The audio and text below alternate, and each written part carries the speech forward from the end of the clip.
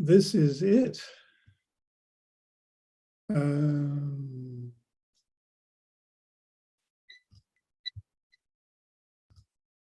Hello, everyone. And if everyone can come back in the room now, that would be great. Thank you. So welcome. Hello there, Stone Hobbit, and hi, Kat. And a whole lot of people are just about to join us. And welcome to Beyond Christmas 2022. And there's Zen. Hi, Zen. Hey, Michael. Namaste in la catch. Yeah. Alakin. Yeah. And hi, Celia. And hi, Megan. We're going to meet everyone as you come in now. I'll ask everyone just to mute for the moment until I actually ask for your input. So today, let me bring this page up.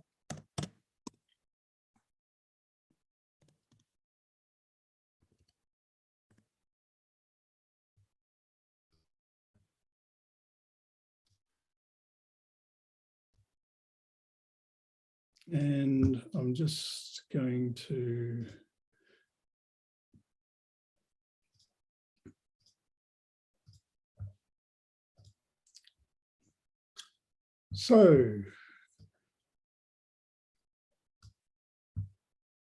everyone can see that.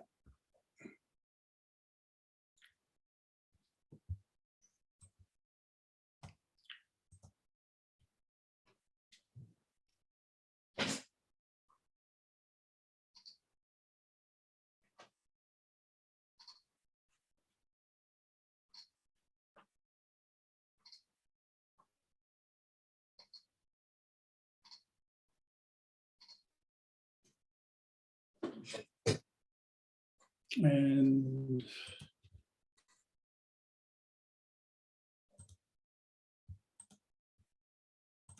okay,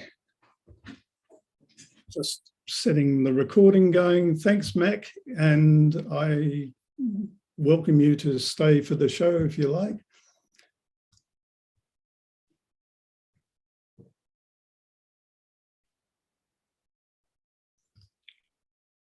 I'm just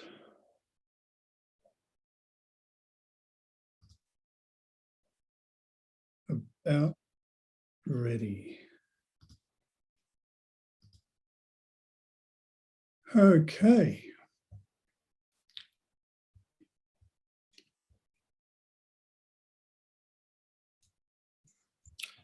So, Kat, could I call on you, please, just to have a quick hello from Beyond Being Human's organizational point of view, and to introduce you. Kat and I have been doing a whole lot of different things with various development of shows, and she's a wonderful medium and channel and presenter now. And so I'll pass to you if that's okay. Yes, thank you, Michael. Well, welcome everyone. This is such a pleasure to be here and to invite you all on this holiday special for Fire the Grid, and to bring in our hearts and our souls and the divine, and to raise our consciousness and to come together in unity. And so I just want to say welcome again and thank you for being here.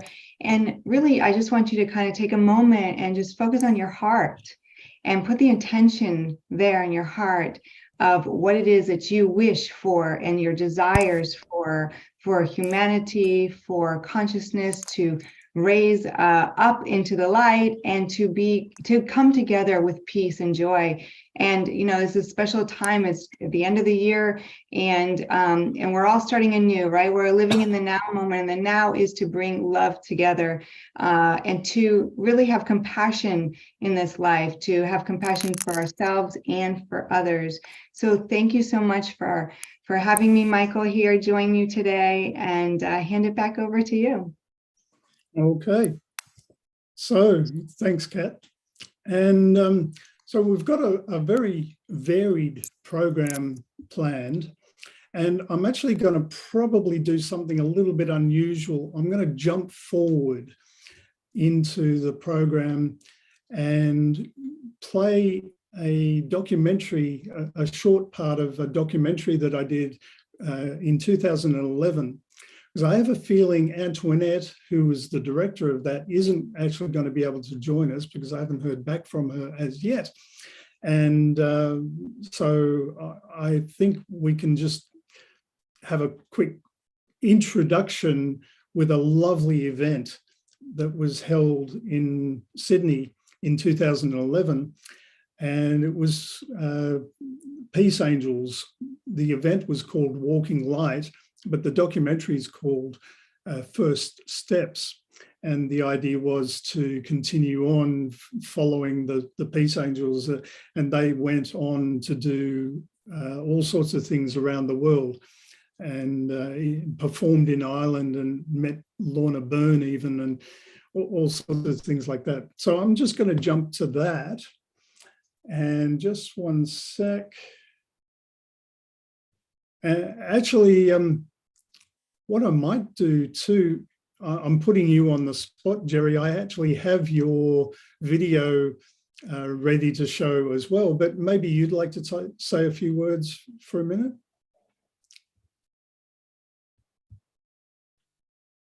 Sure. This piece that I believe he's going to bring up is kind of like a prayer for the planet, for humanity. And I memorized it maybe 25 years ago just for this kind of purpose right here. And the space that I'm going to be speaking from is a river in my property here, where a log goes over the stream, and I'm standing on the river. It's from Alan Cohen, and it's from the book, The Healing of the Planet Earth. Actually, I'm going to show the Peace Angels one first. Okay. And then I'll introduce Helen, and we'll do your one next. And sure. We'll just let it roll on that. Okay. Okay, so here we go.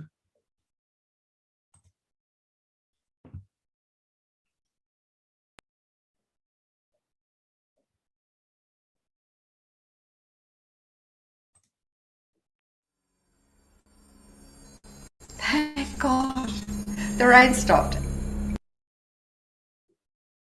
And so,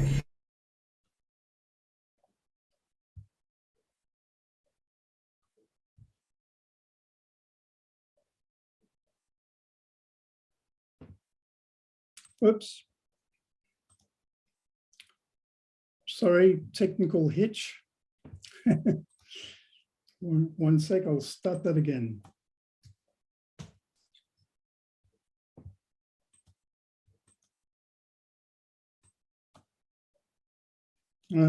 Wow.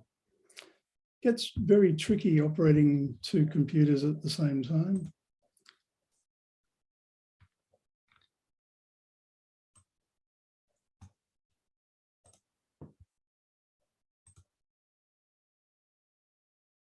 No, don't do that.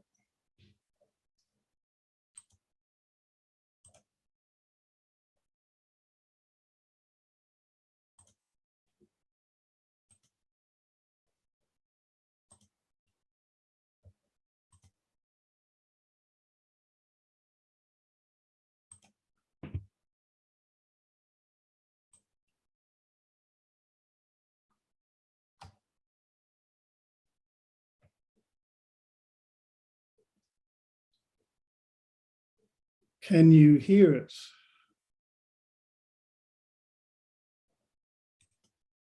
No, and we don't see it either. Don't see it. Okay, that's no good.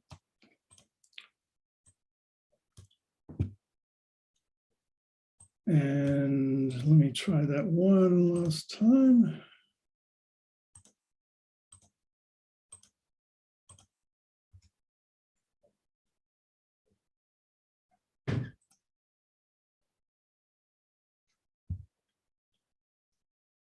And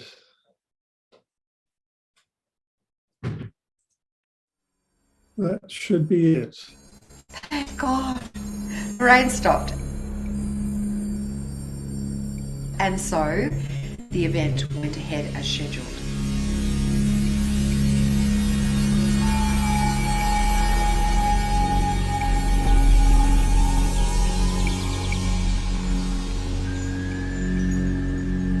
When they walked through the city, they said people just stepped back.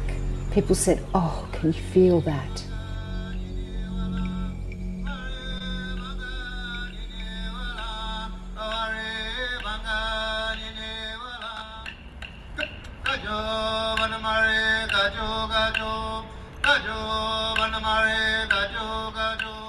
And Matthew Doyle did a beautiful smoking ceremony with Indigenous dancers.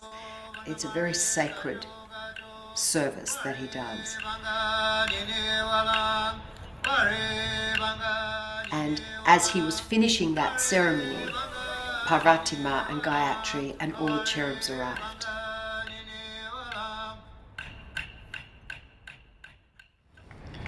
Come away, Wedao.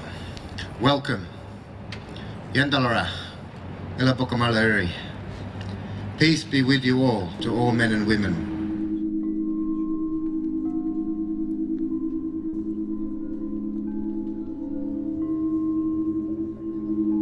It was like a perfect moment in time with the celestial sounds of the bowls, and there were the peace angels, and there was just such a symbiotic resonance that occurred.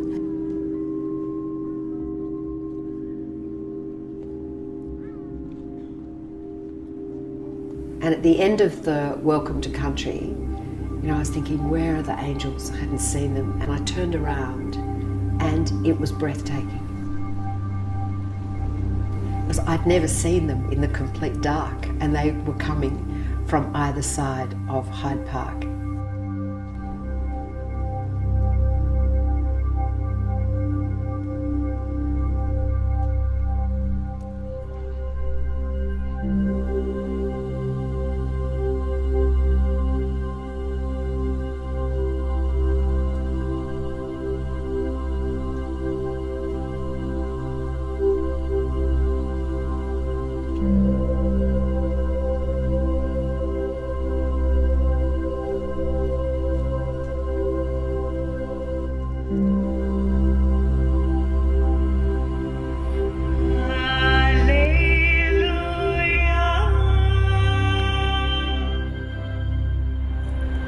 Welcome everybody to Peace Angels Walking Light.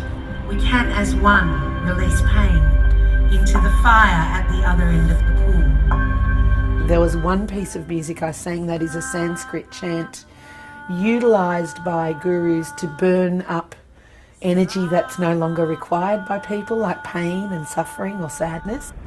Friends of peace, in a few moments I will be inviting you to receive the World Peace Flame. And when you do, please take a moment to imagine the flame of peace in your own heart. Om Namo Bhagavate Vasudevaya. May all beings live in peace. Bless you.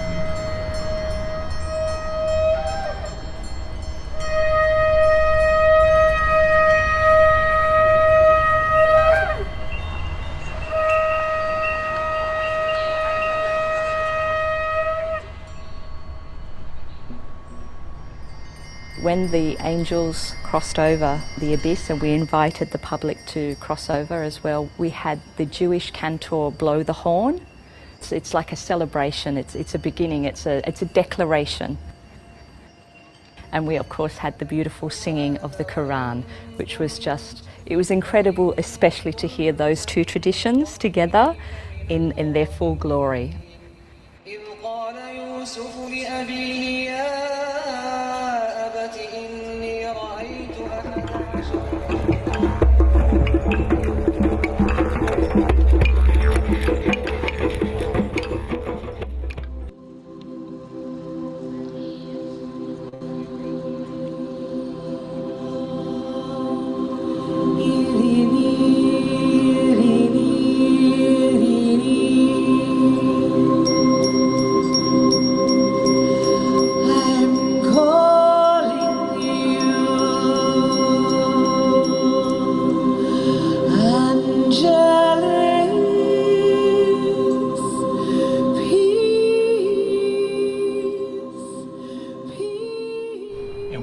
justice and peace may flourish in every heart and in every place.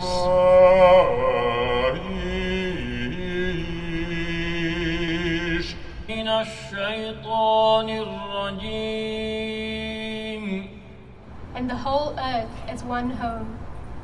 May they all live together in perfect harmony. And may people think of befriending one another.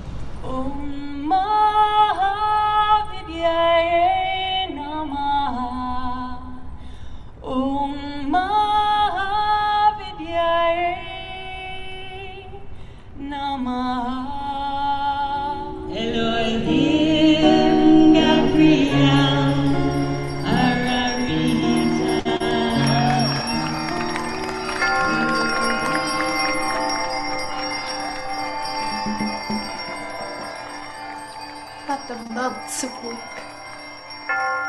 the months of knowing that you've got to do this thing, you know, why?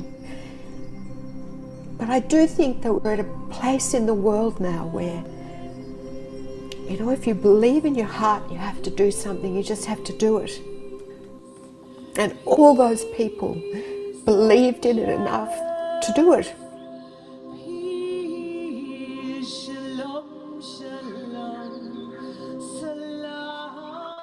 To birth a new peace project in the world. So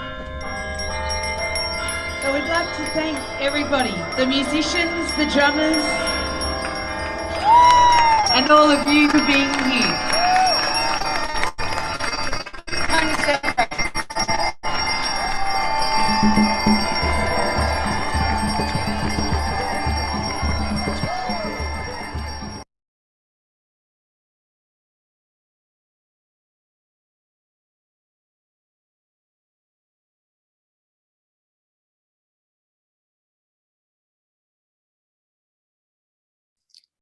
So that was the Peace Angels, and it was an amazing event.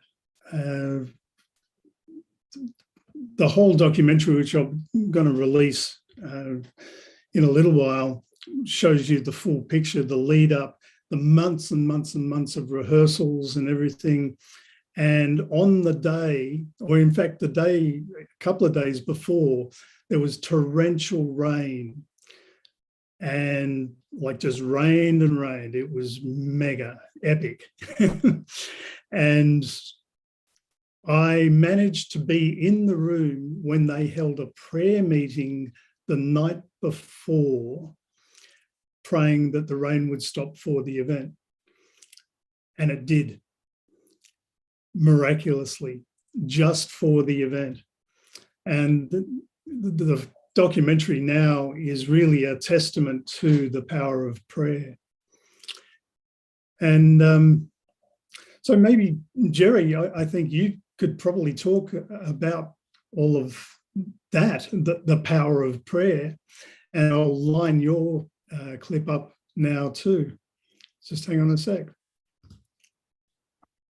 Well, we are at the precipice at this time in our experience on planet Earth of a major chance to expand consciousness up, down, left, right, in.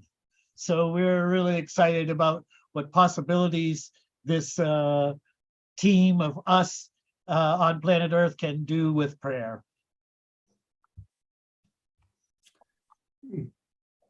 Keep going. Okay. The piece I think he's pulling up right now is The Healing of the Planet Earth from the book by Alan Cohen. It's the last 3 pages of the book. It's really sums up what myself and many people are hoping for, praying for on planet Earth. Yep. Actually, maybe Helen, if you'd like to jump in,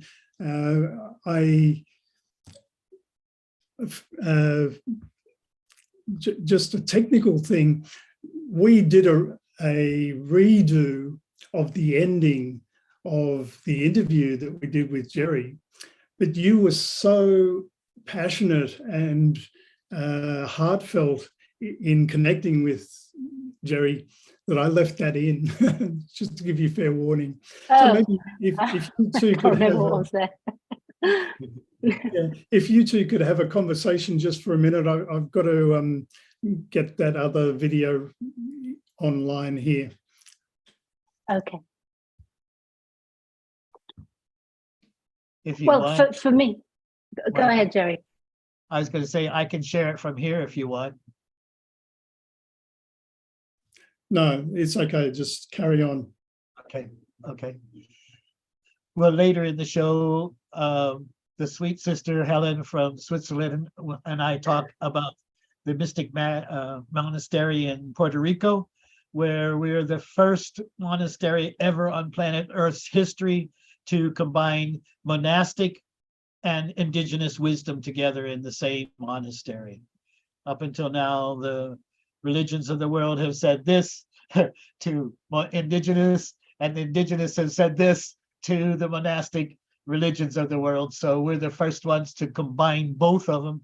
And the way that I kind of describe it is like the Star of David, where one star points up, one pyramid points up, that's the monastic path, and the other is pointing down, and that is the indigenous path, where they first ask for permission and so forth before they start a ceremony. So we're combining both of these traditions together for the first time. We have been, I'll keep talking, we've been granted 10,000 acres in Puerto Rico. That's property that has never, ever been owned or built on in over 1,000 years. And so we have a very sacred area that has been granted to us. And from that, we built our own country, an ecclesiastical nation, much like the Vatican is inside of Italy. Our country, the nation of St. John, is inside the United States. And we're the first ecclesiastical nation since the United Nations has been founded to be honored as an unrecognized country. So I'll just jump in there. Yeah.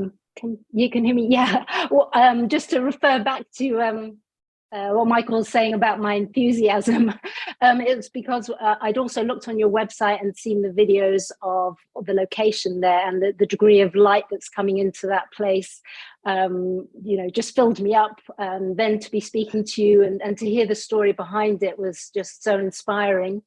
And just to backtrack to the video that we've just seen, about the peace angels, I was just talking earlier with Tanis about this passage we're going through right now, possibly since October. I've really felt it, that things have kind of really slowed down, but we know something really deep is going on, like a deep purification.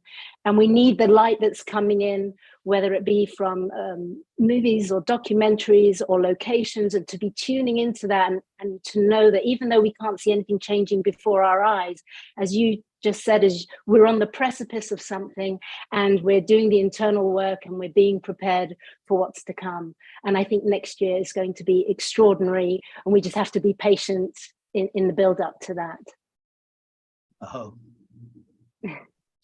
Yeah, and thanks, Jerry and Helen. And it was a wonderful interview, and here we go, hopefully.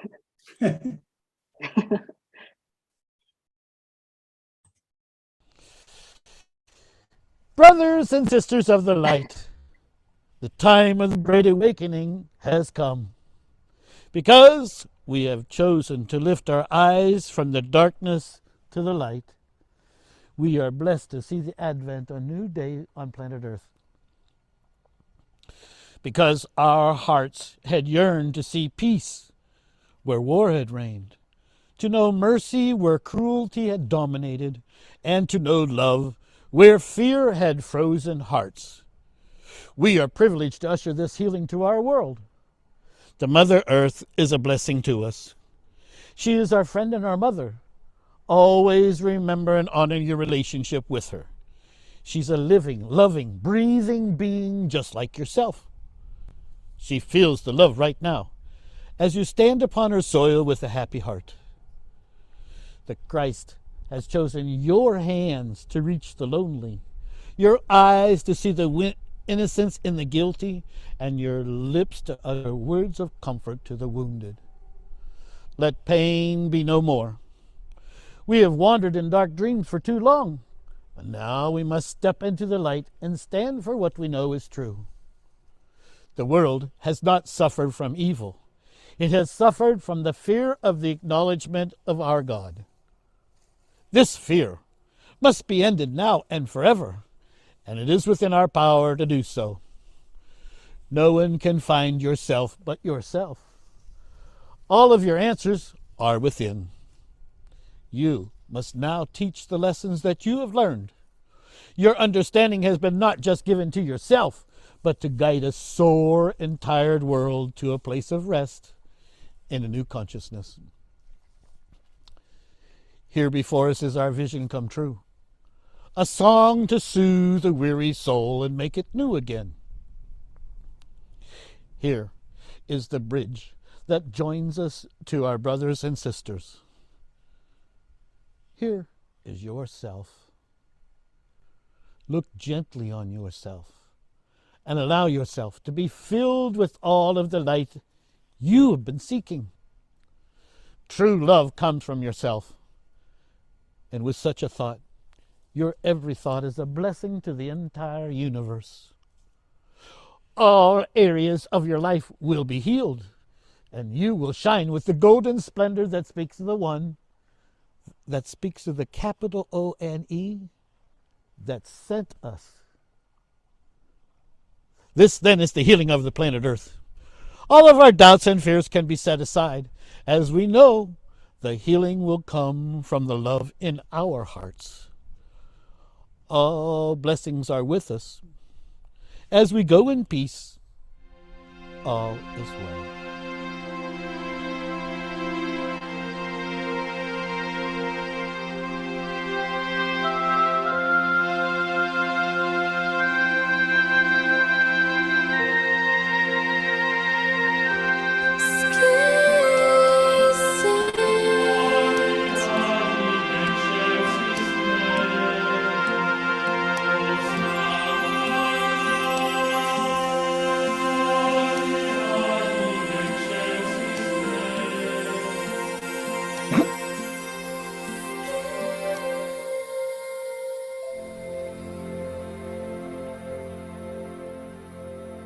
Hello, I'm Helen Rossiman-Kogan, and you may have guessed that I'm based in Switzerland, living just outside of Zurich.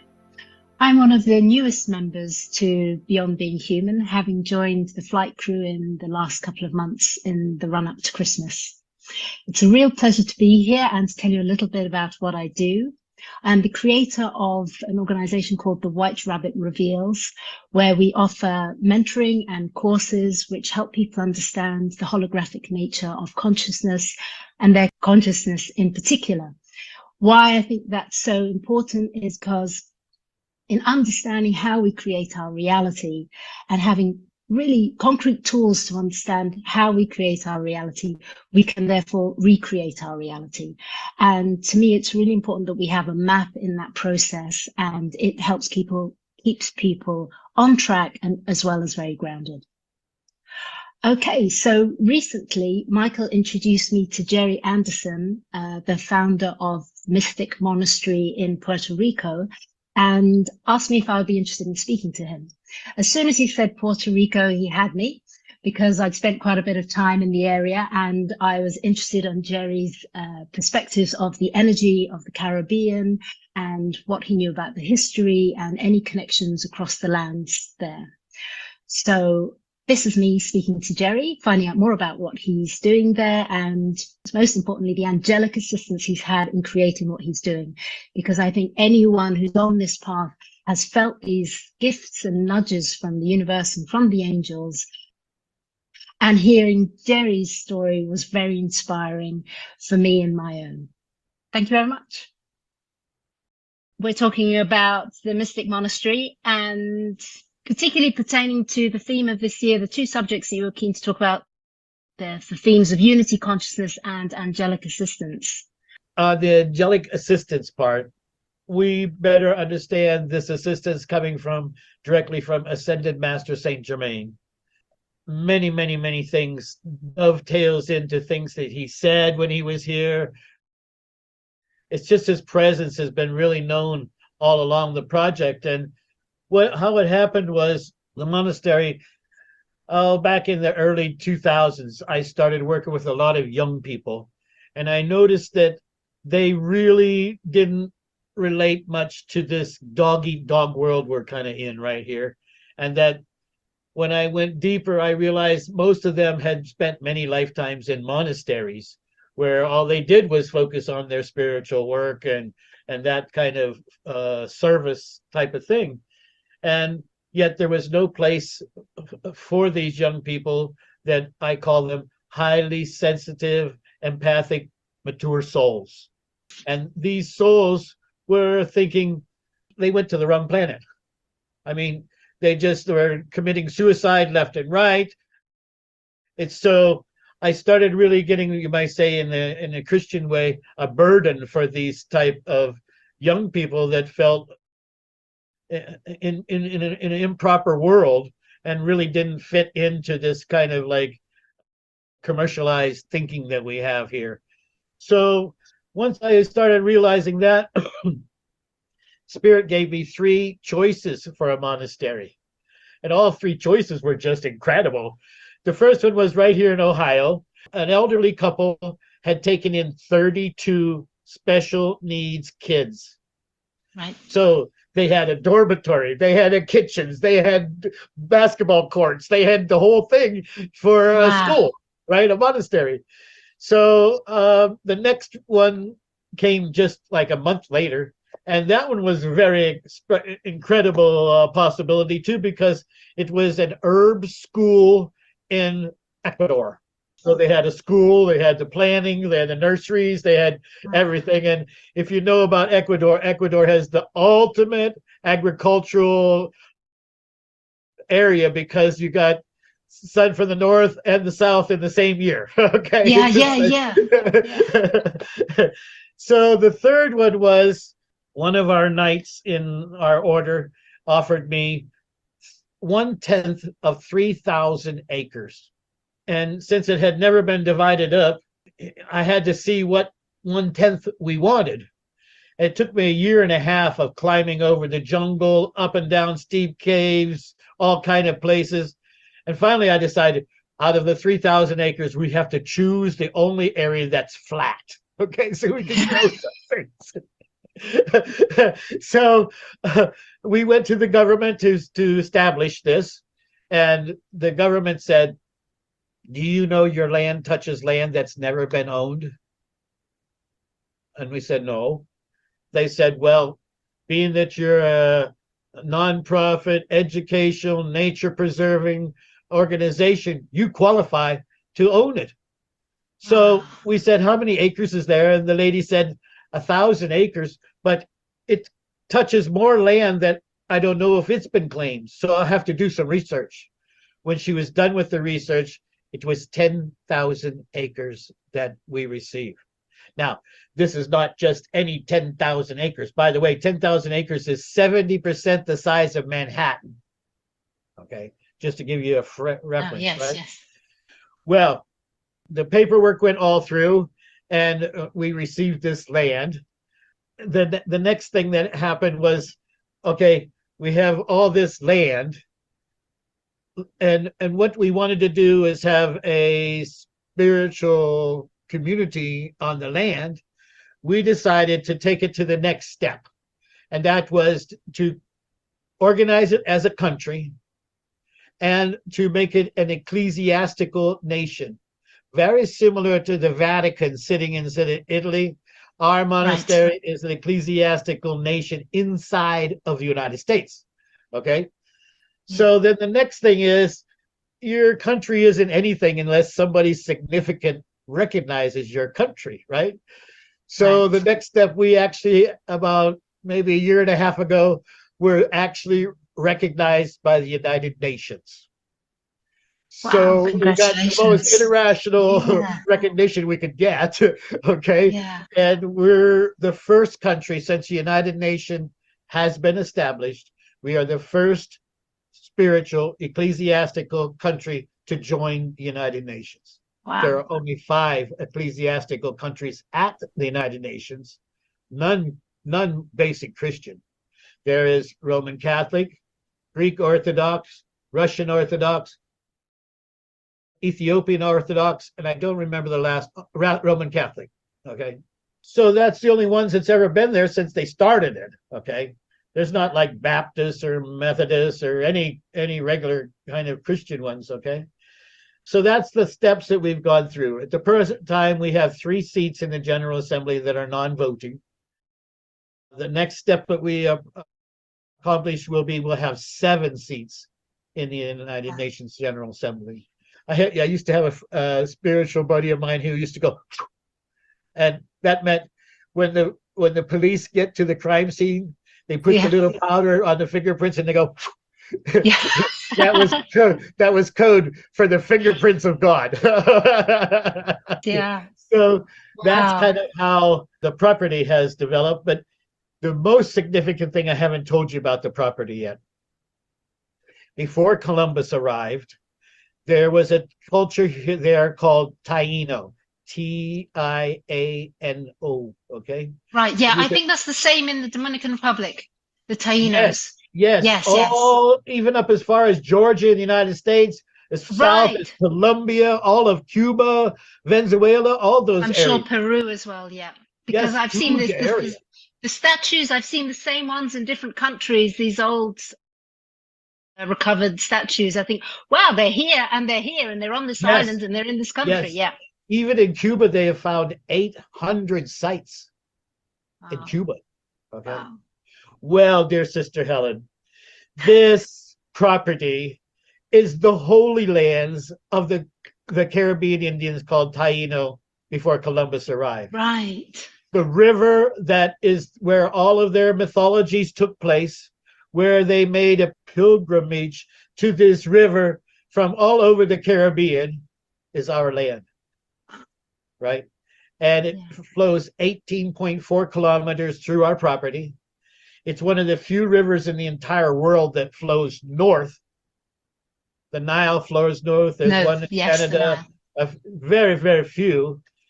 3 times this sacred river passes through a mountain on the way to the ocean.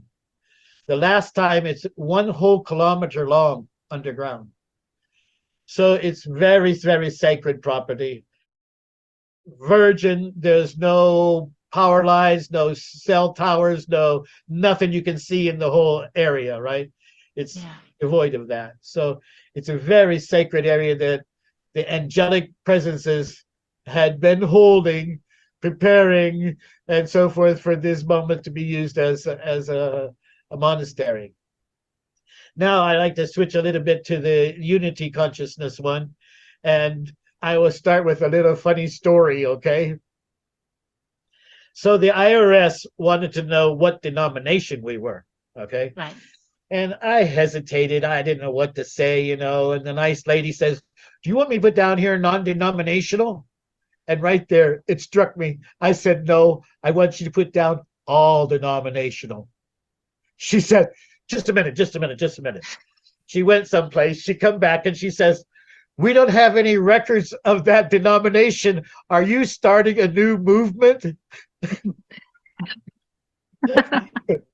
So, yes, we're starting a new movement. It's a movement of unity that every single person on this planet is another yourself. Yes. Okay. Yes. And so we had to untangle many, many things that were tangled up in that mess. For example, we have the word monk, and everybody, is this a male? Is this a this or this? We decided monk is a non-gendered term. Okay, so whatever gender you want to call yourself, it's a monk. Okay. Right. So we untangled a lot of things, and one of the difficult things about setting up a new, you might say, religion movement, yes, is that what you believe and what you think and all this has to be all written all up. So I decided to find as many things as I could find that was true in all religions. Okay. And the 2 that I came down to, and it's what we based the whole philosophy of the monastery on, is 2 things. One is a sentence that's only 2 words long. It's in every religion on the planet. It's know thyself. Because if you really know the true self of yourself, you'll know then your eternal part and all the rest of your spiritual parts once you discover the fullness of yourself. And the second principle we decided to make into the monastery is, again, in every religion around the world, and it's called the Golden Rule. Treat other people the way you want to be treated. So that's it. We decided that is enough. Yeah. And it's simple. You can remember two things. Yeah. Yeah, they're the very same principles that I use in my own work. I call it something else. I call it holographic transformation, but they're the same principles of the hologram.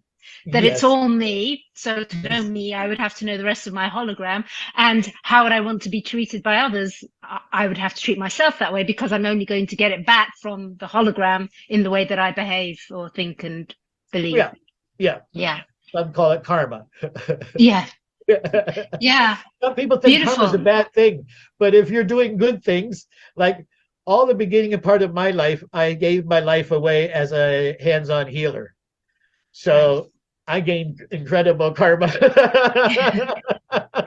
There's people out there alive right now. I'm thinking of one in 1987. She was given 6 weeks to live.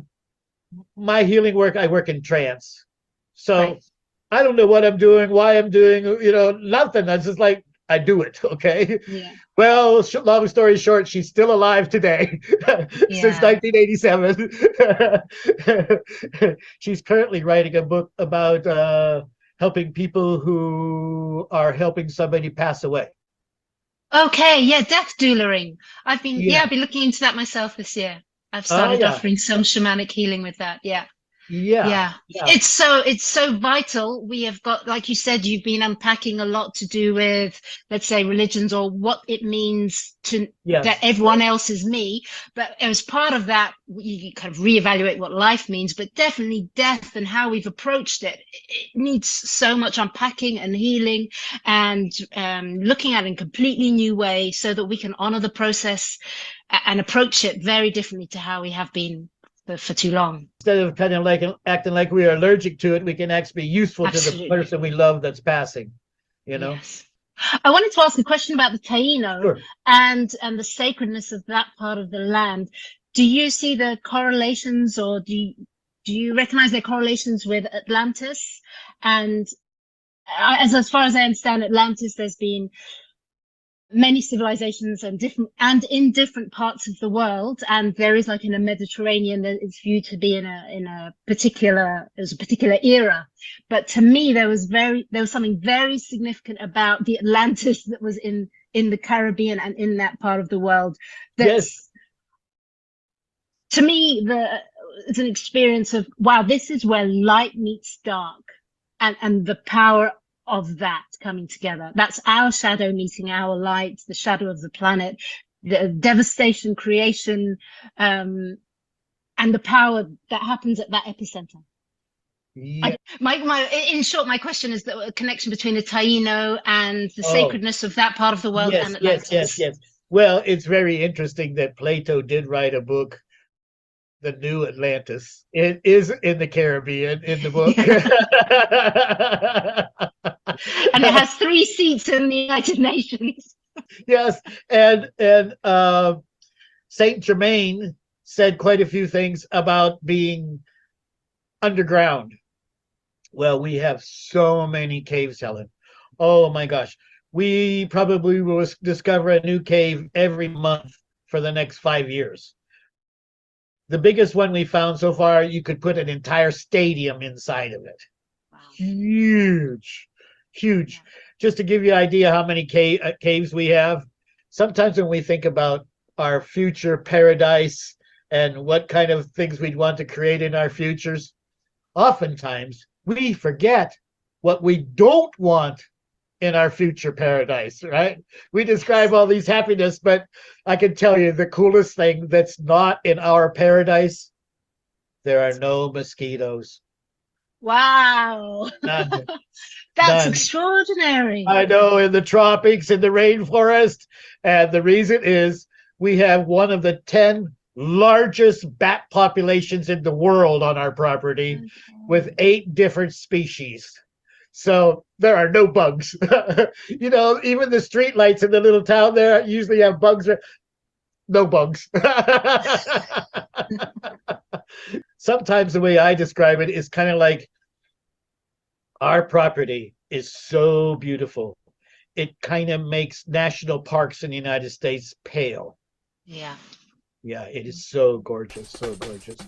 We enthusiastically welcome you to St. John the Baptist of Monastic and Indigenous Healing.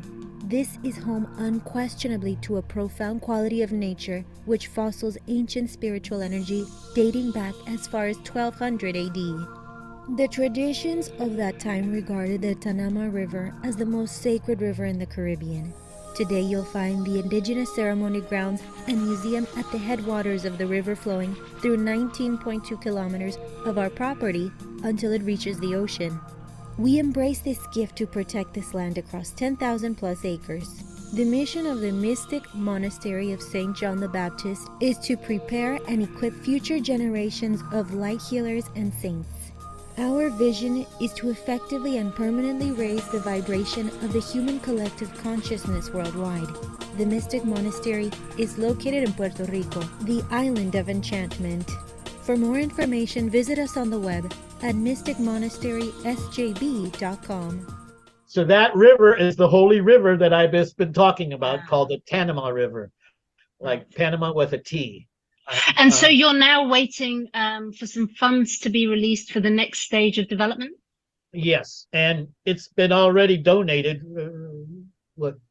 7 figures, okay? And so if it can get shuttled around through the international, I just have to say the money that was donated by the most unlikely source in the world.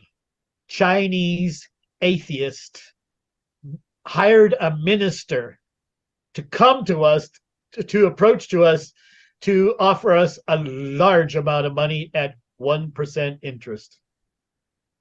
Wow. Inflation is faster than 1%. Yeah.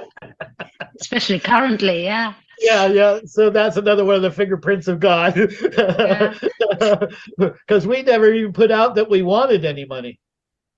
We weren't even taking donations. Somebody made us a GoFundMe site, okay? And it raised, I think, $7,000 or $8,000, okay?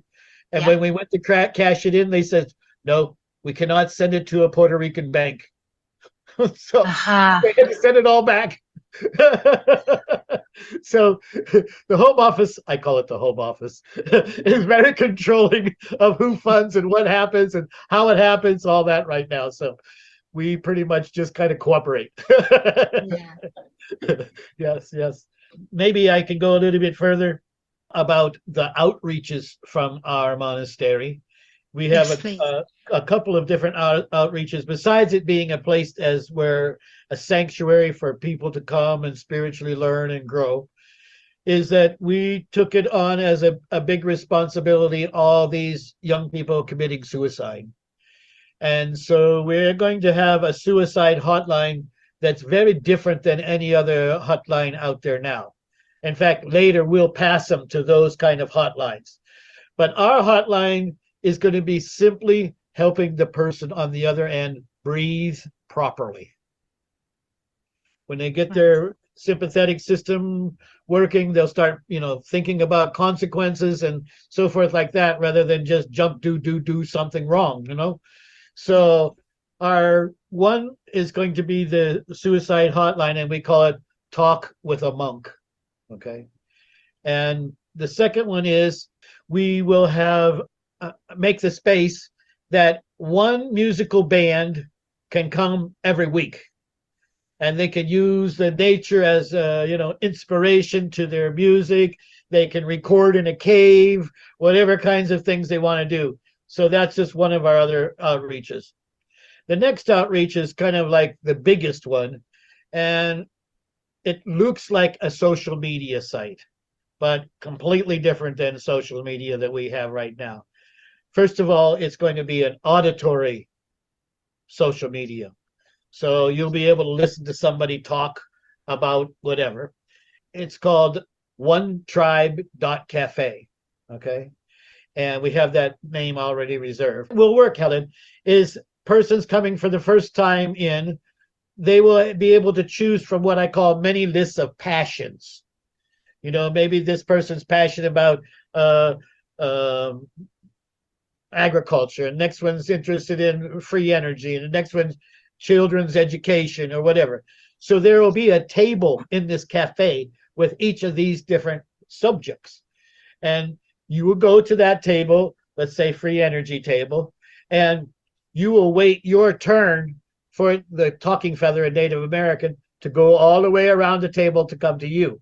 So as long as the person doesn't come off of subject, they can continue to speak as long as they want until they pass it to the next one.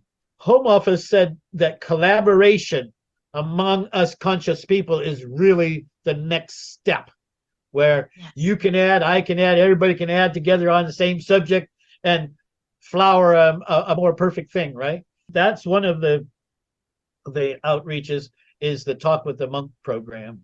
Of course, we will have the on the property, you know, schools, trainings, and so forth. The way we're thinking of doing the teachers is that teachers would come like for a week to the monastery. Instead of students regularly going to the teacher, they would come, we would facilitate them, host them, video record it, everything. Then they could leave. So it'd be like Excalibur briefing on this subject this week, and next week is another subject, so forth. So the last outreach is kind of a crazy one, but when you think of the young people, you'll realize why it's that way. It's a game. It's a virtual reality game filmed on our property, so that if you actually came after you studied it, you would know your way around our property, okay? And the way it's designed is there's lessons on the first chakra, then let's graduate second chakra, so forth. Oh, great. And when you graduate the seventh chakra, you're invited to come and be on the property. It's kind of the reward for making it through the whole system, because you will know yourself after you go through this game. So so it's kind of like tailored the way young people think nowadays, is in game form. Yeah. So oh, fascinating. Yeah. That's kind of an overview of most of what we are doing. Fantastic. So unity really is our whole drive. Saint Germain said that you cannot graduate into Earth until you understand unity. Yeah. And the interesting thing with the process of the chakras is the bringing the unity within ourselves. While we're fragmented, it's all going to be fragmented. And the chakras is such a great system to understand the fragments of ourselves and bring them together and understand how they work with the other chakras, and then bring ourselves into wholeness. And at the same time, then our reality becomes that. We have the word mystic as the first name in our monastery. It doesn't mean mystical. Mystic to me is a person who is empty.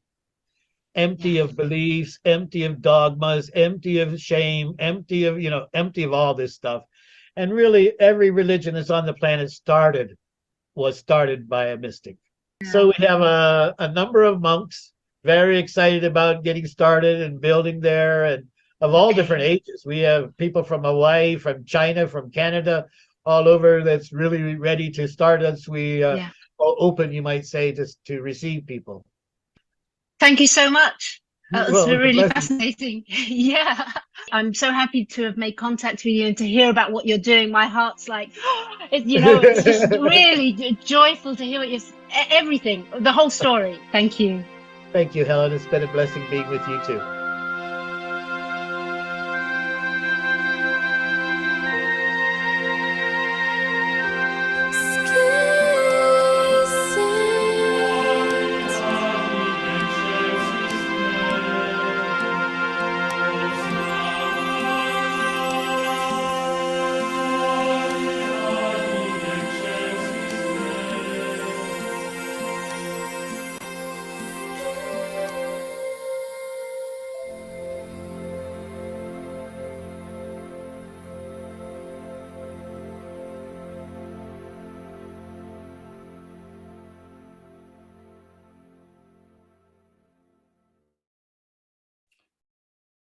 Thank you, Jerry. You're amazing. And I really, really am hoping to get to see that property at some point.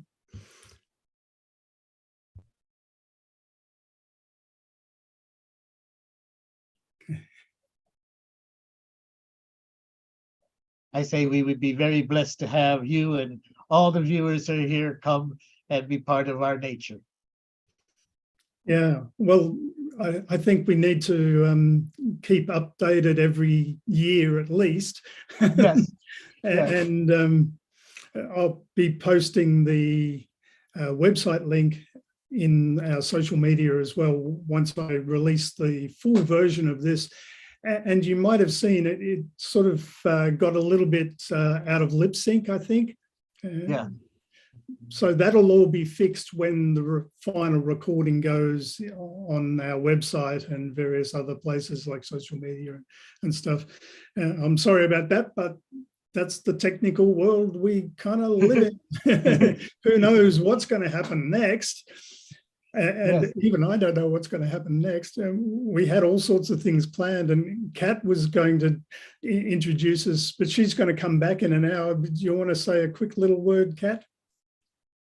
I do. I just want to say that was just absolutely fantastic with Helen and Jerry. I enjoyed listening to that so much.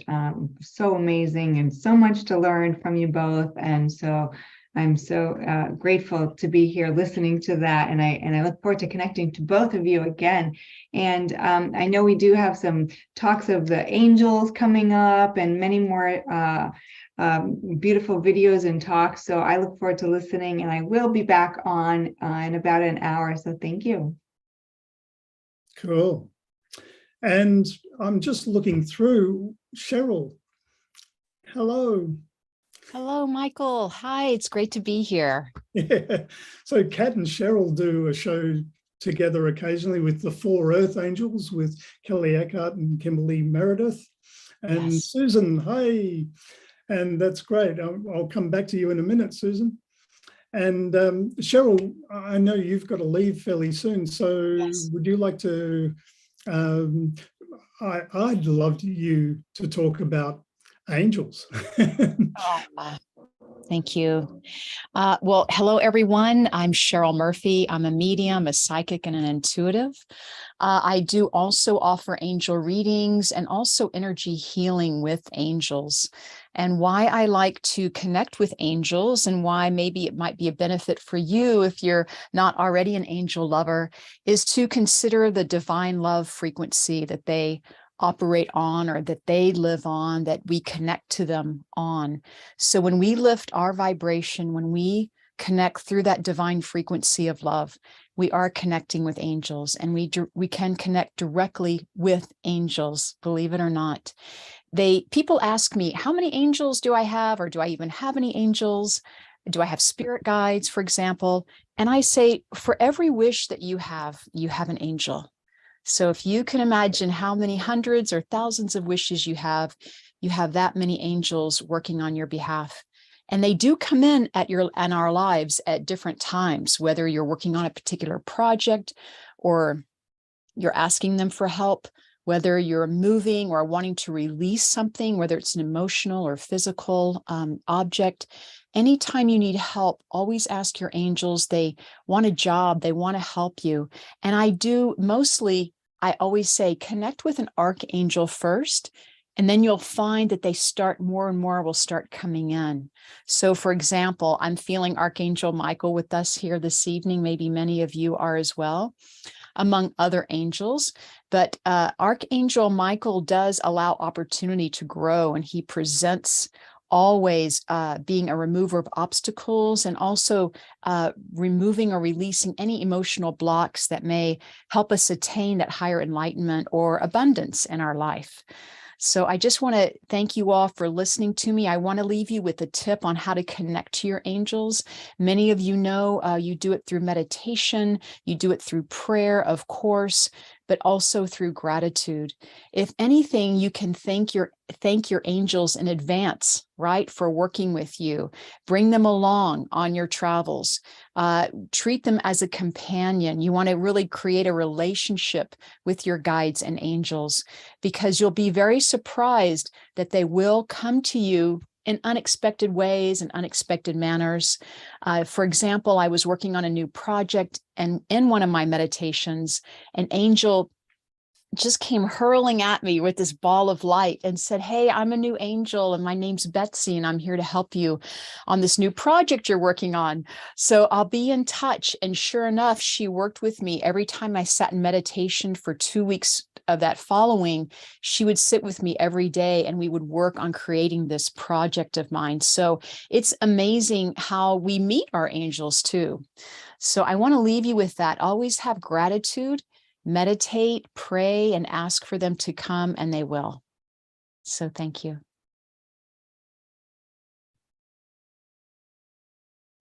Yeah, wow.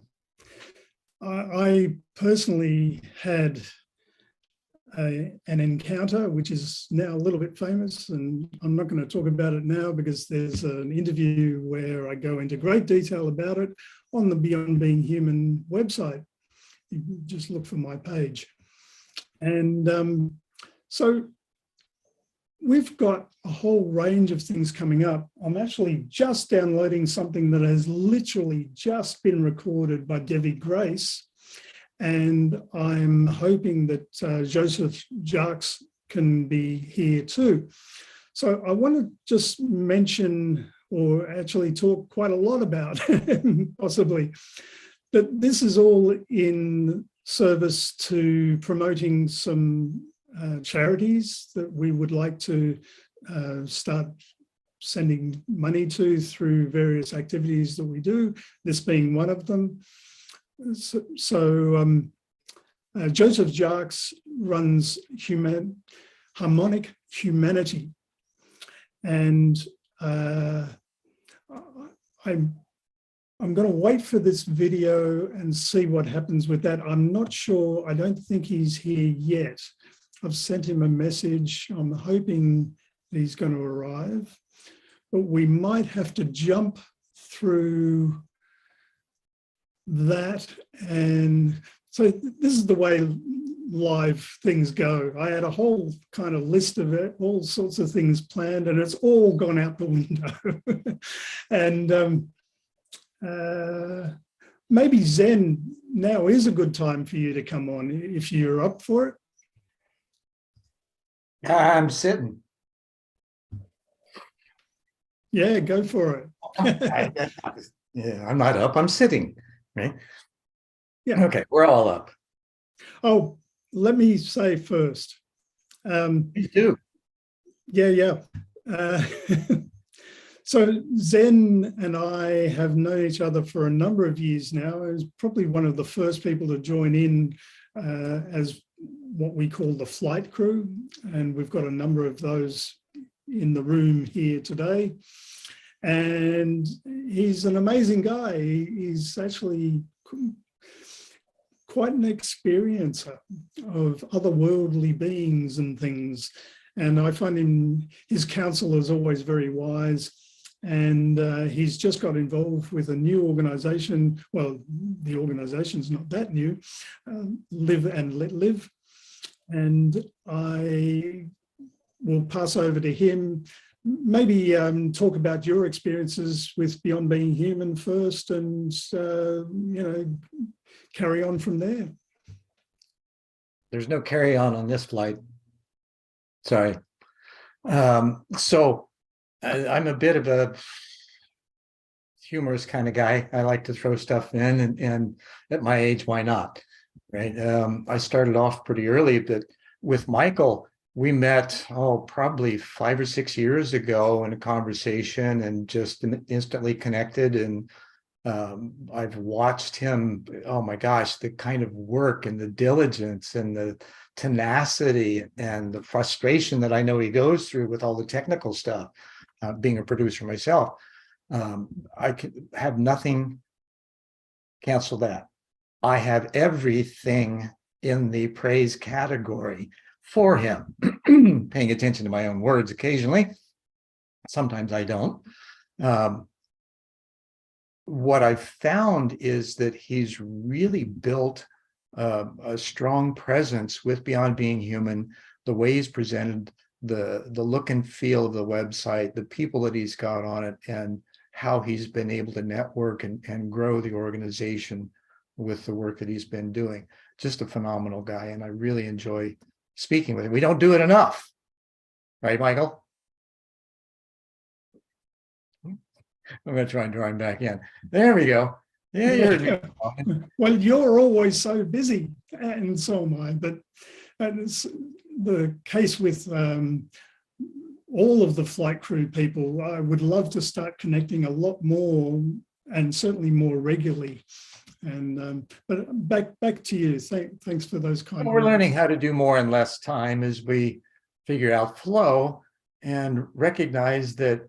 And this is one of the things that the guys, wherever, told Wilbert Smith, who was the director of Project Magnet, which was Canada's UFO investigation project funded by the Ministry of Transportation in the 1950s.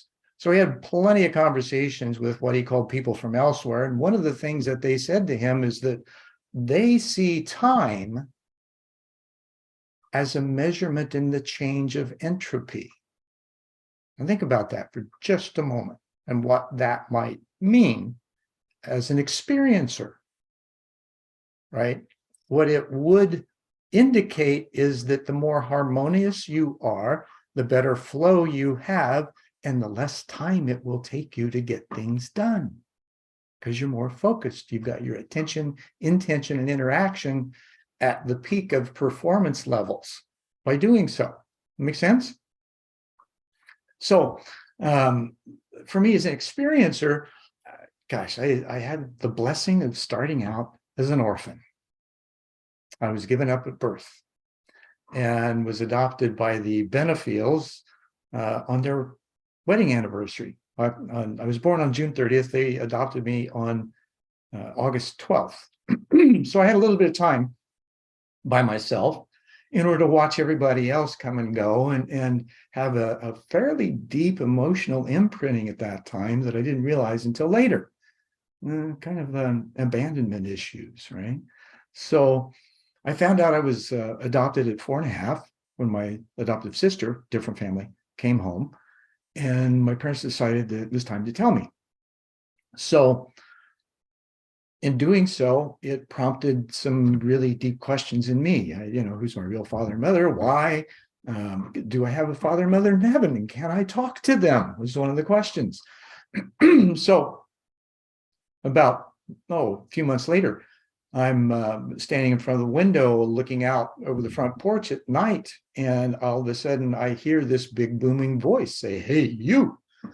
And I didn't converse with it at that time. I spun around to see if my mother had heard it. So I asked her. She said, "No, didn't hear it." So I realized, oh, okay, it's something else going on here. So I started developing this inner communication.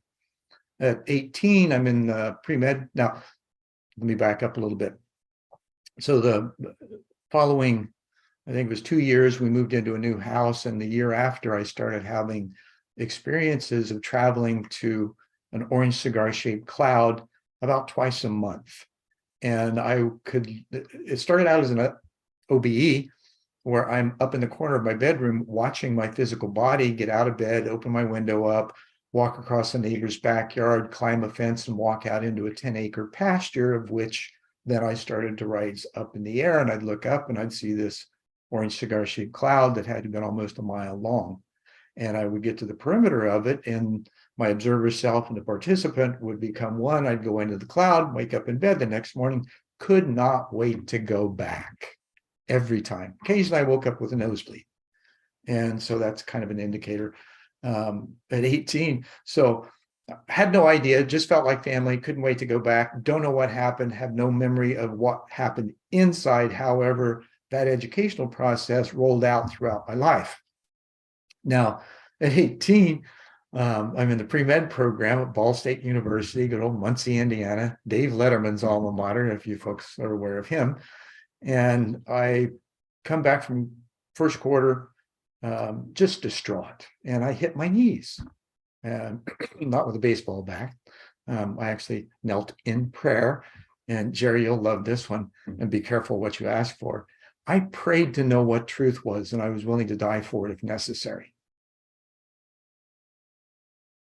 The following week, on 11/11/1975, this voice I'd been familiar with asked me by name during a meditation if I'm willing to die for what I believe in.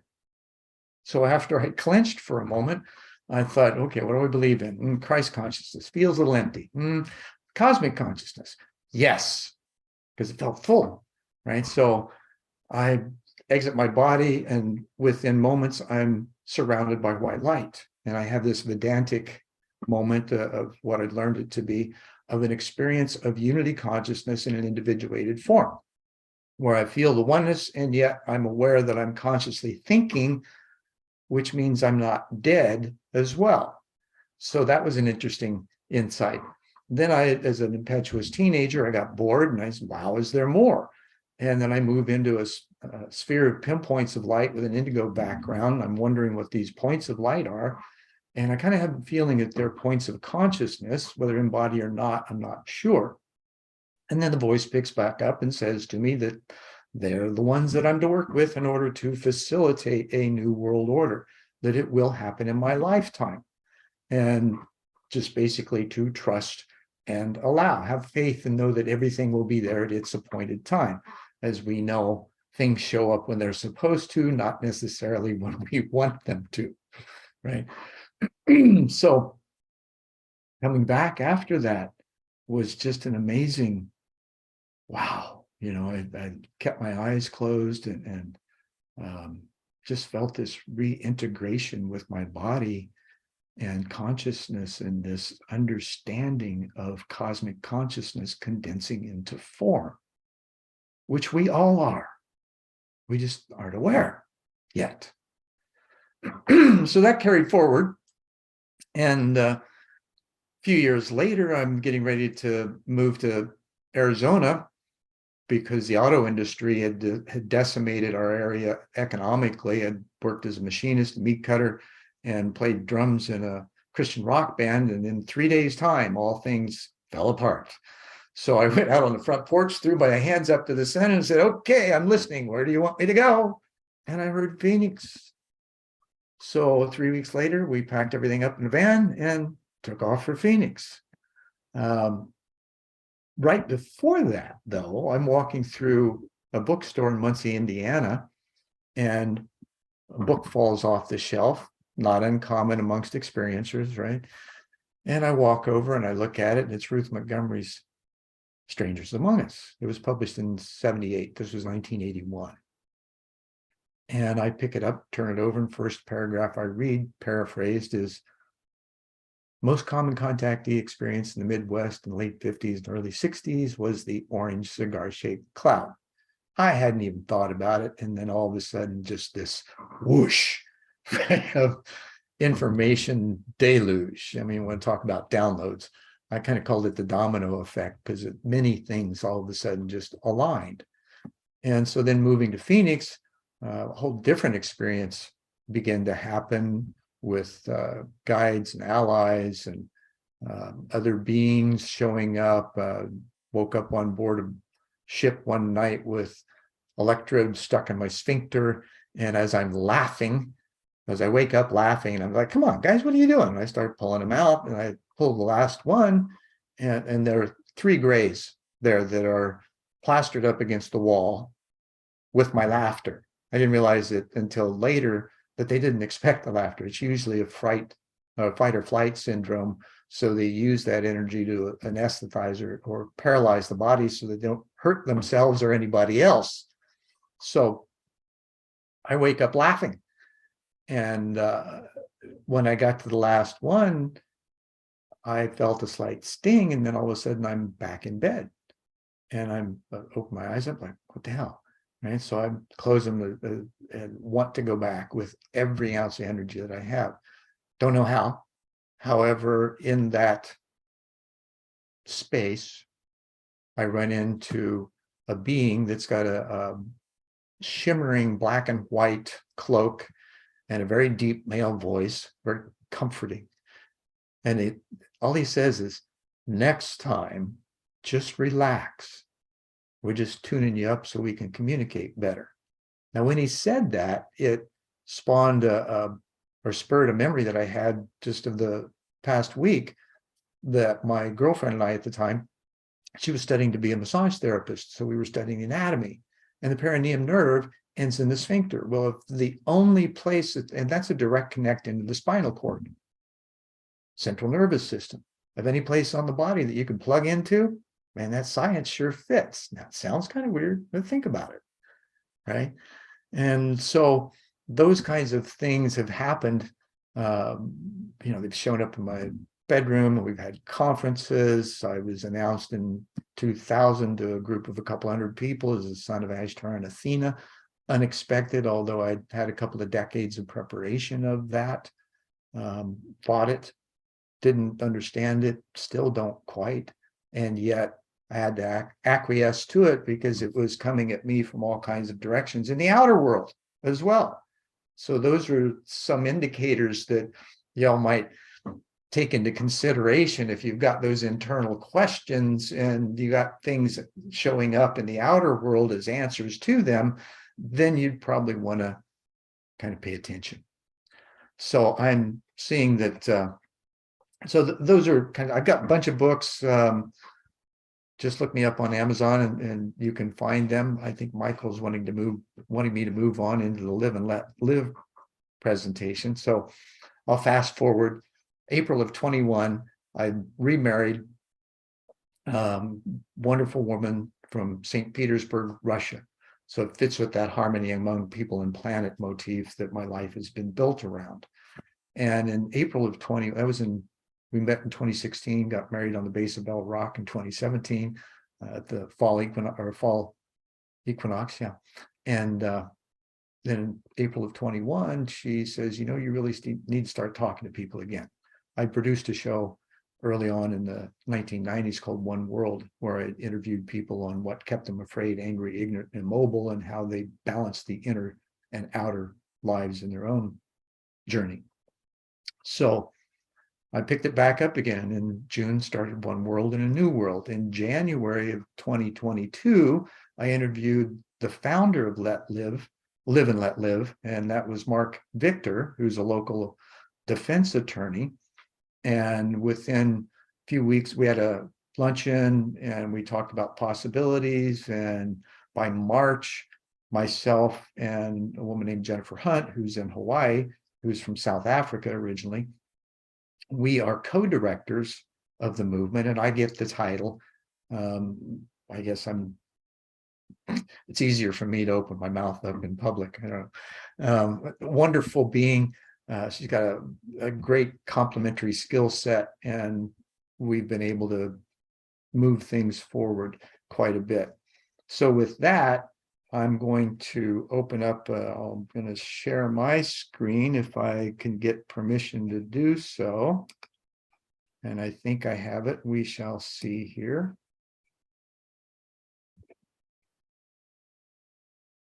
All right. Come on, give me it from the beginning here. Good, good, good. And I had one more thing I wanted to do before this. So I'm going to back out, hit the record button. Could I have permission to record, please, Michael? Just a sec. 1001. Maybe more.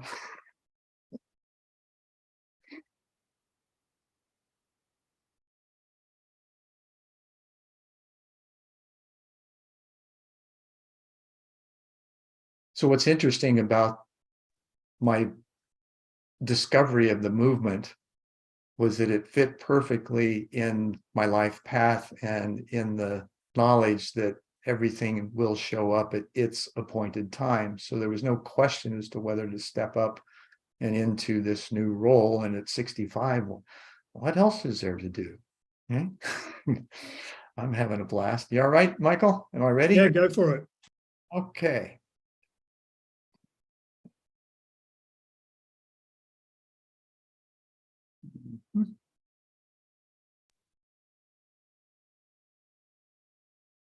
All right, so let me introduce you to Live and Let Live, a global peace movement inspiring the world. And now my PowerPoint locked out. There we go. So instead of working to force our personal preferences on others, let's find the common ground where reasonable people agree. Seems like a good start. Do you agree with the phrase, live and let live? Pretty cool phrase, huh? Simple, and yet worlds of opportunity within it. Now, what does live and let live mean in this movement? Well, first of all, live and let live is one way to describe a certain principle. Live and let live. Other ways to describe the same principle, live the golden rule, leave me alone and I'll leave you alone. Live the aloha spirit, namaste. Be tolerant of others, in la kecha la kin, we're all created equal, and teach them correct principles and let them govern themselves. Now there's two distinct parts, live and let live. What are those, you might ask? Well, live means to live your life. You are in charge of your life, nobody else. You're the owner of your mind, body, property, money, and time. You get to both define and peacefully pursue your happiness. Now, the Live and Let movement offers some suggestions about how you should live your life. Our suggestion is simple. Be a good human. That's our moral principle. We support and defend your right to ignore them all as well. These aspirational values that we hold are open-mindedness in all issues, tolerance, voluntary kindness, civility, even in disagreement. That's called psychological safety and intellectual humility in discussions.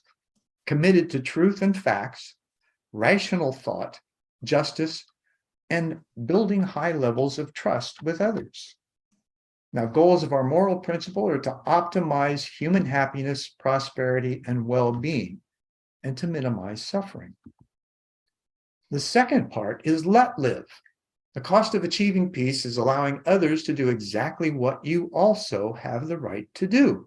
Allow others the same right to peacefully live their lives. Now, our long-term goal is to calibrate the laws and legislation to eliminate aggression. It will require involvement in politics at some point. This is an area that most people don't want to go into. However, there is a ruling party that uses politics that we have to adhere to globally. And so it's best to learn the system and work within it and redesign it from within, which is going to take some time. Could take a generation. Best to start now, eh? So let live, which simply means don't be an aggressor. That's our legal principle. How does one person or group of people violate another's right to live their lives? Lots of different ways it can happen, right? This is not merely a suggestion. All laws should be in harmony with the legal principle. Now let live. The cost of achieving peace. Oh, did I go backwards? I did. Pardon me.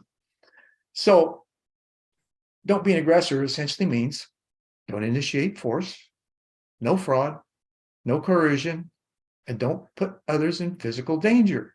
Aggression violates the let live mandate. Now, aggression against others deprives them of being in charge of their bodies, property, money, or time, which is what the first principle, the moral principle, is about.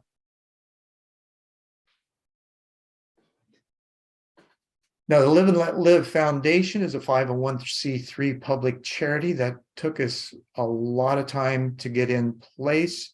And it was a great, excruciatingly fun process. Now, what we provide with the foundation are educational events, hosted conversation lounges on various topics. And we have a really cool social enterprise development that we're having a beta test in the Philippines right now that turns volunteers into earners. So it allows you as a program director to host events and get 50% of the net proceeds from the fundraising effort. Can't have peace without prosperity. So we've also got Alliance Network where, like, Michael's been invited and has put his information in. So we're going to show and showcase all kinds of different organizations that are doing similar work towards peace. If we're going to collaborate and cooperate, then we need to show that there's no silos involved, that we at least know about each other, which hasn't been happening from what we can tell so far, and one of the key ingredients of our movement forward. And then we're also going to have a YouTube channel where there'll be interviews and testimonials, and we'll be talking about peace from all kinds of different angles. And we have donations set up through Give Lively, which took us another several months to get through and get qualified for. Very strenuous process, and rightfully so, because it has to be above board for everything. So that's pretty much it. We can really change the world however you peacefully choose. And we are an inclusive movement. I wasn't quite done with that, Michael. I don't know how that happened. Yeah. So we are an inclusive movement, which means we have no exclusions. As long as you agree with live and let live, and we can work together towards something in a peaceful way, then there's no reason to not be involved. We only care about the content of your character.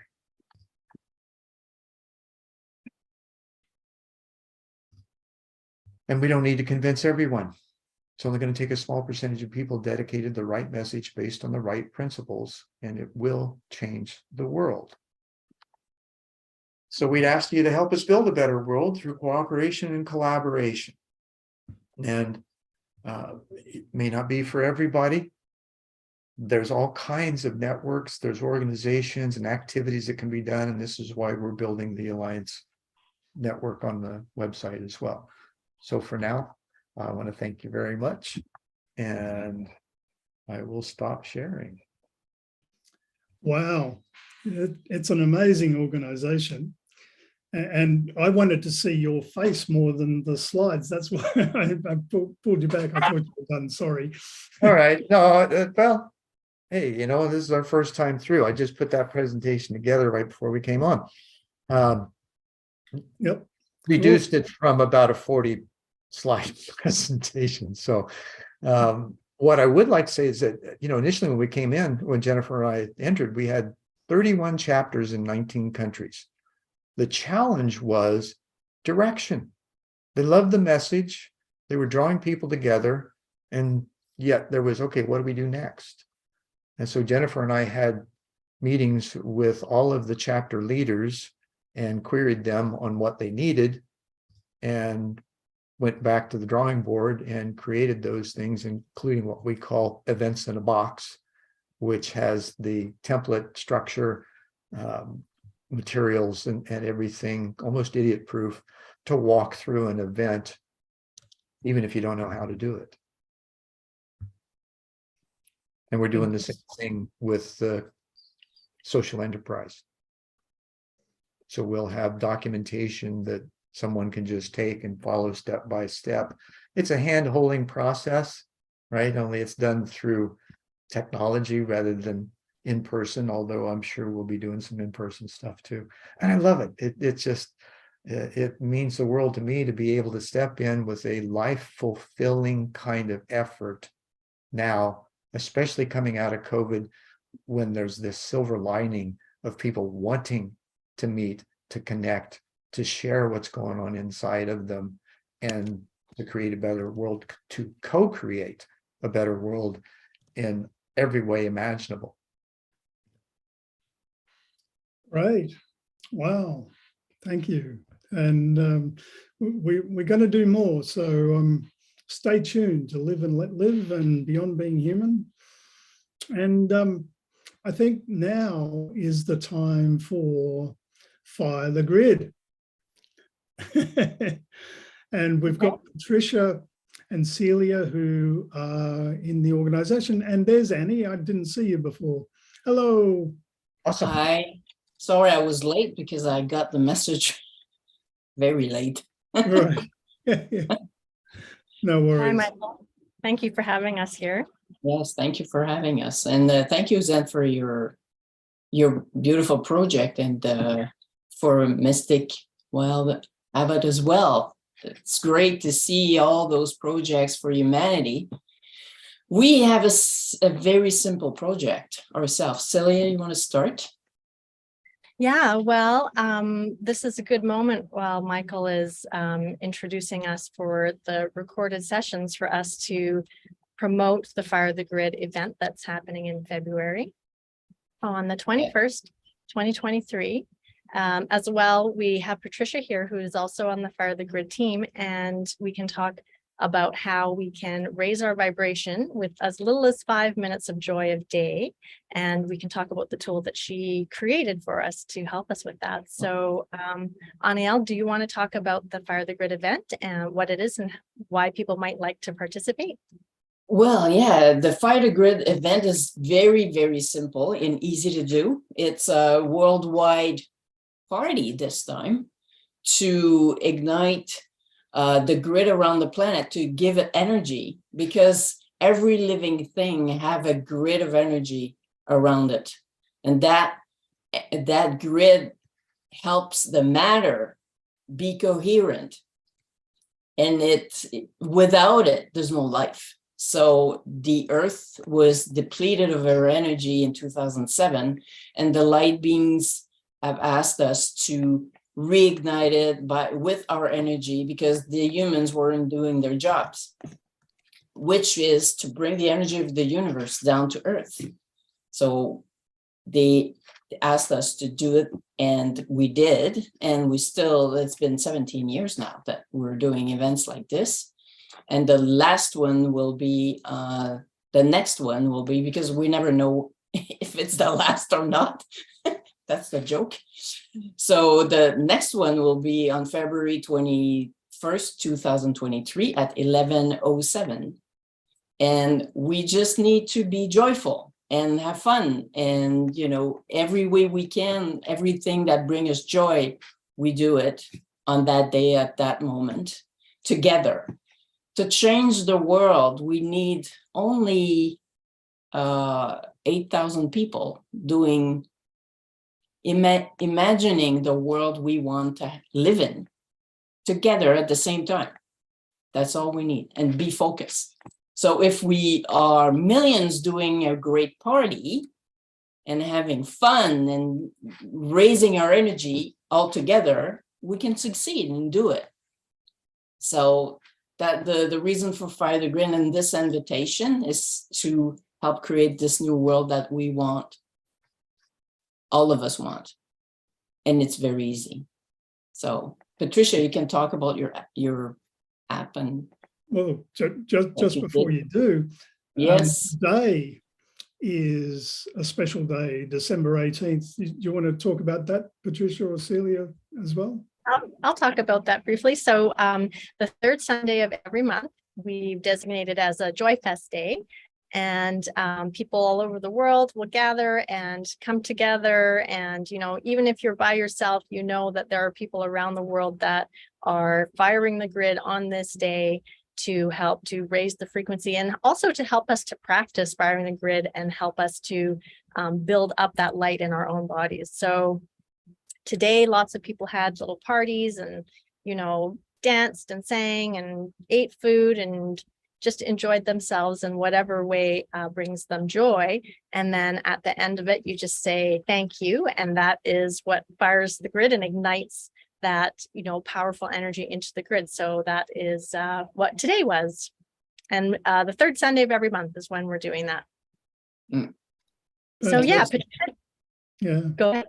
And I think let's hold more talk till after showing the video, because it explains in much more detail about the whole process and things. And Patricia, you can come in after that. And so let me do my technical thing. And I'm just going to go to gallery view so everyone can see who's in the room, if that's okay. And if you don't want to be, just disappear momentarily. And here we go. So, and hi, Greg. I hadn't managed to say hello to you before. Hi, Michael. Hey, good to see you. Happy holidays. Thank you. I really enjoyed our panel the other day. We'll get to talk about that in a moment. So, well, a little while later. And I think we're good to go. And here we go.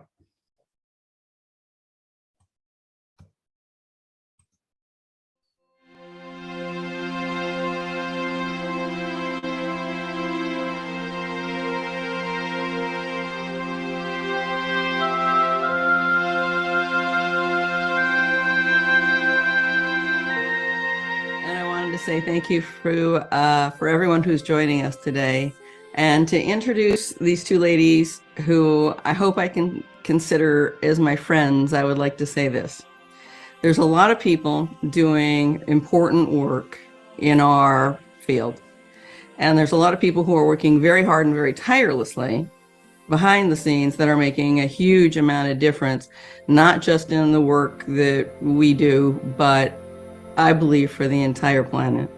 So I am really thrilled today that we have NL and Celia with us, who are going to tell us about Fire the Grid, that I personally participate in, and I think is absolutely tremendous organization. So let's start with NL. Would you like to start today and tell us a little bit about yourself and maybe a little bit about Fire the Grid? Yes, thank you, Linda. Well, my journey with Fire the Grid started in 2005. In 2005, I met Samoya Shelley Yates at a conference. She told me her story. She told me a vision that she had, which was the same as mine that I had 15 years prior of meeting her, like the exact same sequence of images. And the message was to organize a big worldwide meditation on the 17th of July, 2007 at 11:11. And 11:11 was seen by many people around the world already. So it's a wake-up call. And that's why it brought so many people. But we had nothing. We had no money. We were poor, the three of us. And we got together with Bradfield at the time, who was doing the music. There's a song called Skies and Disclosure that we gave away, and you can find on the internet, on YouTube. And in that song, there was embedded a code that Shelley Samoya heard, and they were telling her how to build the site, which images she should use, the symbol, the forward letter, everything, like the 3 pages with the story, problem, and the plan. And we did the first meditation in 2007, and we had millions of people participating because it resonated in a lot of people. The goal was to bring down the energy of the universe to the earth, because her grid around everything that is living, a stone, a tree, a drop of water, there's a grid of energy. And the grid of energy of the earth was so depleted that the earth was dying. And because we were not, as human, doing our jobs was to be rods to bring the energy of the universe down and to the earth, to feed her. And we were not doing our jobs. So by bringing that energy down, we could fire the grid around the earth again to make it living. Because Shelley Samoya had a near-death experience with her son, and the light beings that came to her explained to her that what she did with a dying boy with a small group of people, she's going to do with a dying planet with a big group of people. And they gave her the date and the time of the event. And they showed me the same thing, but 15 years before I met her. And I didn't know what to do with that. Like, they showed me the earth like dying and then reignite again, and it was all beautiful. She was all beautiful and alive again. So I didn't know what to do with it until I met her. And when I met her, I said, and she told me that, I said, we're going to do this. And she gave me her phone number, and we started doing it in 2005. So we prepared the way, and we had the chance to have George Noory come on board and interviewing her. And that created a big wave around the planet because lots of people got interested. And we were between 20 and 25 million people doing it that I could count, but many were not accounted for. And we did it, and it just started, it ignited a movement of change, of positive change, slowly.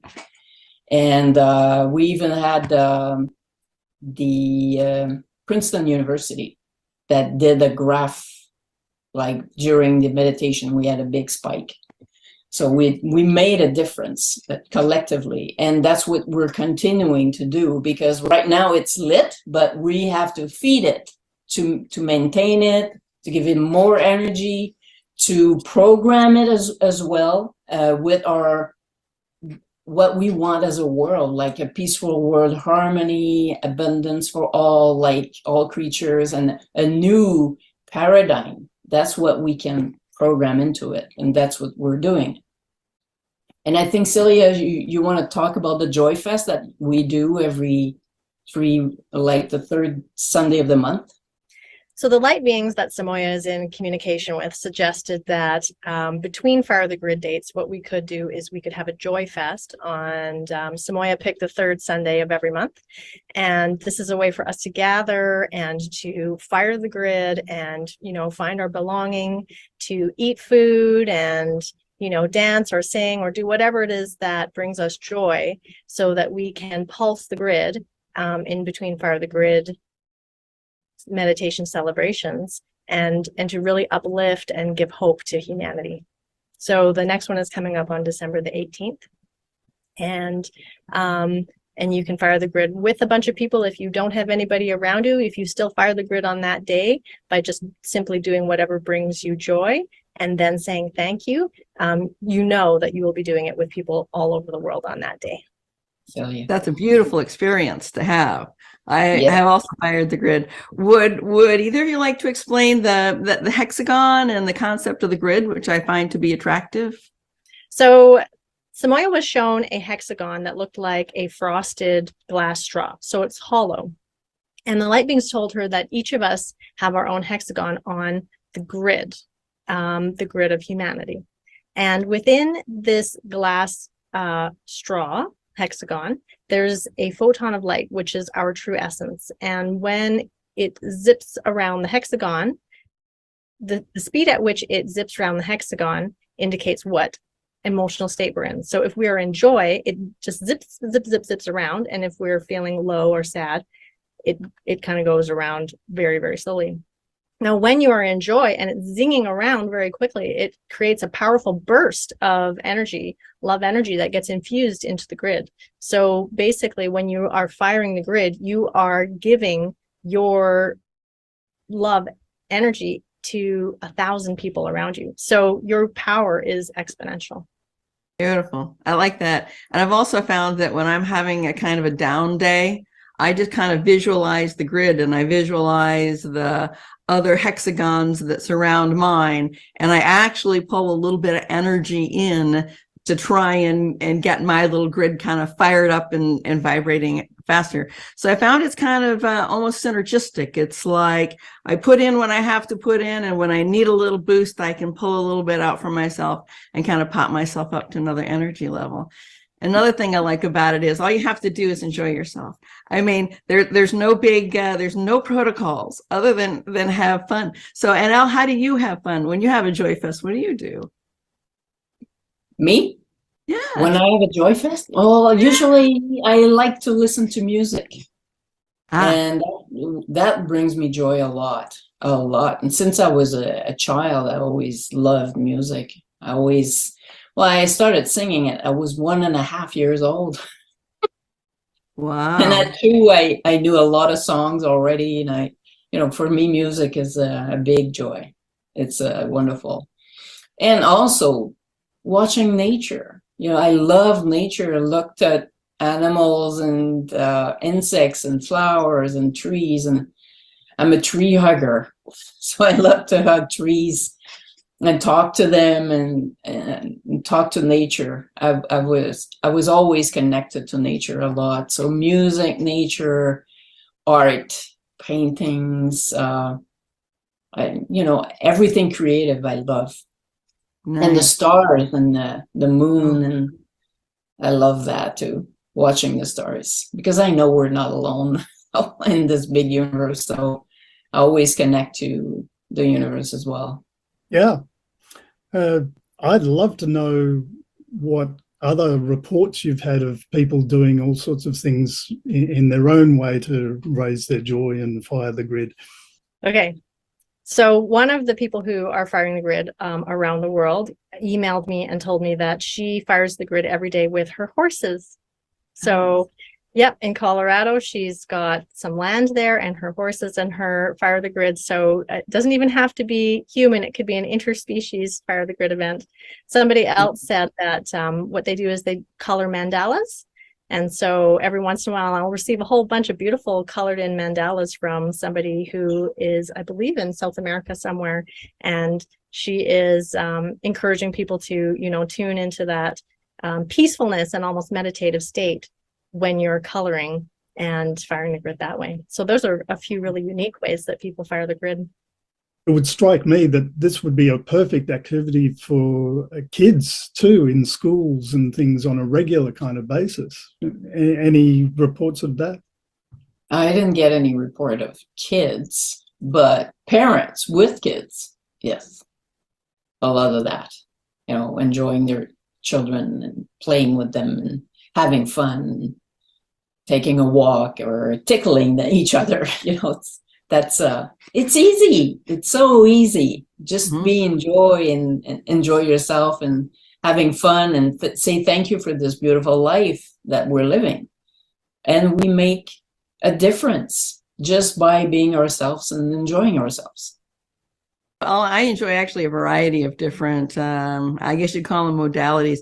Sometimes I sing, sometimes I dance, sometimes I meditate, sometimes I go for a walk in the woods with my dogs. So whatever it is that calls me on that particular day or that particular time, whatever it is I feel that it would resonate or just simply be happy, kind of toe tingly happy to go do. That's what I'll go do for the Fire of the Grid. Right. Or having supper with friends or going to the beach if it's warm enough. Here it's kind of cold, but going out with friends and having fun and dance. So it is super easy. So Celia, I have a question for you now. We know that NL and Samoya had a similar vision. And in the beginning, when Aniel started with Samoya in the beginning, you had a similar vision and then you met up. But Celia, how did you come into the picture? How did you join the club, as it were? So it's kind of a funny story because there seems to be a connection to CE5 because I met Aniel through Dr. Stephen Greer's C5 movement. Mm-hmm.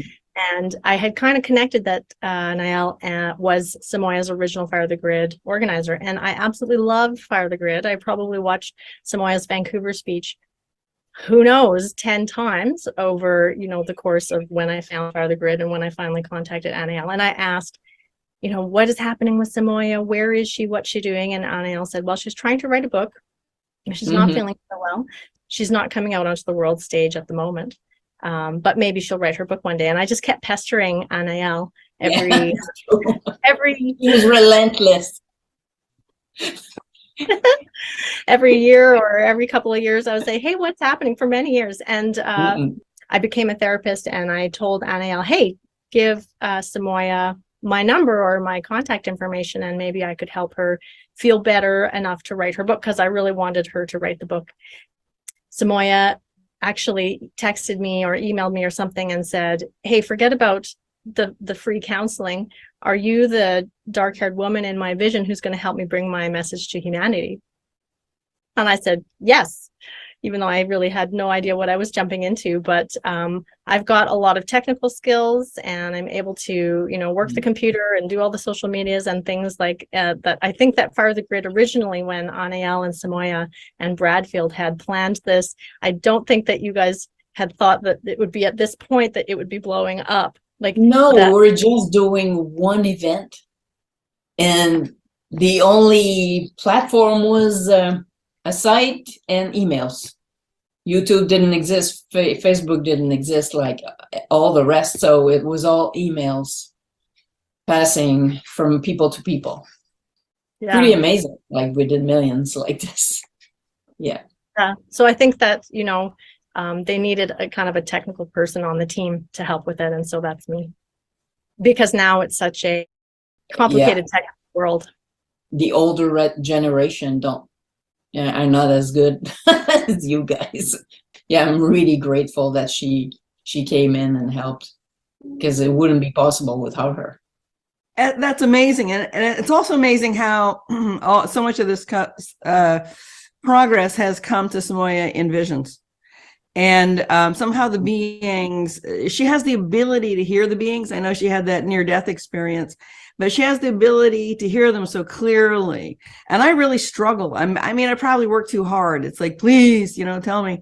But she seems to it seems to flow for her. And then you guys came in and she hears them. And she sees as well. They show her images.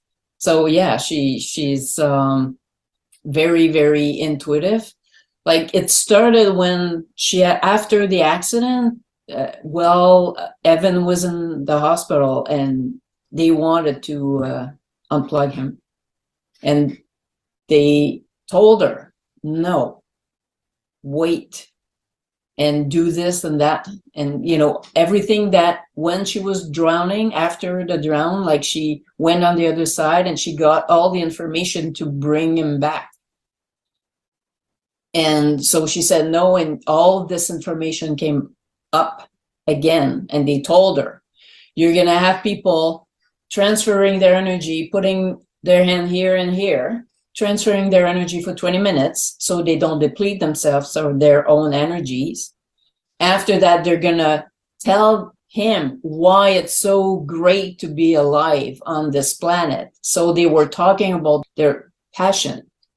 And then they had to play music, Mozart at night and Bon Jovi, which was his favorite band, during the day in an ICU. And they had to have people every 20 minutes coming in his room. This is a miracle. Like they accepted to do that. They were supposed to let him die, and they accepted to do it because she said, what do you have to lose? Like you want him to unplug, you want to unplug him anyways. Like, what do you have to lose? So, okay, we're going to try. So it was day and night for 72 hours. They transfer their energy. They talk about their passion. And they played music, and it was forbidden to talk negatively in his room. So the doctors and the nurses had to act like he was normal, he was understanding them, like nothing was wrong with him. Outside the room, they could talk about his case, but not inside. And they did. And after 72 hours, like he was, he had tubes coming out of his bodies. And he had blood coming out. After 72 hours, she came in his room and the doctor was there and she was smelling death. Like he was decomposing. In his diaper, his bowels were decomposing. They were flushing out his diaper. And the doctor said, look, we should unplug him. Like it's cruel to keep him alive. And she thought, oh, I'm a bad mother. And she said, I'm going to think about it. And she went out. While she was out thinking how bad of a mother she was, she heard her mother calling her. Her mother the grandmother was in the room with Evan, and she saw all the tubes coming out clear, no more blood. She saw his skin, which was gray, turn pink, and he opened his eyes. And she called her, Shelley, come, your son is alive. And she said, Annie, I didn't see the floor. I flew to his room and I opened the door. He was sitting. His eyes were open and he had the tube in, so he couldn't talk. And then she said, do you recognize mommy? And he said, yes. Is my name Joanne? He said. Is my name Sheila? Is my name Shelley? He said, yes. And the doctor said, oh, it's a reflex. He's a vegetable, he's done. And she said, he recognized me, is okay. I don't want to hear you anymore. My son is okay. So she hugged him, she sang him a lullaby, and after, I think a week, they passed all the tests. He was okay. He could go to the bathroom all right after 2 days. Like the doctor said, he's going to need a pouch or something. And no, everything was okay. And all the burn from the electroshocks were gone. Like he smelled a newborn. So everything changed like this. So it was pretty amazing. So that's what we did with our planet. That's an incredible experience. Samoya I have so much respect for her. Having taken this on for the planet and humanity, for doing what she's doing. And I know that sometimes it's difficult, and I just have to, if I could send her a message, it would be thank you. And we appreciate it. And yeah, tough. I get it. I really get it. Celia? David Wilcock actually said once, can you imagine what would have happened if we didn't fire the grid? Where would we be now? So from back in 2007, when 20 million people or more gathered together to save the life of the planet, like where would we be? Can't even imagine. Yeah. And David helped us too, because he was encouraging people to do it, to sit down and meditate and fire the grid with us. It's hard not to become involved when you hear Shelley. Now, I know that she's got, or Shelley Samoya, those are both her names. And when you see Samoya on the YouTube, you've just started a YouTube series, which is phenomenal. I love listening to her talk. She's just so genuine and honest, and she's just telling you the story. And she's a great, great narrator. Yes, the talk series is on YouTube. If you go there, you will see a playlist that says The Path of Humanity. And all 11 episodes will be there. Right now, we're just premiering it right now, actually. So we're only on episode 7. The light beings just want to ease our way. And she has so many messages in this, like over 7 hours of speaking that she can share with us to help us ease us through this time. We're going through a mitosis of the universe. And it's as if the Earth, it's as if the Earth itself is almost splitting. And so one planet is going to go off and live in vibrancy in the 5th field, and the other planet is going to go off and die. And so when we choose to raise our frequency, we are enabling ourselves to access the 5th field and to move with the Earth into this new time. So this is an important piece that the light beings are sharing with us to help us understand what is happening now, what the shift is all about, and how to ensure that those of us that are going to travel into, the 5th field and into this bright future get to go. And it's important to know that there's no judgment. It's depending of how you vibrate.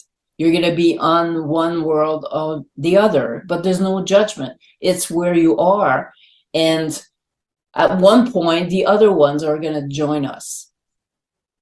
It's just evolution. That's it. Because you cannot ask a kindergarten to go to university without going through everything. So it's the same thing. They're not ready. So when they're ready, they're going to come and join us. So for the people who would like to join Fire the Grid and who would like to learn how to fire the grid, or perhaps just a little bit more about it, where would they look? How do they get more information? How can they join up? What should they do? So basically, we're on all of the social media platforms. You can find us there. You can just search for Fire the Grid on any of those as well. You can go to firethegrid.world and you can sign up. You can make yourself counted. Click the Yes, I Will button. And if you want, you can receive emails from us. If you don't, that's cool too. Yeah. There is a book called A Message for Humanity. And the same information that's in the talk series is in the ebook as well. So you can get it that way. And tell us about the symbol. The symbol is a awakening symbol. There's three. Well, we got the first one with the 3 stone and the capstone. And then we got a second one, but we thought it would be 2 stones. But it was that strange symbol. And one, like it's 3, 2, 1, actually. The energy form that it just have an effect on you. Like when you look at the mandala, the shape of the mandala is going to affect your vibrational field. So it's the same thing with those symbols. It was given to us, and it's us in the future that gave us those symbols to help us go through what we're going through right now. So us in the future are helping us right now. That's what we're doing. I have heard that. I have heard in some circles that much of the phenomena that we see, and maybe perhaps some of the physical, what we think might be non-human intelligence, is actually us from the future. And I'd like to think that. That's a nice thought, right? So that's us coming back to say, hi, you're going to make it. You'll be fine. So yeah. So is there anything else you'd like to say in parting today? And I would just like to say that this is the easiest thing on the internet. I mean, all you got to do to be a light worker is have some fun, enjoy yourself, feel the joy, express that, give that joy to the universe and Mother Earth. And so I love it. Super easy, no rules. Ladies, in closing, do you have a message, please?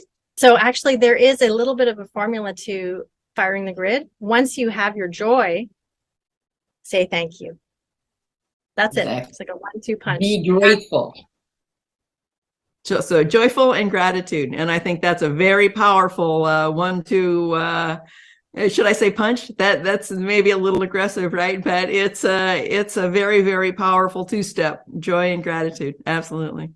And also to tell all your friends too, and enthuse them, ignite their passion, and fire the grid. Exactly. Invite everybody. Yeah. Samoya says instead of 1-2 punch, she says 1-2 pulse. Oh, I love it. Oh, it's perfect.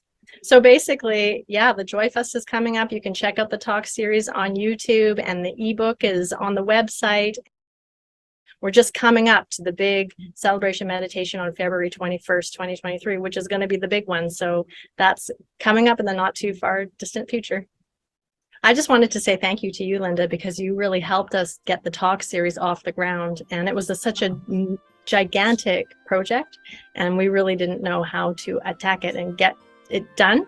So you really helped us to put it together, and we just really appreciate that. Thank you. Yes. Oh, you're very welcome. You're very welcome. Thank you. And I'd like to thank you all for appearing on the Beyond Christmas 2022 special. In fact, you're so special, and Fire the Grid so special. And thank you, Linda, for hosting.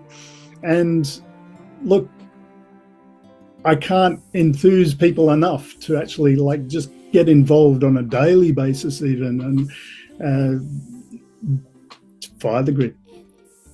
And thank you for creating this beautiful event also, Michael. It's great. You bring people together, you inspire people with all the talks and the interviews of all those beautiful people that are working for the light on the planet. So it's very important what you do. And thank you, Linda, too, for your inspiration. and for the series. That's great. I'm glad to have met you both. Thank you. So thank you very much for joining us today on Beyond Being Human with the Fire the Grid ladies. And I strongly encourage you to go out and take a look-see and have some fun and some joy and gratitude with all of us and help the planet in the process. Thank you very much.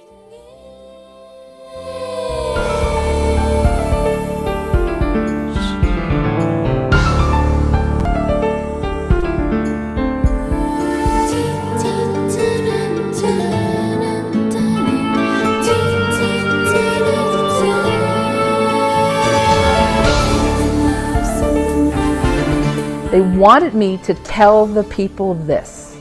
What you did for a dying boy with a small group of people, you can do for a dying planet with a large group of people. So I said, well, what do you mean? And they said that this grid system that we are encased in is collapsing. It's changing. Something's happening rapidly to move us from the world of absolute humanness. You know, this is hard, this is hard. They wanted us to understand that we're part of that system and that we can do for the Earth grid what we did for Evan.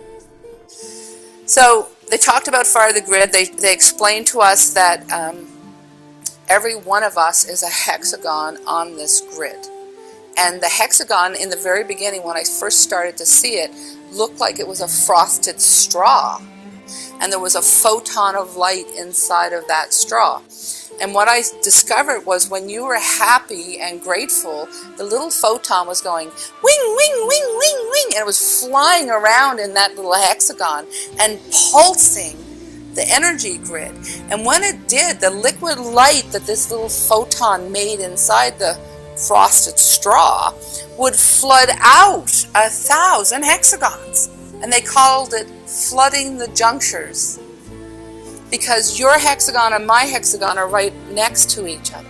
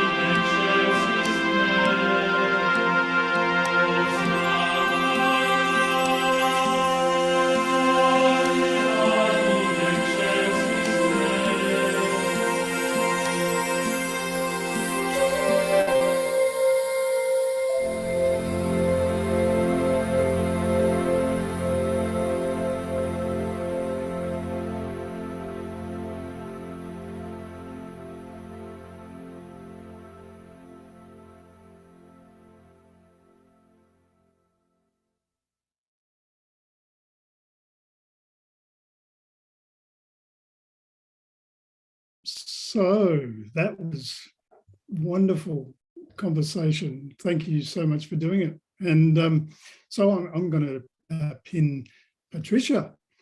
Would you like to have a bit of a talk? And thank you, Anel, for your wonderful music. I love that track and the other tracks too. Thank you. So we haven't talked yet. Yes. Okay, let's do it. Okay. Earlier this year, Celia put out a call to the Fire the Grid volunteers asking, do you have any ideas how we can encourage people to fire the grid?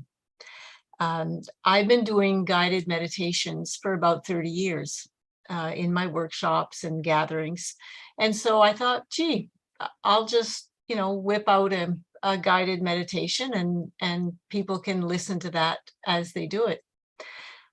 So anyway, I am a recovering perfectionist. So rather than go off the cuff, I decided instead to really have a good look at the website and see what they were about. And I wanted to stay true to that.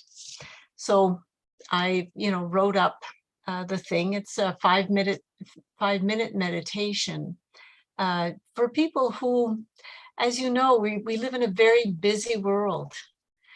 And it's very difficult to slow down and really be quiet in our minds quickly. It takes 5 minutes just to clear out the debris before I can start to settle.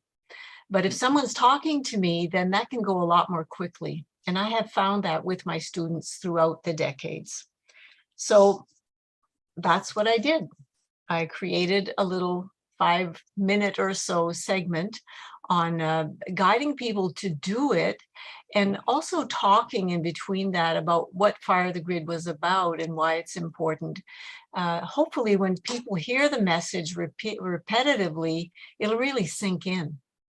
So that was what was behind that. Now, for the music, back in, it could have been 2006 or 2007, I'm not sure. I received an email. We were talking earlier about, the forwards. That's how we did things in those days. Someone sent me an email about this girl who had, crashed into this lake or pond and, had finally saved her son, the whole story. And these two people, Anael and Bradfield, were doing some sort of fundraiser, and they were offering up, I think, 8 CDs for a ridiculously low price. So of course I jumped on it and I ordered the whole pack. So now I finished this meditation and I remembered that I had these CDs. So I had a look at them, and sure enough, on the first ones I came across, they talked about how these CDs were infused with light codes. Wow, this will be perfect. So I added a track and, asked Celia, can you get in touch with NIL and get permission to use this? So that's how that came about, and it worked out beautifully. The music is beautiful. The energy of it is fabulous. And it works beautifully in the project. On a deeper level, one of the reasons that I did this is that I believe each one of us is responsible for taking care of our planet. We shower every day, we brush our teeth every day, we keep our houses clean. Well, the planet is our home too. So anything that I can do to encourage someone else to do that, I'm there. I want to be part of it. The other piece to that is that every time my hexagon shines, if it ripples out, all the better. And the more that I meditate, never mind this particular one, but at any time, I'm going to light up and it's going to be helpful to all of us. So that's what's behind that little project. And it was fun to do, and I'm really grateful that I had a platform to do this on. So thank you. Thank you for doing it. Yeah. Thank you, Patricia. Your voice is absolutely mesmerizing. It's just such a beautiful tone, and it really helps get into the meditation. So thank you. Yeah. So creates an empathic resonance. Yeah. In 1989, I was hosting an event, and this psychic from Toronto phoned. She wanted to come. And I answered the phone, and she said, "Are you Patricia Sear?" I said, "Yes." "My God," she says, "you're a human sedative." I said, "Okay." So guiding the meditations has always worked well for me. So it was kind of a natural that that is what I would, want to do in this project. Yeah. Oh, I have something to say about the music, the code in the music. We didn't know there were code in the music when we did the music. Yeah. It's Samoya that told us that.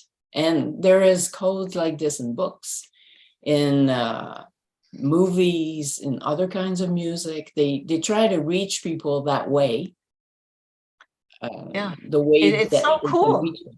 Yeah, that they encode some music and some films and some books, and that's how they work us, like the crop circles too. It's like homeopathic doses of consciousness in the waters underneath that surrounds the earth. So yeah, that's the way they work. Very slowly, but very effective. Mm-hmm. Well, so thank you. Thank you, Samaya, for Fire the Grid and the inspirations and all of that. And I don't know what else we can do to just keep spreading the message and like really getting it out there, because it's so important. But also the current wave now of like I don't know about you, but just feeling the love spreading, and it's good, even though on one side we've got all of the turmoil and the war and all of that kind of thing. But so Antoinette Sampson has just arrived. Perfect timing, Antoinette. I can't see you yet, but there she is. Hello. Hello. Hi. Lovely to see you. So you haven't seen anything that's been going on as yet, have you? No, I haven't. I've been working. I had clients, and because I've spent so much time this year working on Angels in Our Town, which is this big parade and concert I've been doing to honor all the first responders and emergency workers, and using the word angel about, 6 million times, which has been divine. I had to catch up on my clients. So I do apologize for not being here a bit earlier. It's lovely to see you all. Hello. Hi. Hi. So I'm going to have to leave, Michael. So thank you, everyone. I'm sorry I can't stay. I'd love to listen to you all, but I'm pretty sure since he's recording it, I'm going to look at it after. But have a nice evening. Thank you very much for everyone. Everyone has a very special piece to do in this beautiful light work, and we're all connected. Thank you. Thanks for coming. See you later. Thank you, Annie. Bye. Namaste. So yes, Antoinette, need to find you again. So as I mentioned before, when I showed the video, Antoinette created the Peace Angels, but not only that, she has had an incredible life, I believe, investigating and experiencing and practicing various different spiritual modalities and all of that. Do you want to talk a little bit about that? And I'd love to hear what you've discovered about angels too. Well, I think probably the most exciting thing was that at the, I was at the National Academy of Dramatic Art teaching, and being a theatre director and a theatre teacher, and I got very, very sick and stayed home. And I was actually dressed to go to work, because in theatre it's like, the show must go on, so everybody believes they have to push themselves and do all of that. So as I was ready to go to work, and I got this call from the head of the school who said, "I bet you're coming in today." And I said yes, and I did have pneumonia. And that was the kind of consciousness that was around that kind of work and that I had at the time. In any case, she said, "Please don't come." So I went back to bed, and I had this extraordinary dream. And the dream showed me that there were angels living next to us everywhere. And it wasn't in color, it was actually in black and white. And it wasn't sort of an epiphany, it wasn't, It was just, this is the fact. There are angels everywhere. They're all around everyone all the time. And they showed me them, you know, standing next to people in kitchens, on the buses, on trains, that they were literally everywhere. And so I woke up from the dream, and a friend of mine, a spiritual friend, Rosemary Butterworth, rang me and she said, "How are you?" And I went, "I've just had this dream." You know, like it was extraordinary. Anyway, she rang another friend who worked at Random Publishing, and that person rang me back within, you know, half an hour and said, "Hello, I'm Maggie Hamilton, and I believe you've had a dream." Well, I mean, you know, just, it was all meant to be, because within 12 months, we were shooting the book Peace Angels, which was the first thing that I did. And that book went on to go to 22 countries around the world, and was picked up by Time Warner in America as well. And it was just a very simple little book that just told you that you were not alone, that you were not alone. And I mean, for months after the dream, I would wake up my husband in the night and I go, "Do you know they're real?" He say, "Yes, I know, darling. You told me that at 2:00 yesterday morning." I said, "But seriously, you have to understand, they're real, Rob." Anyway, I've spent many, many years dressing people as angels and taking them all over the world. I've also investigated a lot of Hindu spirituality, and I have my the master and guru I go and see in India is Sri Shakti Narayani Amma, and that was lovely. I went to see Sai Baba originally, so I had done some of the Sai Baba work, and then still found that I was very, very angry. And, you know, people would invite me after the Peace Angels hit the streets, and, you know, there was a lot of press around them. People would invite me to speak about peace, you know, and I'd get it out there and I'd speak about peace. And then I'd get back in the car and I'd yell at my children.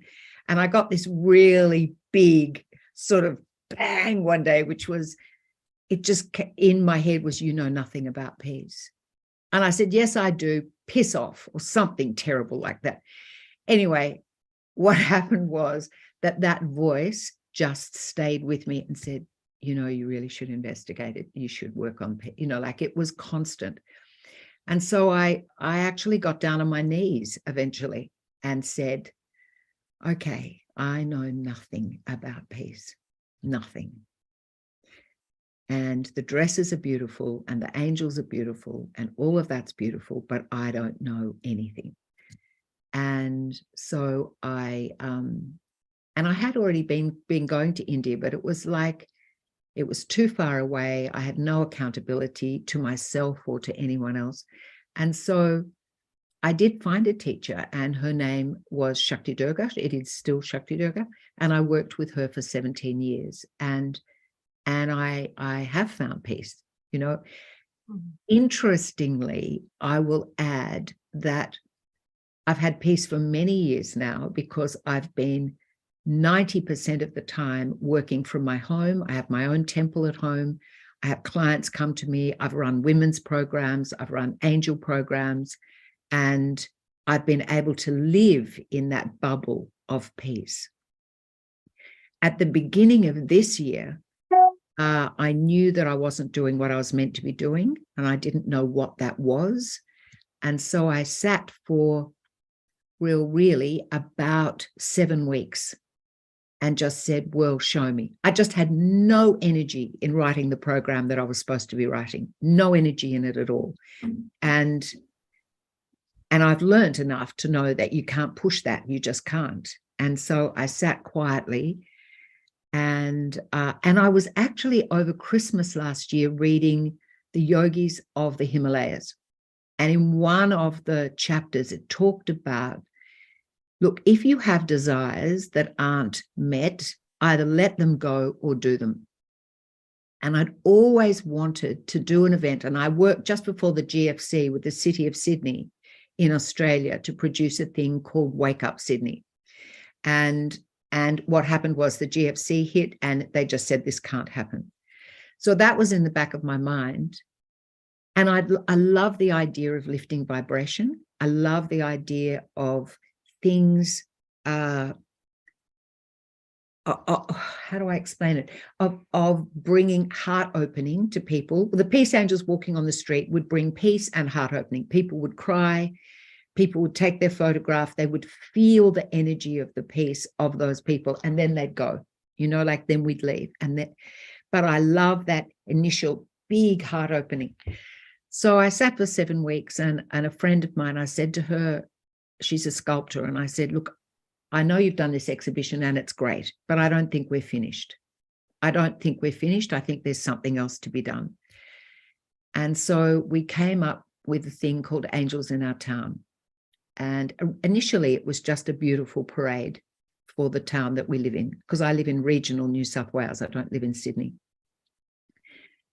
And within a week, another spiritual friend of mine said, well, you'd have to include the first responders, wouldn't you? Well, that was like the bell that rang. And so I have actually worked this year, harder than I've ever worked in my life, because everybody thought it was a bit of a madcap idea. And who are these two women? And you've only been here 4.5 or 7 years collectively, we'd say, to living in this town. You know, who do you think you are trying to do something like this? And it has been really hard. And at times I've felt, you know, like that here I am, and I am pushing, you know, I'm pushing, and that's not what I usually do. I usually allow. And when I realized, of course, that I was attached to the outcome, and put my head down and had a healing with a friend, and remembered that my ego might be just running the bus now instead of spirit and the divine. We've sort of worked together all year, and I feel like it's been a big test for me this year to give a dream out, because you've got to give the dream to everyone. This is what we're going to do. And then it feels like you need to achieve that dream. But how do you do it in a way which is surrendered, and surrendered to whether it works or it doesn't work? And that's been a huge thing, because I do originally come from the theatre, where the show has to be great, the show has to be wonderful. And I think when I realized I had to raise all the money, I've never done that. I've always had people to raise the money for me. And I had to cold call, I had to walk into people's offices and factories and places with a sponsorship document and go, hello, I'm Antoinette. I've got a spot, like terrifying when you've been floating around your house in really lovely, pretty clothes and beautiful incense burning and lovely candles, and everything's been lovely out there in the world, out of my comfort zone. But do you know, I've overcome so many fears in doing it. And I know I have much further to go in about detachment. But truthfully, we had nearly 600 people in the parade. And when I walked down the street of our town, which is in Bowral in New South Wales, in the Southern Highlands, which is a really exquisitely beautiful area, and it can be a bit entitled, it's a bit like that. Without judgment, it just is. Anyway, I walked down the street at 10 to 6. It was starting at 6:30, and it was like tumbleweeds on the street, just tumbleweeds. It's like, oh my God, oh my giddy aunt, what's going to happen if there's no one here to look at the parade? Anyway, I went down and saw all the groups and thanked them, because we had all of the service groups as well, like Red Cross and the Rotary clubs and all of the children who give service in their schools. It was extraordinary. And all the RFS, all the SES, which are like the state emergency service people, the rural fire service, the police, the paramedics, all of those people. And 250 children dressed as angels, because I just can't help myself, So, and they all wore, and they were called Angels of the Future. And nurses and doctors. Anyway, when I came back at 6:25, the streets were lined with people. I've never been more relieved in my life.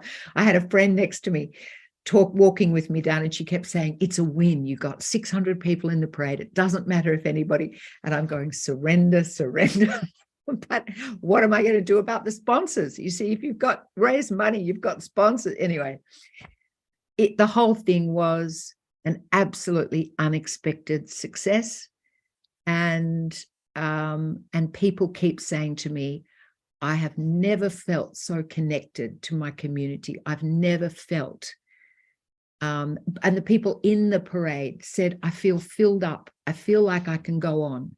Because as you may know, in Australia, we've had a lot, as you have as well. We've all had a lot. We've had fires, we've had drought, we've had floods, we've had COVID. And it's, you know, with the climate now not being entirely stable, it means that this is going to go on, and we need these people. Like we're in a mess without them. And so it does seem that it has created quite a buzz, and it's created a feeling of connection. And from those that give service, to all of those who watched, and to those who watched, it's also given them the idea that maybe they may wish to do some service. So, and I run meditation every week here in my home. I have a very loyal group of people who come, and we had some I had some very dark moments last year where, you know, big famous charity person said to me, no, don't do this, and no, don't run the parade, you can't do it, you don't know anybody, and all those things. And every time it happened in meditation, the order of the peace angels would come through. See, I could almost cry.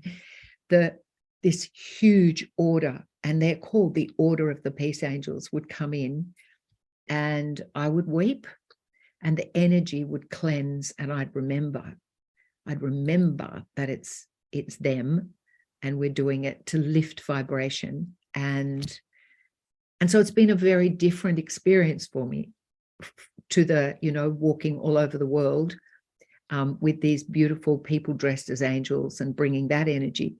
This is an energy that was generated from within people who maybe don't have a spiritual life, but actually deeply connected to giving love and gratitude to a group of people who look after us. So yeah, so that's what I've been doing. I chant every day. I try and meditate every day. It's been harder this year, but I do chant every day. And I have angels all over my house. I talk to them constantly. And the Order of Peace Angels seems to have really stepped forward this year. And I feel like my own connection is going to grow exponentially over the next few years as I continue to do it, because the vision, if it's for the divine highest good, the vision is that every Australian town in Australia actually does a parade every year, or a big event, to give thanks to all of those who serve us. And so that I feel I'm being guided that will actually lift vibration all over the place.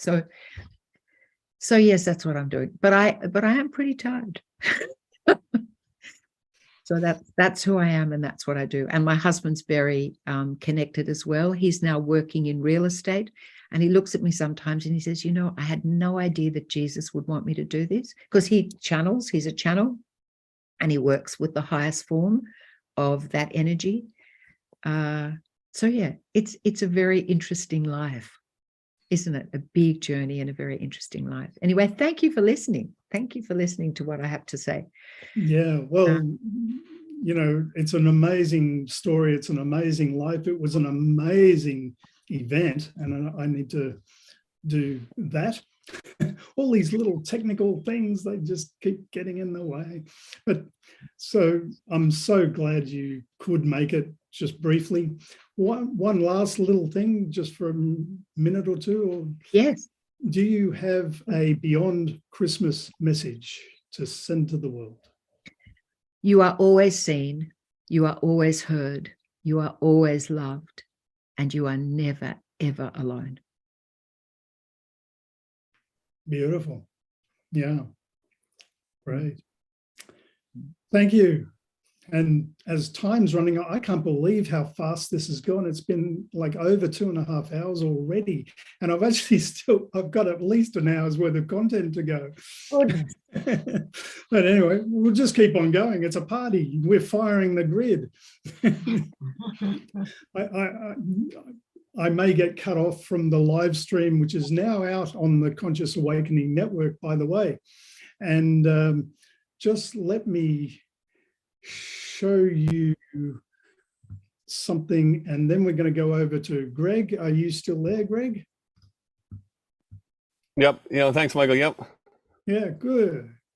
So Conscious Awakening Network only started a few months ago, and it has grown exponentially, and we are part of that with our presenters, a few people from our flight crew.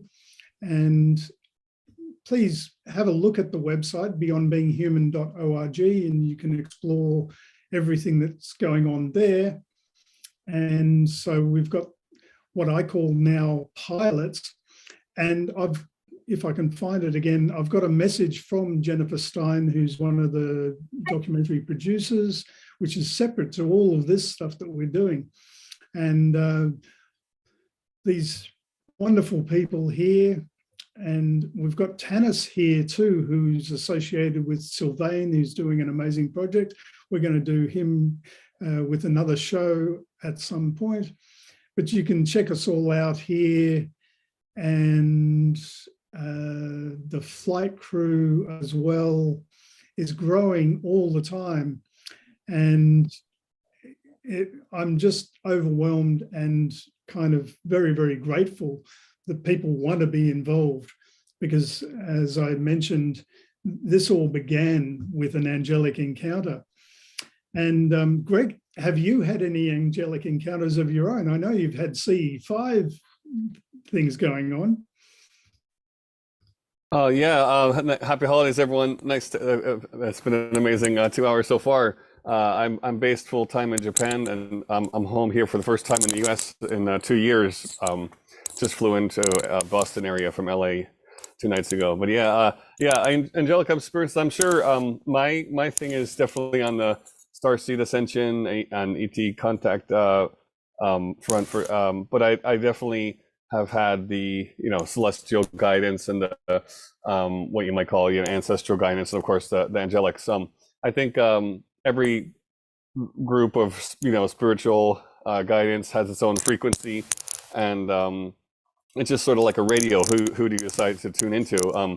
I think I have to say my process has been very organically guided. So I was living a normal life, and what I thought was a normal life until and then just today we're dropping hints along the way, like Reese's Pieces in the film E.T.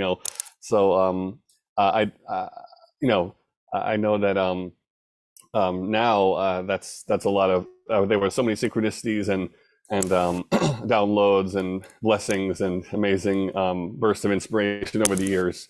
I definitely I've had the feathers appear in the air and everything like that. So the angelic realm I love as well. Yes.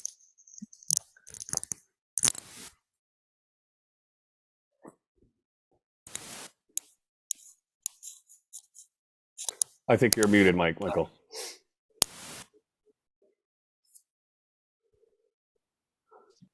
These technical things, I don't know.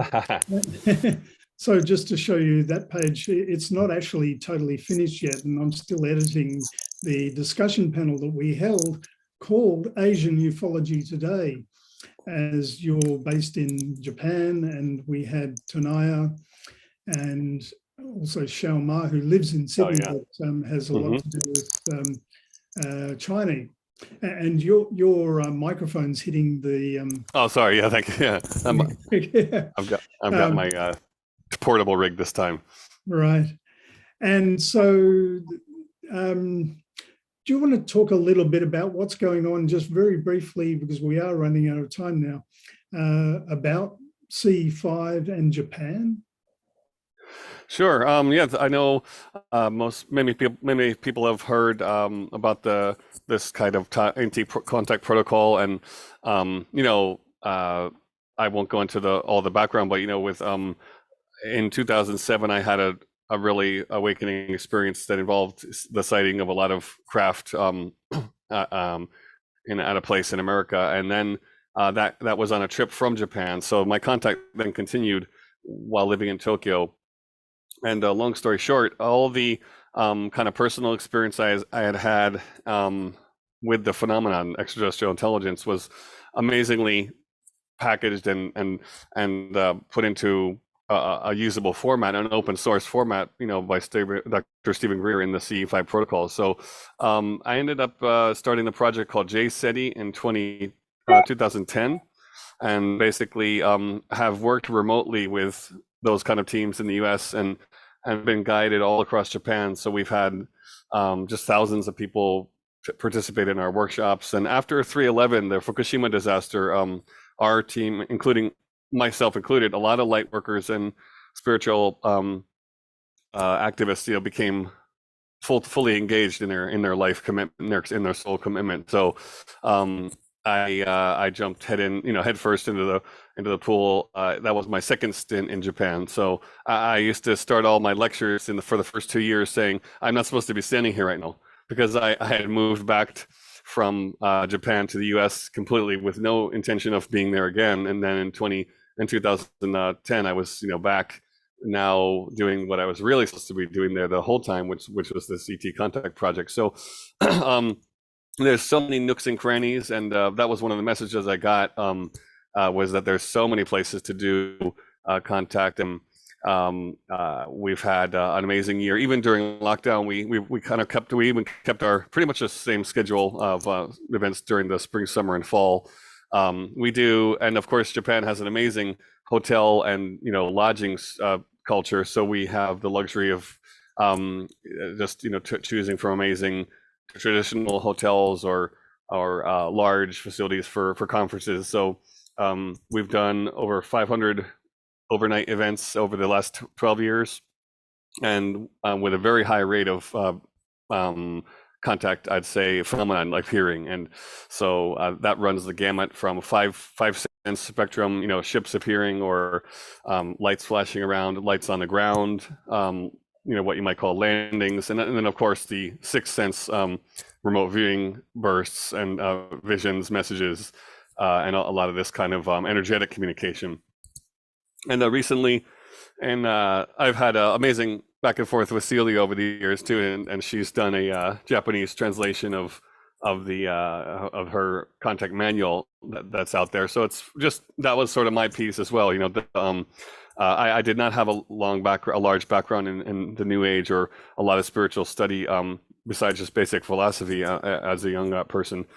But I find that the Japanese are just so open to it, and there's a lot of information there, but nothing in this spiritual ET contact realm. It was really just kind of based on channeling, and that was about it. So we really had we've been skiing in fresh snow, fresh tracks for the last 10 years, and that's been an amazing inspiration.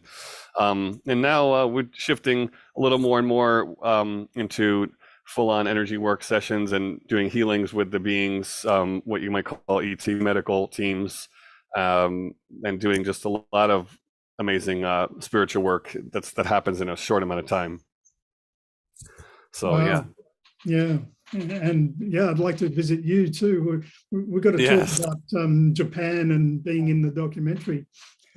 Yes, yeah, I would definitely. Well, that would be amazing. And the borders reopened. We had the Tokyo Olympics during the lockdown, so there was no tourists allowed whatsoever. So now, just as of last month, the border has completely reopened, and we have a lot of what they call revenge tourism, the people who wanted to come for the Olympics but didn't make it. So yeah, so I definitely would love to have set up some events that are guided by me in English. We have our, speaking of the grid, it ended up being that we were doing grid work at the same time. So we often get sent out into these very small niche areas, these little nooks and crannies of the Japanese countryside, and that's where the necessary download happens, or the necessary clearing occurs and whatnot. So it's like an every year is a medley of popping around the acupuncture points of the Japanese archipelago. Yeah. And in the interview, are you going to send, maybe Michael, are you going to send show a bit of that right now, or? No, that's going to be coming. People can check that out. Yeah. So in the interview, I'll just give a little sneak preview. Was that currently I've been moved to, I've been in Tokyo. I was in West Japan for most of my time there, and I've been in Japan in total of 15 years. But during COVID, we were in the middle of Tokyo, right just a mile or two from that huge scramble intersection that you've seen in the movie like Lost in Translation. And so that was really amazing to be right in the center of the city there, doing a lot of this, Zoom and YouTube events and stuff. And then right now I'm on the Dragon Line, the 135th parallel, which is right near Kobe, Japan, and it's right in the dead center of the main island. And we've been working a lot with the sort of so-called dragon lines and the dragon energy there. Yeah, it's been and it's been another kind of ascension project. Yeah, so that's been part of that ancient Asian culture as ties in with the ET contact as well, it seems. Great. Yeah. Thank you. Well, thanks for the opportunity, and it's been amazing to be with the Beyond Human project. And I really look forward. 2023 is going to be. I'm hoping to do a lot more English videos, and we have a huge archive of footage. So, I'm definitely looking forward to sharing that with the world the next year. And being part of the Beyond Being Human flight crew, we can help spread the message even further. Yeah, that'd be amazing. Yeah.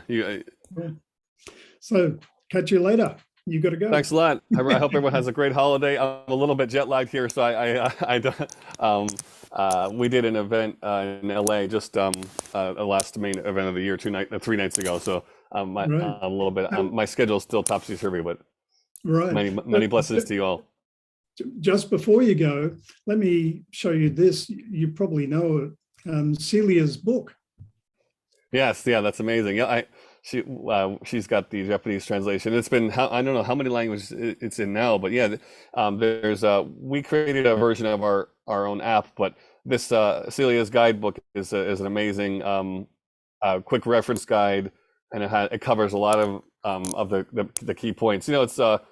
It's not just a skywatch. CE5 contact. It's not just a skywatch. It's very heavy into the meditation and mantra meditation, and also the turning on the sixth sense. So the ET family, our star family, is actually doing like a side training with us. That's the way I put it in some ways. So the book I released this year, Star Family Reunion. It came out in August. I developed an indoor method. A couple of maybe like 6 visualizations to connect with the guides indoors, because we're going into winter, and some people just don't have the means to go out and find a location and go out into the bush, So my newest book is I created a method called ET trans communication, and I'm putting that one in English. So I hope to release that next year. Great. Cheers. And Celia, would you like to have a quick word about the book? Well, I don't know. I guess it's sort of, I gotten sidetracked with Fire the Grid, so I'm so into that I've forgotten to kind of like talk about my side of things. But we've got about 8 translations. Everything is for free. You can get a PDF on the website, a CE5 handbook, if you want to go out and make contact. I really think ET contact is one of the fastest ways that we can move towards a brighter future and to leave a better planet for our children. So it just really encompasses so many different modalities, and it's like opening a portal to a multi-dimensional world. So I think it's a great way for people, especially people who are skeptical, for people to get confirmation, multiple witness sightings, and to approach it in a scientific way. So yeah, the Japanese translation has a couple of pages devoted to Greg and and also Mark Koprowski. And Mark, he's messaging me here today. Oh, it's and yeah, like after meeting so many different contact teachers all around the world, Greg is definitely one of the most prolific. I'm not surprised to hear that you have another book already written. So good job. Yeah, cheers. Yeah, and your name just came up yesterday in a Zoom where someone mentioned the group finder, and so Celia has documented a lot of most all the groups around the world on her site as well, right? That was not me. No, that is actually Hunter. Yep, Hunter Bobeck did that, but I do I help him to promote it because he's kind of shy. Okay, I got you. Sorry about that. Yeah, but yeah, it's Thank you for all you do. I'm gonna have to get put another order for some hard copies in with you later this year. So it's good we connected. Yeah. Do y'all work with Costa at all? Definitely. Oh yeah. Yeah. I met always- Costa 4 years ago in San Francisco. Yeah, I love those guys. And I did invite him in the show, but he's a busy guy. Yeah. Yes, he is. Yeah. Yeah. So we're I going to had have a to chance move to talk along with him. I'm now. putting a link to an interview that I had with him in the chat box if you guys are interested. Thank Right. you. Yeah. Yeah. I'll check it out. Thanks. So we're Thanks, going to everyone. have to move along. Thanks again, Greg. And, Cheers, Michael. Have a great holiday. Okay. Catch you later. And now Joseph Jacques was meant to be here. He's one of the co-founders of Harmonic Humanity. In his absence, I'm just going to play a 5-minute video, and then we're going to move on to Susan Christensen.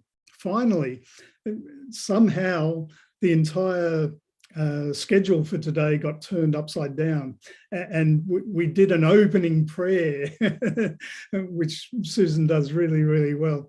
And so when I get to actually do the edit, I'm going to put that at the beginning, but we'll come to that in a minute. So here's Joseph Jacques and a little bit about his organization.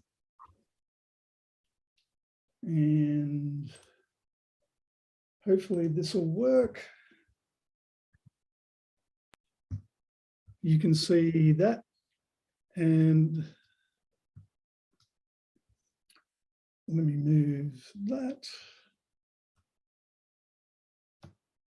Is that better? Yeah. There we go. Sometimes I rock, sometimes I roll. Hey, I'm Jason Mraz. I'm a singer-songwriter, and I'm here at the legendary Fillmore in San Francisco, where we are celebrating the 10-year anniversary of Harmonic Humanity. Harmonic Humanity I like to think of as a record label where the music distribution is done uniquely through the street vendors, commonly seen as homeless people, but Harmonic Humanity views them differently and gives them a hand up in the world by giving them opportunities through that music. And I'm excited to see what they can do on the streets in many cities around the world, providing comfort, dignity, services, outreach, and of course music. So I think the task of the hero today continues to be courage to be your authentic self, and courage to reach a hand out and say, how can I help you? It's important to maybe remember that we only get a limited number of breaths, so every once in a while it's good to use your breath to say things like, you can rely on me, and send out some love to those who need it. You can rely on me for anything. My name is Jata, and I have been experiencing homelessness and poverty for about 5 to 6 years on and off. Harmonic Humanity has played a huge part in my life, in meeting, all my needs. For me, I've had roadblocks and certain setbacks, and it has not been easy. It's been very challenging, yet there's always a way through. And the CDs have allowed me to, trade and get creative in earning what I need to earn. And I feel that that's what this project also inspires, is like finding ways for people to do something for themselves, to help others in their own community, using the talents that they have, whatever that talent may be. Hey guys, I'm asking you to join our mission. Our mission is to gather musicians and artists that want to make a difference for these people who are on the streets. This is the great hero's journey of our time. The name of our organization is called Harmonic Humanity. It's a group of people who care about other people. So we are raising $100,000. Now, what does that mean? That means that we are going, me, yours truly, Joe in a van, is going to 10 cities where homelessness is most severe. Our goal is to drop off 5,000 Harmonic Humanity Hero CDs, along with 2,000 Be Love postcards to each and every city. Now what that means is roughly about $110,000 worth of potential revenue in each city. Now you add all that up and that's a little over $1 million worth of jobs. And just keep this in mind, family. We have individuals on the streets offering people who walk by world-class art. Who's doing that? Nobody. This is an awesome ship that we're sailing in. And guess what? You can have an oar. And we're going to bring this humanitarianism to a town near you, because everybody deserves a home. Everybody deserves empowerment. Everybody deserves a job. Look for the good in everything. Sing it with us. Look for the people who set your soul free. Look for the people who will set your soul free. It always seems impossible until it's done. Look for the good. Look for the good. Look for the good in everyone. Na na na na na na na na. Na na na na na na na na na. Na na na na na na na. Look for the good in everyone. Everyone is nature. Everyone is God. Everyone is love and light and vibration. Look for the good. Look for the good.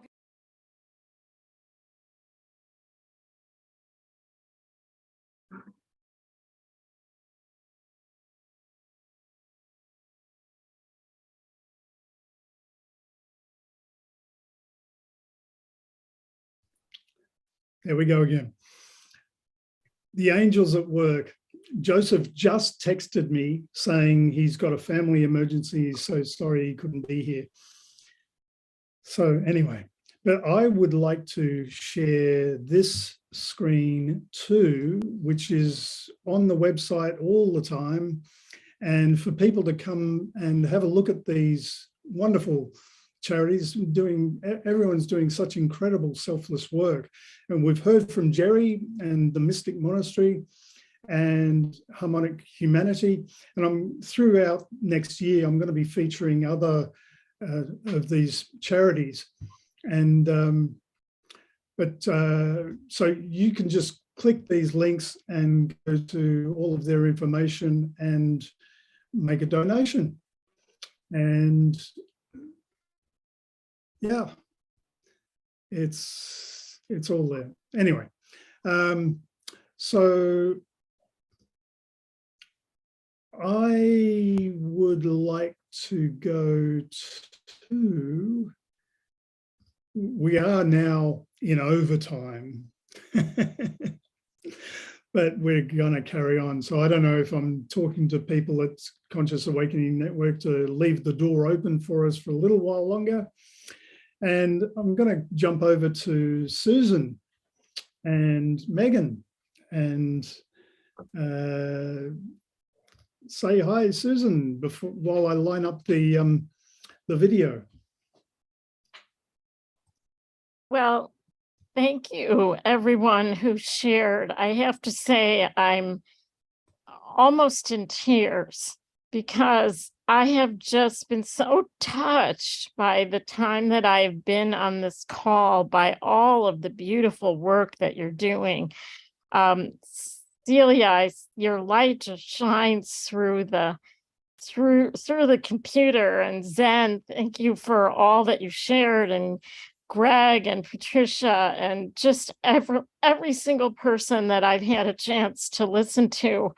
Antoinette, I was so touched by your Peace Angels documentary that Michael had shared with me and what you've done. And Stone Hobbit, I recognize you from some other things that we've been on together. And of course, the beautiful Megan. So many of you look familiar. And I'm just honestly, sincerely touched and honored to be able to see such a beautiful group of people doing absolutely such amazing work in the world.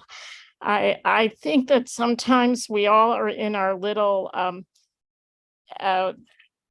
you described it as kind of the grid, or the little hexagons. Sometimes I think we're all in our little hexagons, and we don't realize that our work is connecting with the work of people all over the world. And we kind of get, I think, sometimes very self-focused or very focused on our own little grid or our own little hexagon. But events like this that bring us all together and allow us to really connect with and see the beauty of what's going on all around us. And I know that you are all just absolutely shining lights. And thank you, Michael, for what you're doing and bringing people together and always being so selfless in the way that you do it.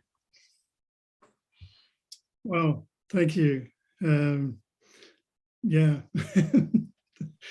Well, look, I feel the mission of Beyond Being Human has just kind of, well, it's certainly taken over my life. There's no two ways about it, but it's not work.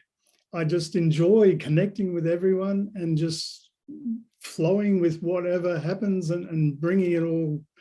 And really my entire training over decades in theatre and multimedia and video production and web production and all of that has led to this. And so I can just kind of do what I enjoy doing. And, you know, being of service is really what we all kind of need to aim for in some way, in some small way, even. Just like I know everyone's very you know, involved in their work and their family and all of that, and that's service in its own kind of way. But we've got to think bigger now. Like, really, the world is in crisis, both a spiritual crisis and an environmental crisis. And next year, we're going to be doing some environmental-based shows as well.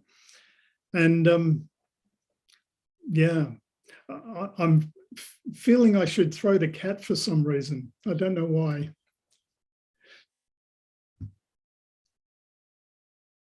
Well, thank you, Michael, and everyone here. I mean, absolutely what Susan said.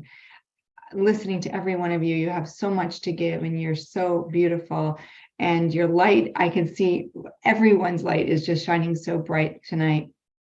And you know, speaking about the light, right? I want to go there because our light is huge. That's what we're made out of. But a lot of times people forget what that light is. They, you know, it's really just where we get caught up in these day-to-day pressures. And what we have to remember is that we are that spark of light. And when we focus on our hearts, I'm just going to speak about the heart because that's really how I am. And when I say that, I wasn't always that. But when I connect to my heart, everything seems to fall into place. Everything seems to work out. And not only that, it spreads like wildfire. I know that the people that are around me seem to have better days.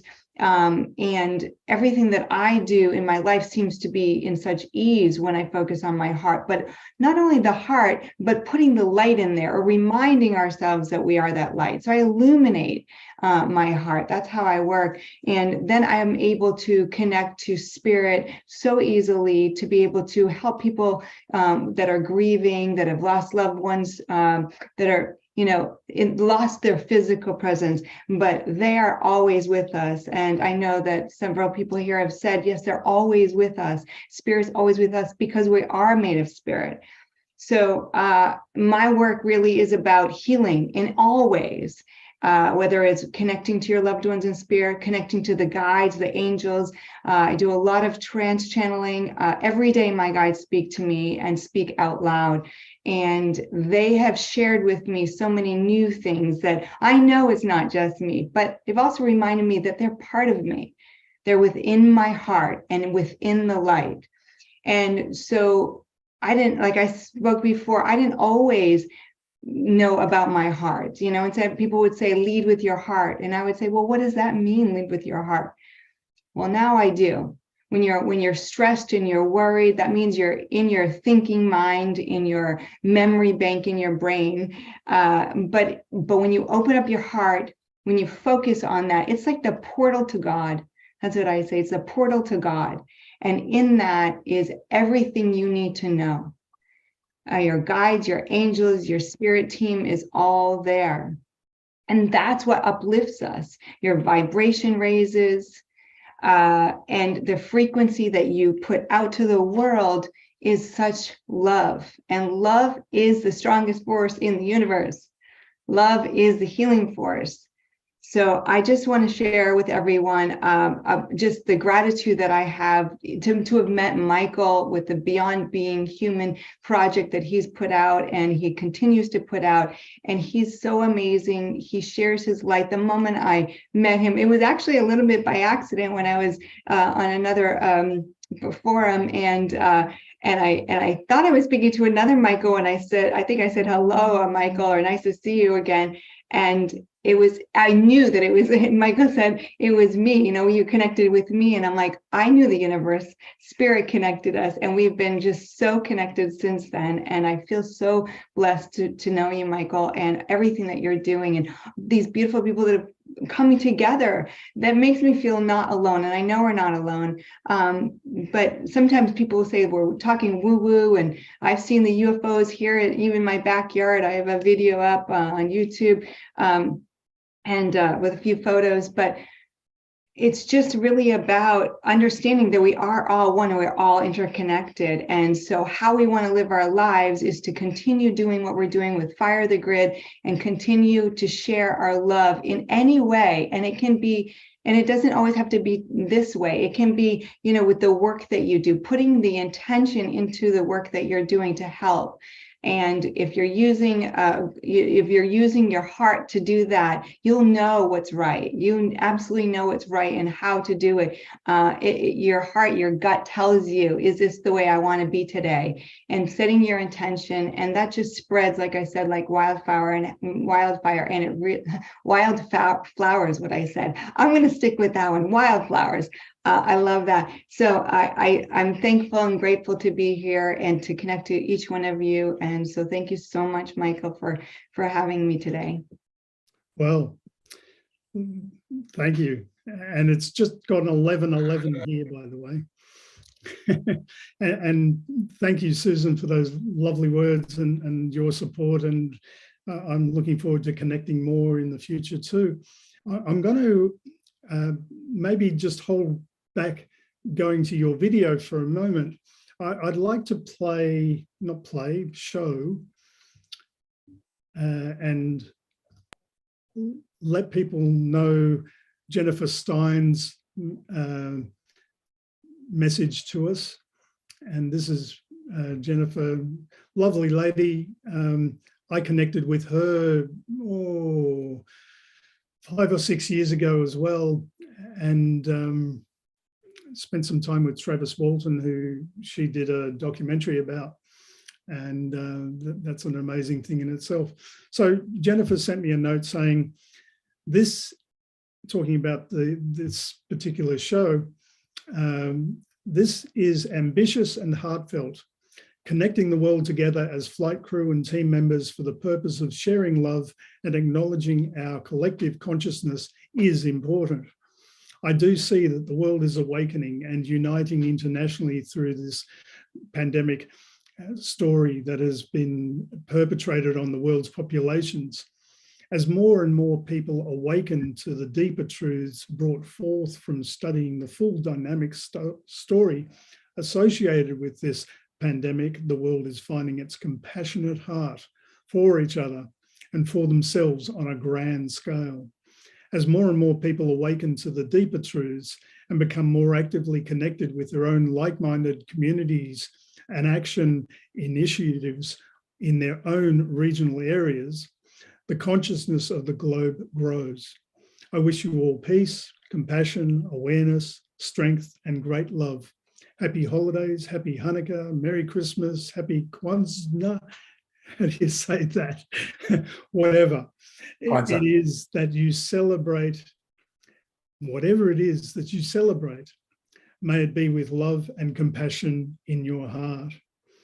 And yeah, so now I'm going to go to Susan's Christmas message. We probably should have just gone live, Susan, but anyway. Well, I'm wondering, Megan, if is Megan on? She is, I think. Yeah, I'm wondering, maybe you don't even have to play that message if Megan agrees, but I wanted to just share a picture. And I wonder, Michael, if I could share my screen for just 1 second before you do that. Oh, yep, you can. All right, well, let's see if I can go to share screen, and I want to show a picture. All right, can you see this picture of these people? Is that can see that all right? Yeah. Yes. This was a gathering that took place in Japan.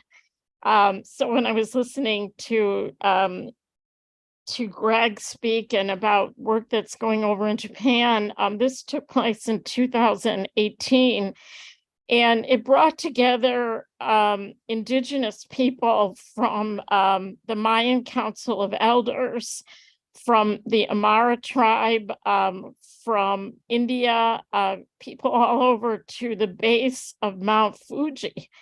And the gentleman that's sitting right here in the center of this picture is a gentleman that I had an opportunity to interview. And he is one of the people who is the head of the Mayan Council of Elders.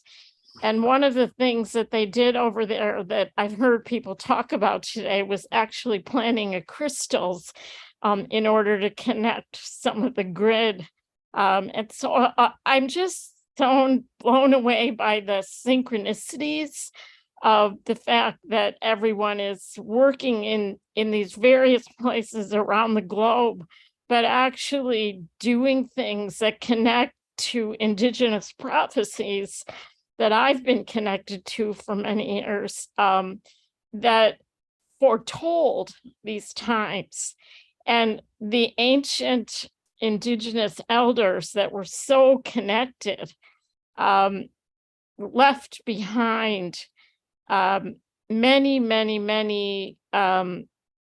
messages and many things for us that are really helping us now that we are awakening worldwide to things that they knew about and were connected to in cultures all over the world. And that also includes Australia. When I was there this summer, and maybe Megan, you can jump in, but when Megan and I had an opportunity to go to a very, very old petroglyph that had carved in it the story of the Seven Sisters, which is a very important Aboriginal story that connects the land to the star constellation of the Seven Sisters that's in the sky. And this is thousands and thousands of years old, and it was carved into a petroglyph in Australia. So I just want to throw it over now to Megan. Yeah. And there they are, the Pleiades, the Seven Sisters. Yeah, and I just left Australia and I lost my water bottle in the customs or in going through the security. So I went, I'll go into one of the gift shops in the airport and buy a new water bottle for the flight. And I found the Seven Sisters water bottle as I was leaving Australia. But yeah, I met Michael because we lived in the same permaculture community in Australia. And I wrote a children's book, and the girl who was doing the graphic design for me, her computer broke. So Michael was her neighbor, and she went, I'll bring all of the stuff over to Michael's, and he has all the Photoshop and, everything to finish it. And then he saw the book and asked me if I wanted to join Beyond Being Human. So I'd go over to his house every once in a while, and he was teaching me video editing and introducing me to all the other Beyond Being Human people. And then Susan was on a video call with him, and I just kind of sat off to the side and listened. And everything that you were talking about was like the Chumash Indians, which I have a degree in anthropology studying the Chumash Indians. And you were talking about the circle of the UN and how that would never work because it wasn't a complete circle. And I was building circular dome houses. So everything that you were saying was just went along perfectly with everything that I was doing in my life. And then it all worked out where we got to go to see these petroglyphs and go out to the middle of Australia and see Uluru and meet all of these elders. And I had just gotten back from a 6-week trip working and didn't have the time or the money to go on this trip. And then everything just worked out. And you just jumped in the car. We hadn't met before. We only talked a couple times over the internet. And yeah, we spent hours and hours and hours driving together. And it was kind of like the Fire the Grid, just spreading the joy. And we didn't have to be doing anything special.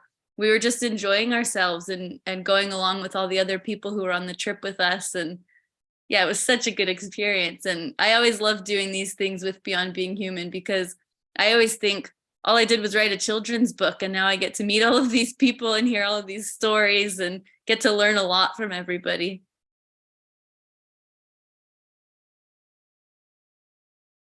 Yep, there it is, Moon Dream.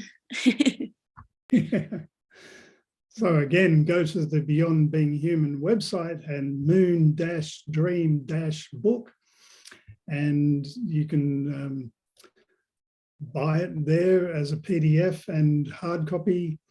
And Megan and I are going to be doing some other videos on it as well. And you can find out more about Megan in our flight crew. Oh, Celia, I forgot to mention, I've put you in the flight crew too. I hope you don't mind. And there's Megan. And that goes to the book. Anyway. Interesting correlation with the Seven Sisters and the Hopi, which are north of me. They actually include the legend as well. They have a place that's actually called the Landing Place. And it's about a third of a mile, maybe half a mile rock formation that in the center with an opening to the east that's maybe, I don't know, 30 yards wide. It goes into this circular area, completely open. It's probably 150 meters in diameter, and very few white people even know it's there. And it's probably a quarter mile away from Prophecy Rock that y'all are probably familiar with, which also has their story.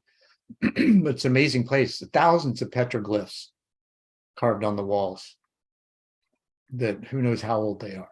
It's just an amazing place to be. I interviewed one of the very amazing Hopi elder by the name of Grandmother Persiliami, who's one of our grandmothers that we're connected with. And when we went to Prophecy Rock, it was such an incredible experience to actually see that and it's very different when you see it in person than it is in photographs that I've seen. One of the amazing things about it is that when I'd seen the flat pictures of Prophecy Rock, there's a line that goes along the bottom. Mm-hmm. And I didn't realize until I was there and saw it in 3D that line actually goes around the rock. It doesn't stop. And Grandmother Persley talked about that line on the bottom is really the line I feel like all of you are already connected with. As a Western person, when you look at that drawing, there's stairs that go up. Mm-hmm. And many of us often think, oh, it's stairs going up. That's an ascension. That must be where I want to go. And there's more people on those stairs, little stick drawings. But when you're there at Prophecy Rock and Grandmother Percy was explaining to us the meaning, the line at the bottom only has one character on it, one character drawn. And there is a point at which those two lines are connected. The top line that's going up that ends, and the bottom line that continues around the rock. And I believe that that's the point in history that we've been at over the last couple of years, that point where you can go from one world to the next. But the line that continues, the one that only has one character on it, that goes around the rock, that line, she said, is the line of those of us who are simple and connected to the earth and connected to a path that is one that isn't necessarily the path that most people in the world are following. And it was interesting to me that as you look at that within the context of the prophecies, that's one of the things that's really important, is that we stay connected to Mother Earth, and we stay connected, as Kat just mentioned, to our hearts and to that part of us that makes us human. Michael and I have had this conversation before, but the last thing I wanted to say is the indigenous prophecy that's motivated my work for the last 10 years is one that I was given by an elder, a Tlingit elder who adopted me. His name is Jim Walton, and his Tlingit name is Klaak. He's Kagwantan wolf of the eagle moiety. And he said that he would talk a lot about two really distinct prophecies. One of them is, I found, exists in every indigenous culture from the northern part of Siberia all the way to Patagonia. And that prophecy is, or that teaching is, there won't be peace on earth until the voices of the grandmothers are heard. And the other one is that the longest journey is the journey between the head and the heart. And that in indigenous teachings is the journey of the human being.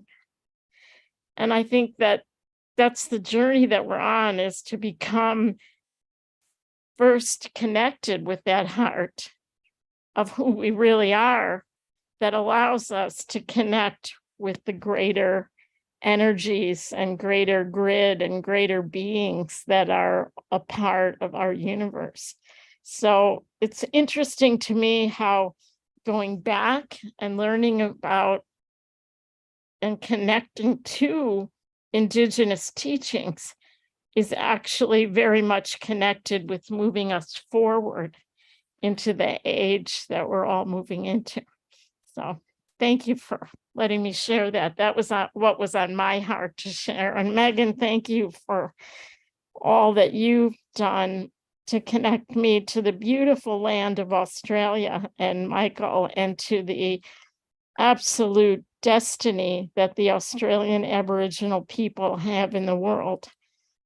Because I believe that that's a big part of when that comes out, and when all of us sit in circle together in a real circle, and we all share who we are and what we bring to the table, which is also one of the prophecies, when the four directions come together, the black, the red, the yellow, the white.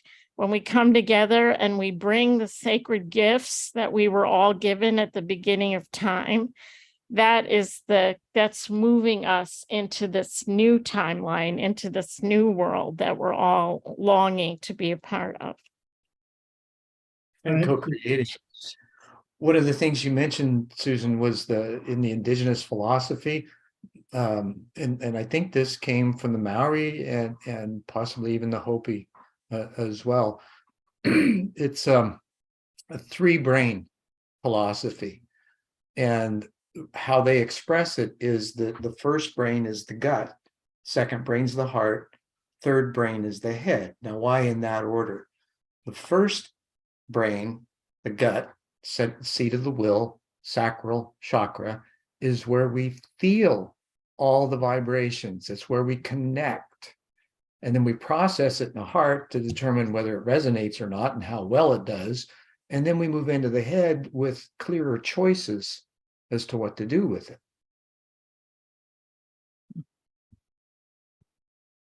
Thank you. You're welcome.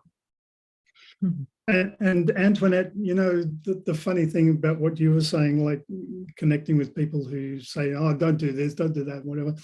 The story of Beyond Christmas is actually interesting in the reactions that have come from various different people.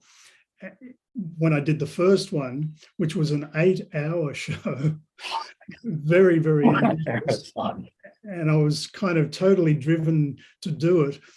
And many people said, like, no, just don't do it. And we actually lost a few flight crew people over the whole event. And this year I came, and I've been moving house and all sorts of other things going on. And it's like, okay, time's coming up. And I said, no, okay, like I just have to let it go. I can't do it.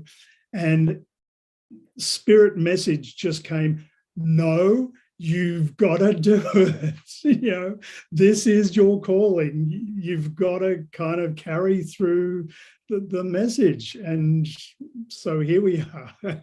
Buck up, buddy. Get on with it. Yeah, exactly. Yeah. It's interesting though, because I have a big party at my home on Christmas Eve, and I do the play, the nativity play, because I just can't bear the idea of everything just being about food and alcohol and all of those things. You know, I mean, with my family, it has to be there has to be something else in it. And but I always feel that this huge portal of love opens from near the beginning of December. So I say to them all, I know you think I'm mad and that you're the wise men and you're the voice of God and you're the angels. You know, I give everyone parts, but you have to just connect to your heart and allow that portal of energy, whatever it is for you, to be there for you. Because I think it's massive at this time of the year, this incredible portal. So in the Steiner tradition, they say that the fact that so many people do celebrate it has created this portal. It's got bigger and bigger and bigger, and we are reborn every Christmas, each of us, you know. So no, I'm not a Christian in a way. I mean, I'm not really. I still can feel the energy of this time being very, very beneficial to the world. And I have to say, Susan, I love the fact that there won't be peace on earth until the voices of the grandmothers are heard, because I feel like I'm a grandmother and my friend I've worked with all year is a grandmother. And we've just been out there talking about love and connection and joy and how important that is all year. And that's just given me a lot of inspiration to keep going with that. So I thank you really sincerely for that beautiful message. And I also love the brain, the 3 brains. I really love that. Thank you so much. That was fabulous. The science behind it.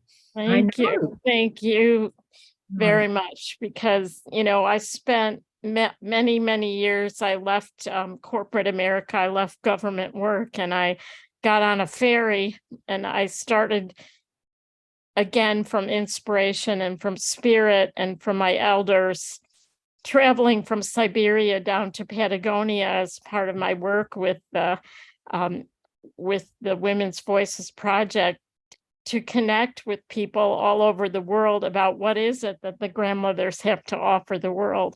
And I absolutely found out without a shadow of a doubt that teaching is in every culture and in every spiritual tradition.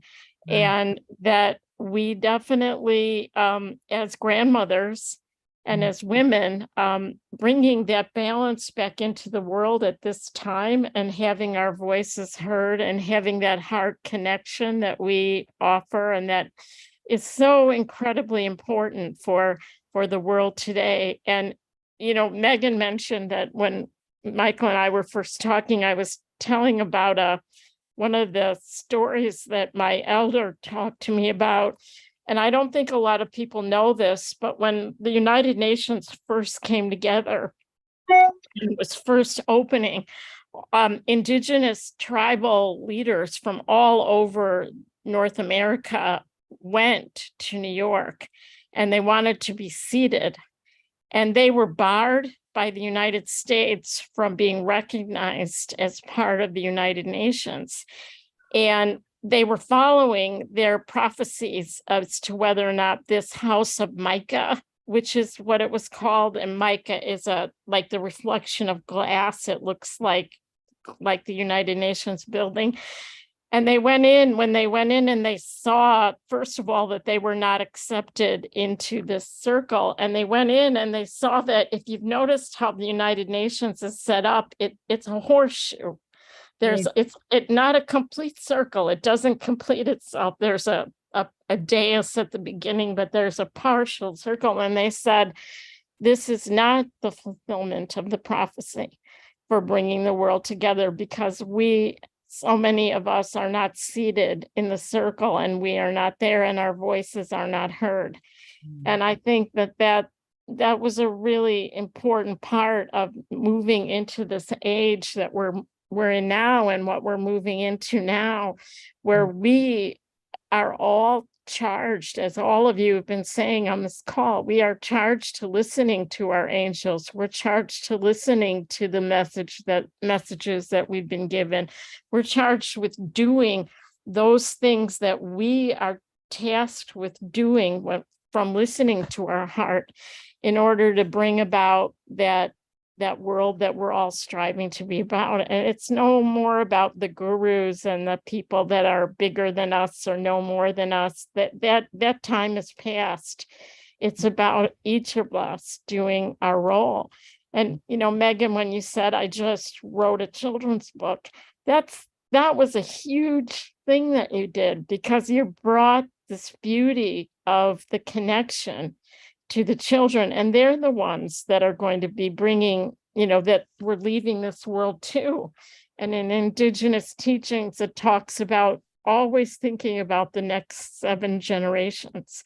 And part of why I think our world is where it is today is because we've forgotten that our responsibility is for the 7th generations coming after us.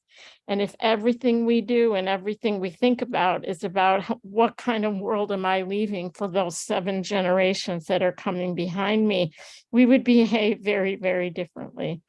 Yeah. So thank you for what you've shared, and thank you for connecting my heart with all of yours today, and for the opportunity to share a little bit about other cultural teachings that may not have the same words for these truths, but the truths are one. We are one, and there isn't a place on the earth that has been left devoid of these teachings and inspiration. Every people all throughout the world, every tribe, every group, they have had their connection with Source. And when we recognize that, and when we connect with it, we gain so much in our own journeys that we've all been on. So blessings to you, and thank you for what you've done. Thank you, everyone. I'm going to have to go. I've left a message. Thank you, Michael. Okay, thank you, Antoinette. Great to have you here. You've got such a tender heart. Thank you. Thank you. Thank you, Susan. Wonderful, beautiful words. Thank you, Michael, for putting this together and for your beautiful editing and everything. Incredible job. Thank you. Thank you. Sorry, I have to run now, but it's been so wonderful to be with you all. Thank you. Ditto. And we've still got a little bit more. I'm going to just play a short video from Debbie Grace, and it's an unusual format, but we'll give it a go.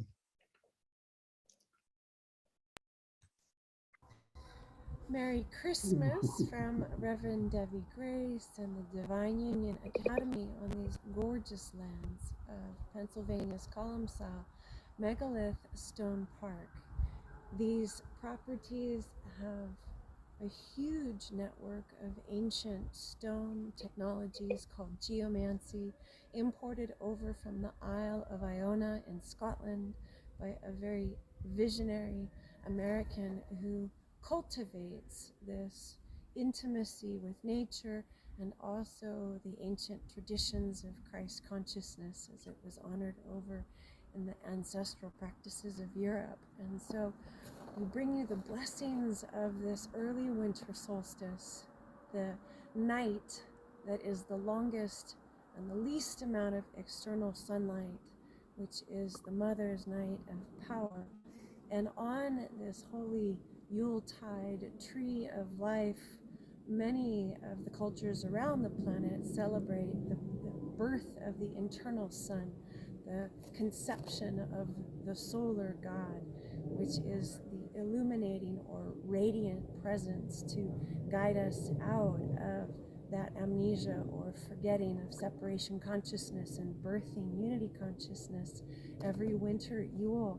And this property is such an incredible example of how we partner with the ancient magical traditions or pagan or Wiccan faiths, and how that is inclusive of the Christ consciousness or the cosmic Christ frequencies with our star families and angelic relations. And this whole property has both traditions equally being represented and factored into a way of communing with the divine in both of its expressions.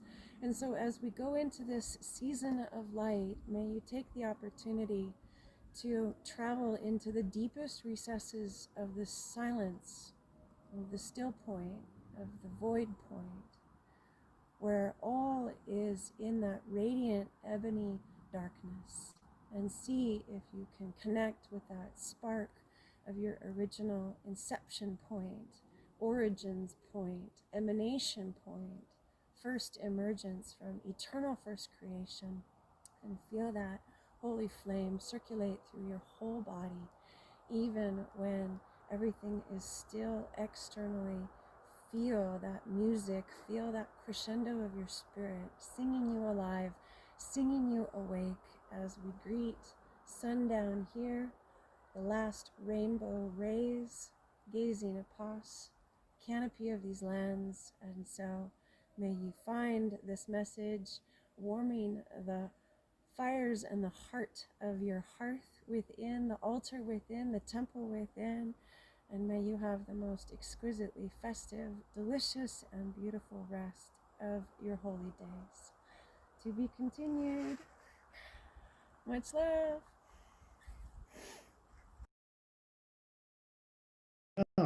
And just to, I guess, reinforce that Beyond Being Human is now a global kind of organization. And I'd like to pass over to Christine. Are you there?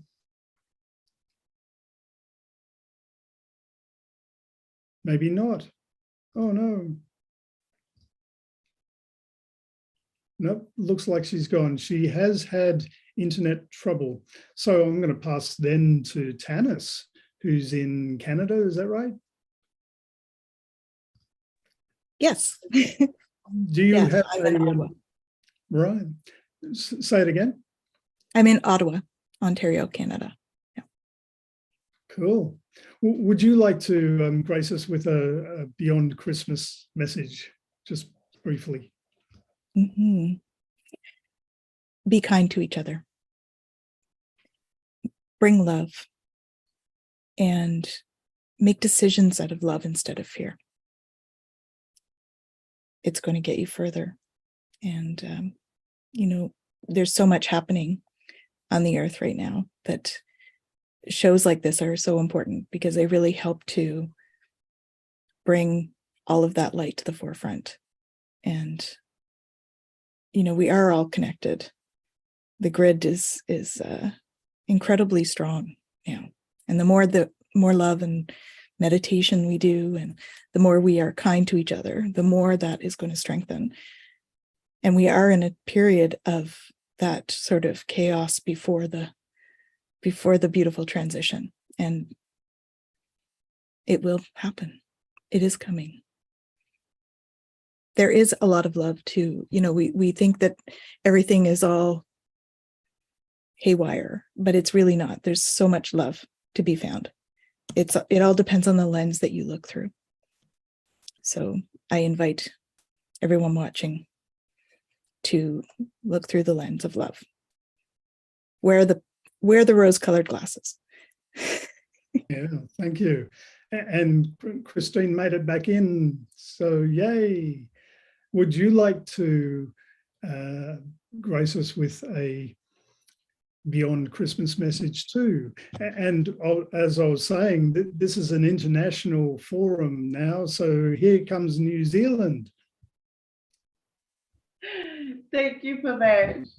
Okay, yes, however you celebrate the coming season of energy, have fun doing it. You know, I'm from New Zealand. We call it Aotearoa. It's meant to be summer, but it feels like winter. But I am been looking for myself, for my higher self, for a long time. It's been an amazing adventure. And don't forget, and I don't forgive. I move forward, and I get on with the job. So I am a contactee, as regular as last night. Go out there, and I have a regular mantra that I say now, and they show up. They know when I'm calling, and they turn up. Vice versa, I know when they're coming in, and I go out so that we can communicate. I am a multidimensional communicator. So if you have a look at some of my footage and stuff, I've been capturing footage for over 20 years. We're talking about different energy forms. I call them energy forms because we have plasma spheres, we have plasma light beings, we have different types of ships and orbs and all sorts of fantastic energy forms. So it basically came all together into one package. Instead of looking out there for bits and pieces of it and stuff, it just all hit me at once. And I got angry. My inner self got angry, and I realized I was looking for my higher self to have some accountability for what I had experienced. And through that journey of trying to communicate with my higher self, I found her, I found me. I stepped into myself, and I started taking accountability for my actions and what was mine and what wasn't mine, what I could change and what there wasn't mine in the first place to change. So I started getting into understanding all aspects of my higher self, and I am that embodiment. I am just here in this 3D in communication with my higher self and my multidimensional selves. So it became easier and easier for me. At one stage, I thought I was telepathic, and I realized I am, but there's a lot more to it. It's when you get in touch with your higher self, your higher inner being, then you find that everything that we do is a form of energy, is a form of communication with another type of species that we may not even be able to visually see, but we have other senses that let us know that we are in communication with another being. So that's who I am. And I'm here. I don't know how I'm here.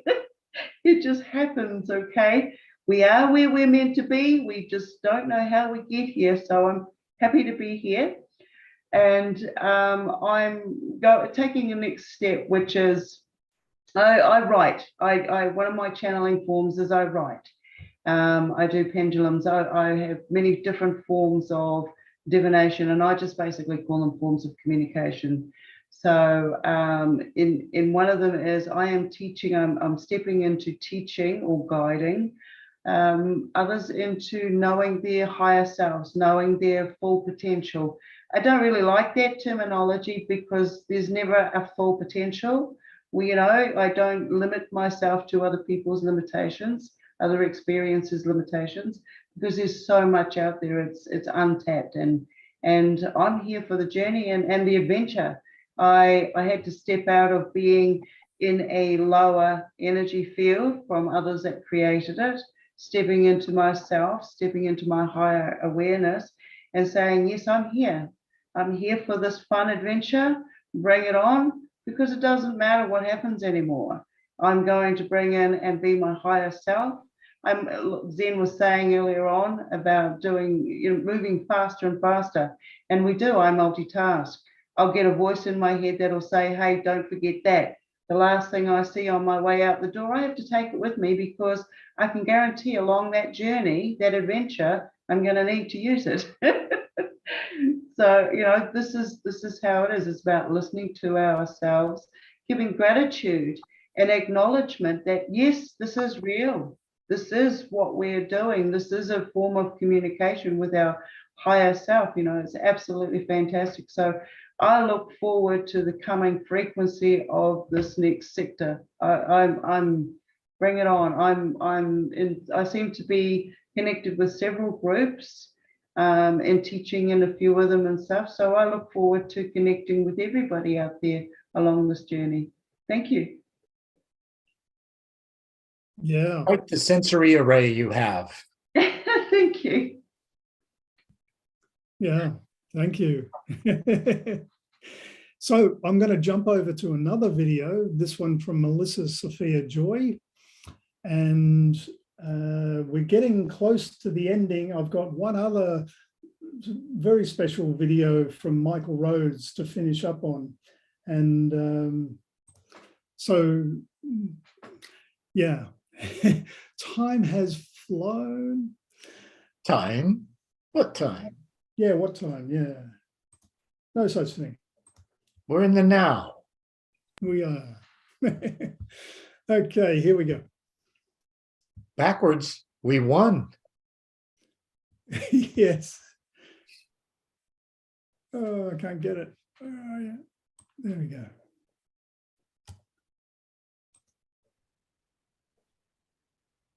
Welcome, everyone. Merry Christmas to you. My name is Dr. Melissa Sophia Joy, and I'm the founder of Sophia Healing Academy, Somatic Awakening. I'm also a naturopathic doctor, spiritual teacher, and mind-body spirit specialist. And I welcome you to this short video on Christ consciousness. So we're going to talk a little bit about the reason for the season, so to speak, but we're going to do it in a different way. We're going to dive into what Christ consciousness actually is. And we're going to begin by talking about Yeshua, Jesus, the reason for the season, so to speak, but also what he really was teaching us at a much deeper level than we normally think of. So Yeshua was fully Christed. He was fully divine and fully human. He was connected in at a very, very, very high level, and he taught us many important things. One of the things that he showed us was the power of what true divine love really means. He also attempted to throw out the limiting traditions of his time and tried to shift our awareness away from patriarchal ways of being, which I believe that he planted a seed then that's actually blossoming now.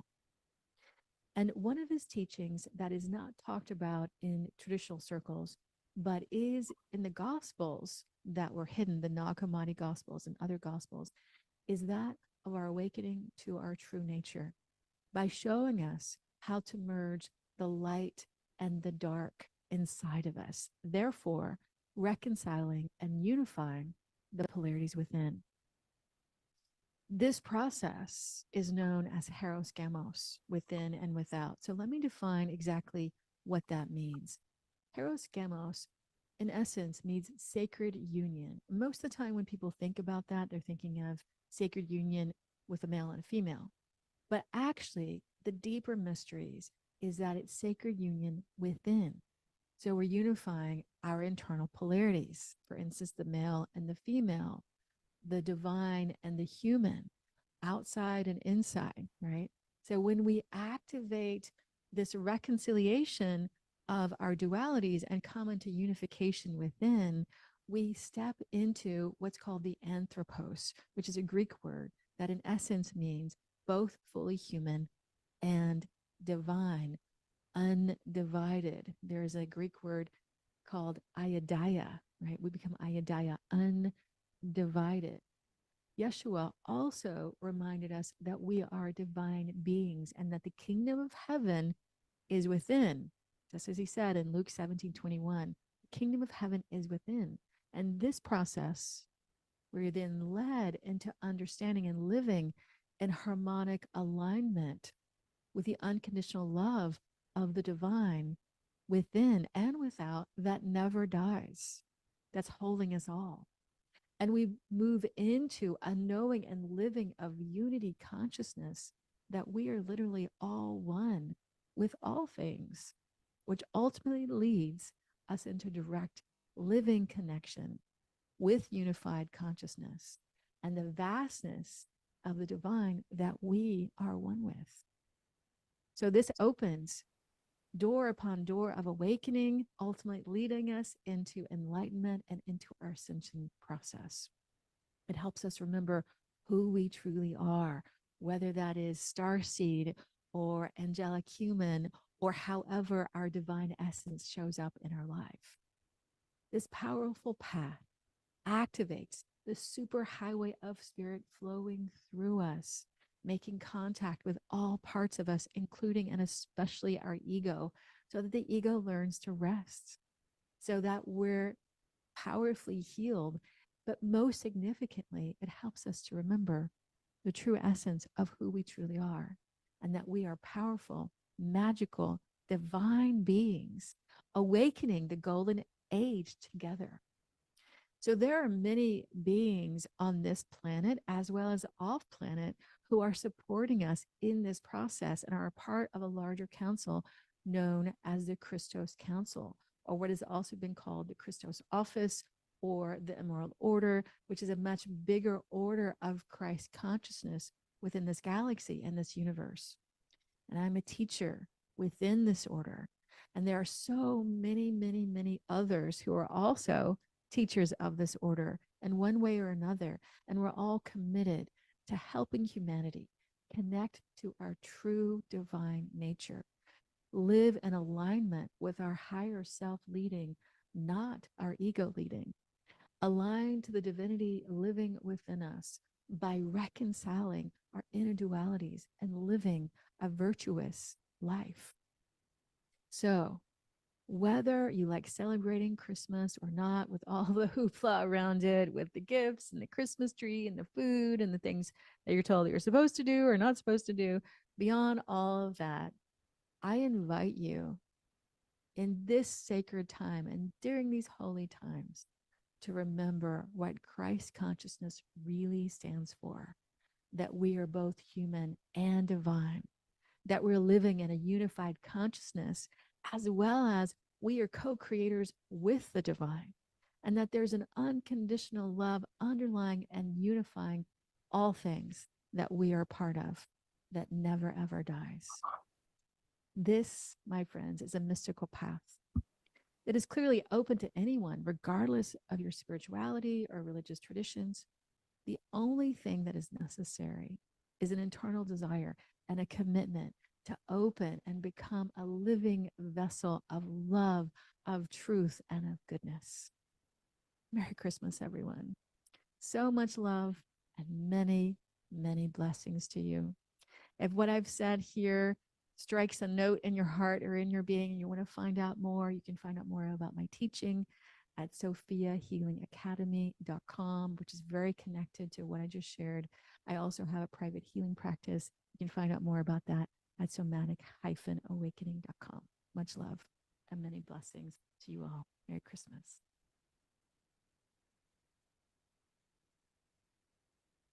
Yay.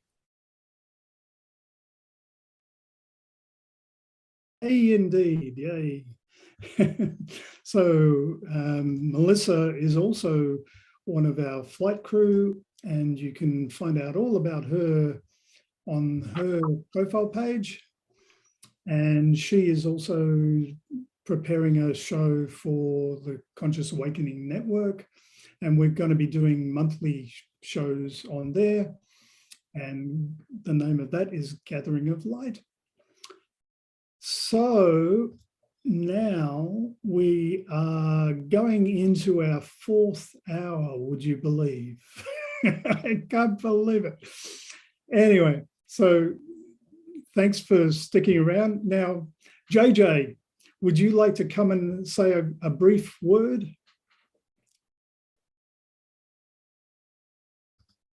I don't know whether she's there. She may not be there. While we're waiting, I'd like to put a plug in for another friend of mine, Perry Noppert, who runs the Octopus movement. and phenomenal guy. He's from the Netherlands. He did a 12-hour marathon a week or so ago. He is known as a multi-potentialite. Cool. Isn't that cool? Yeah. His octopus movement is about non-linear thinkers and drawing them together to change the world. Excellent. Yeah, cool.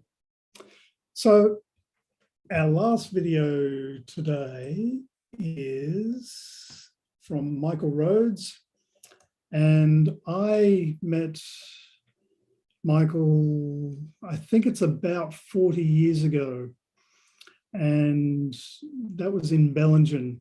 But funnily enough, I actually knew his son, who's Duncan Rhodes, the editor of Nexus magazine. I'd met him even way before that. And I think I was even like possibly still in school. And he was working on a magazine called Southern Crossings in Sydney. And I got a bit involved with that. That was my early kind of magazine in experience. And Duncan happens to just live half an hour away from me here in Mullaney. And I hadn't talked to Michael, his father, for many, many years. And he also happens to just live about half an hour away. And I've recently caught up with him and recorded this.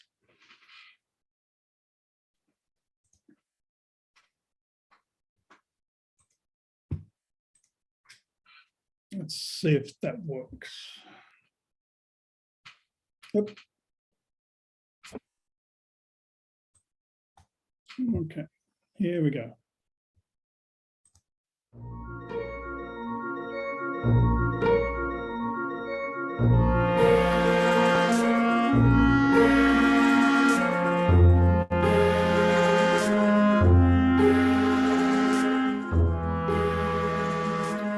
Hi, here it is, mid-November. Guess where we're heading? We're heading toward Christmas, heading towards jingle bells and all that stuff. And it is so commercialized. It's already full on in the shops, and this is like 6 weeks to go. And it sort of makes you wonder, is there anything beyond Christmas? And of course there is. I mean, there has to be. Heaven help us otherwise. And so, just for a few minutes, I'd like to talk about beyond Christmas, beyond the glitter and the ridiculous things that are said, and beyond the fact that Christmas for many people is a time of fun and plenty, but for probably equally as many and more, it is a time of desperation. It's a day of suicides. It's a day of despair. They're homeless. They don't have family. They've got no money. And this is supposed to be a day, ho, ho, ho, a day of peace and joy and goodwill to all. And so it has to be something beyond Christmas, because it is today, it is so phony.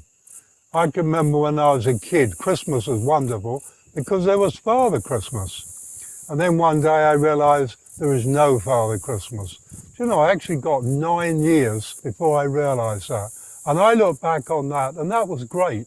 But as I look at it now, in retrospect, I went somewhere beyond Christmas, even as a kid, because I went somewhere that was never quite delivered in Christmas stockings. It was never delivered in presents. It was delivered in a sense of excitement about what it could mean potentially. And I wasn't wrapped up in the Christ story. It just seemed that there was some potential beyond that. Even when I was 9 years old, when I finally realized there was no Father Christmas, boy, was that a letdown. And you know, for so many, Christmas is a letdown.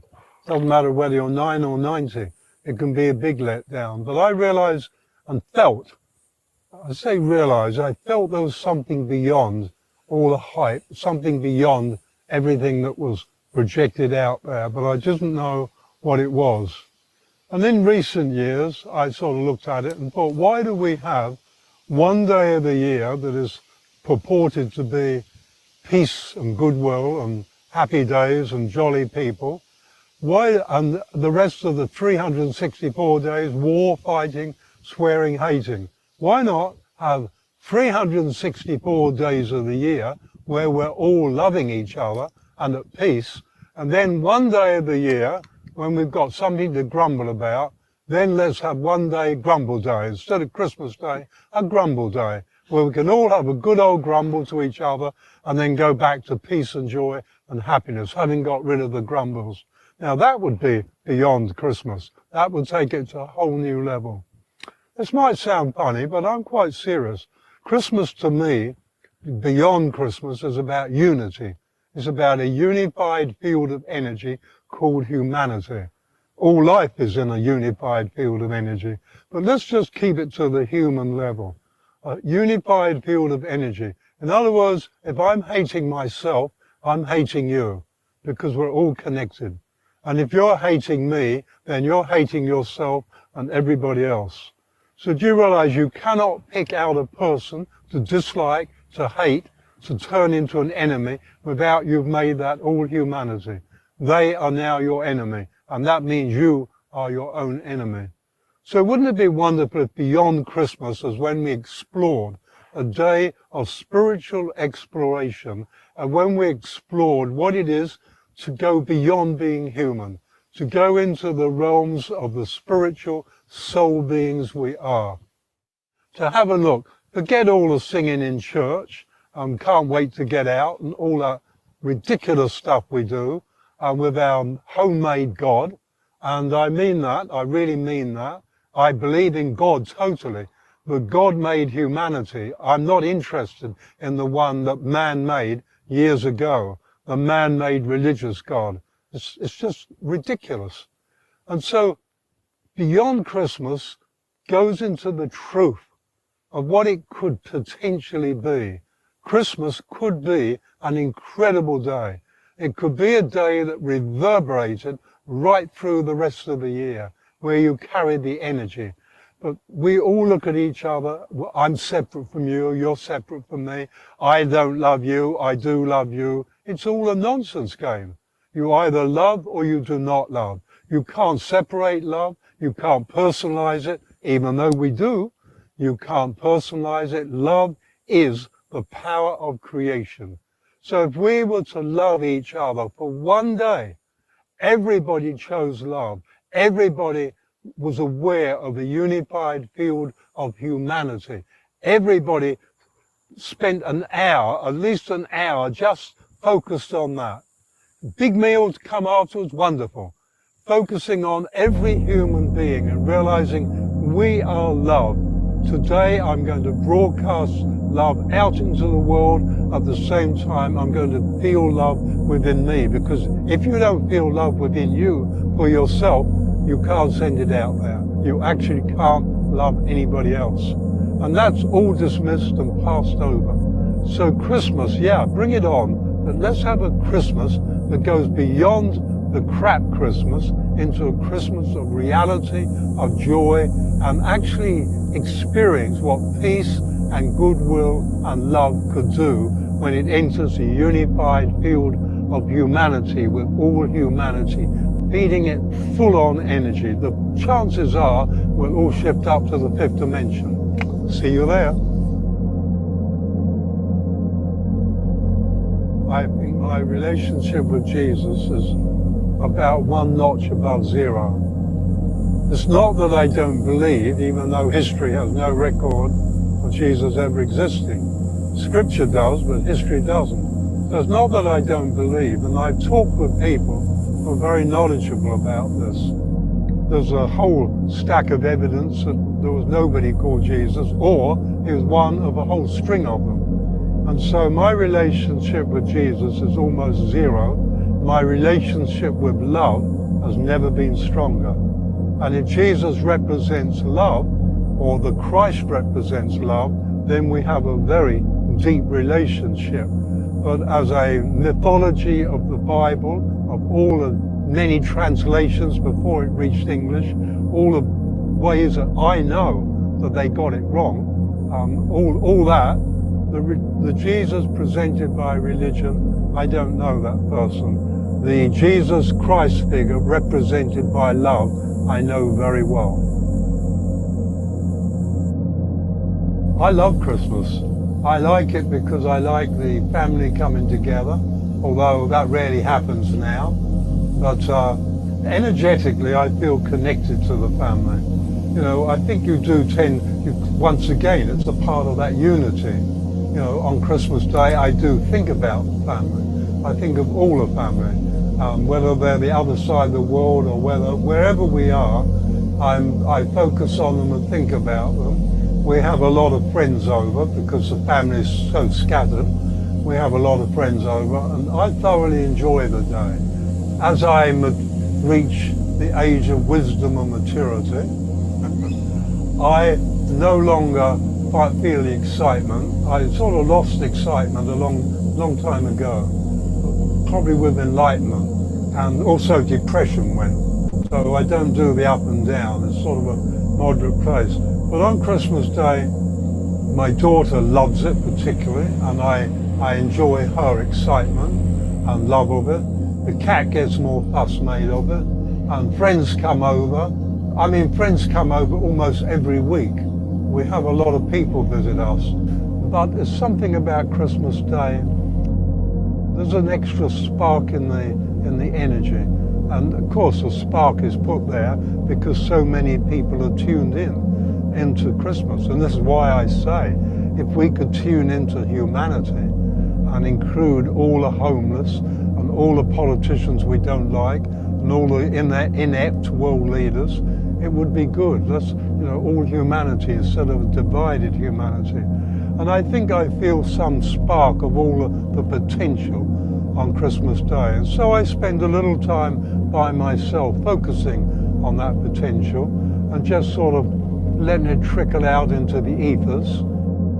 But it's a day I enjoy. But then I like Boxing Day and I like every day of the year. But Christmas Day's got the extra spark. It's like my birthday. You know, two great beings are born this day. And that's the way you should think about yourself. Not who me, what do I matter, but on your birthday a great being was born, and on your birthday you should give credit and energy to that great being that you truly are. And on Christmas Day, let it remind you of your own greatness, of the Christ in you, the truth in you. That would be a good use of Christmas Day.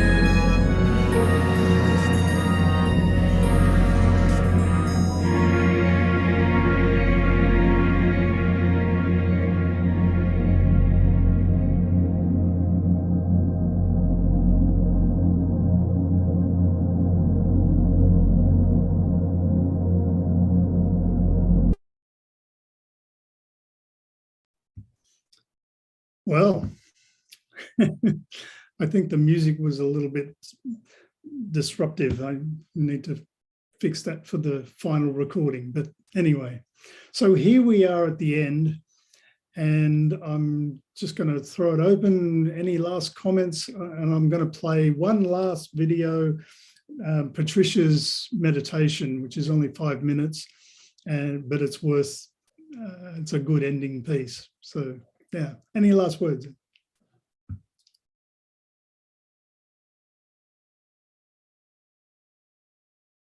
No last words. That's a first. You opened the door. This has been an amazing journey with all of you. What a wonderful way to celebrate beyond Christmas and talking about the present, the future, how we hold it dearly, how we share it ubiquitously in the work that we do, how we touch others, how we are touched by others.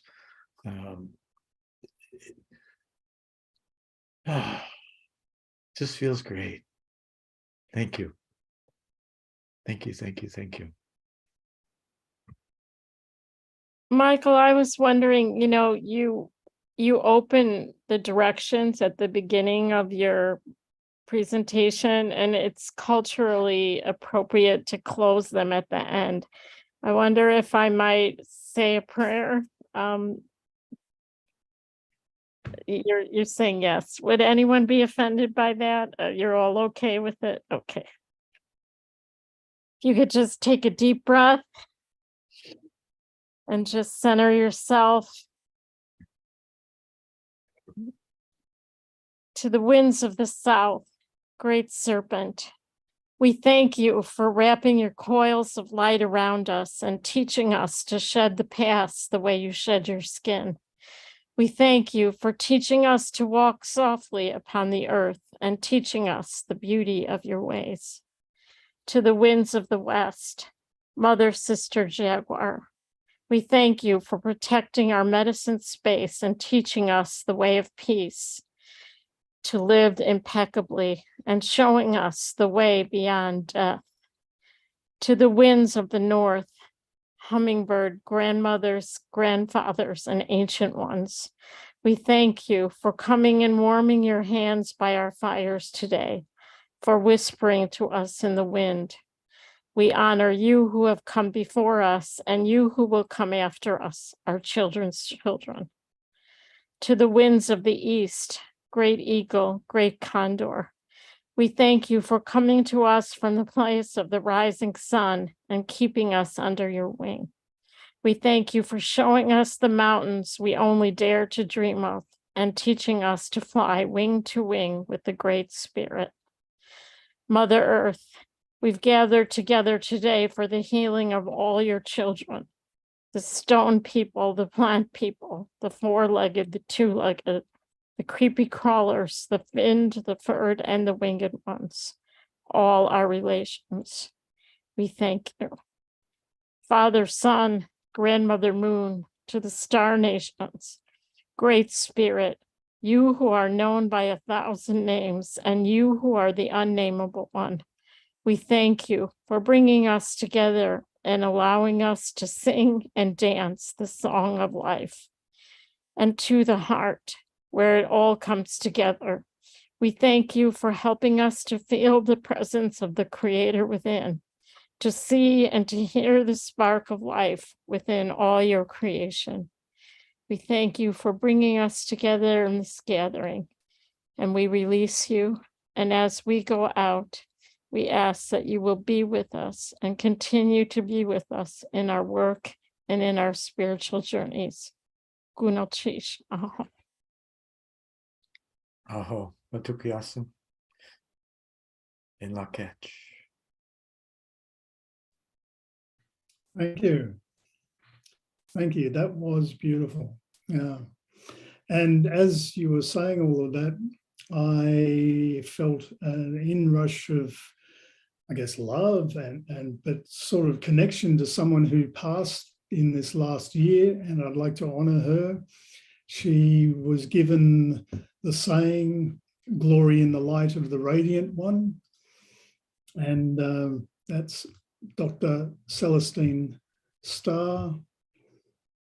And yep, I miss her, as does many, many people around the world. She was an amazing teacher, healer, just an incredible person. She was going to be a major part of the documentary. And again, you can go to beyondbeinghuman.org/veil-celestine-star and find this page. It's also linked on the homepage. And with that, I think we can close with a meditation. And thank you all so much, those who've left the room and those who are still here and those who've left the planet and those who are with us invisibly or to many people also visibly. And it is truly a multidimensional universe, life. And as Michael Rhodes says, choose love.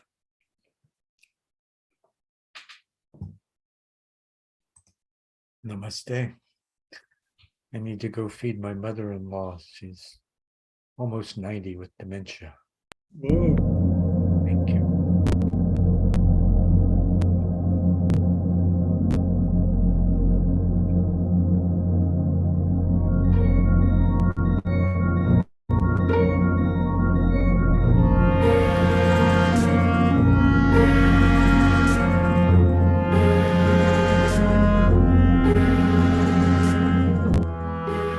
We did that one already. Hi, here it is. This is the one. I'll get the hang of this one of these lifetimes.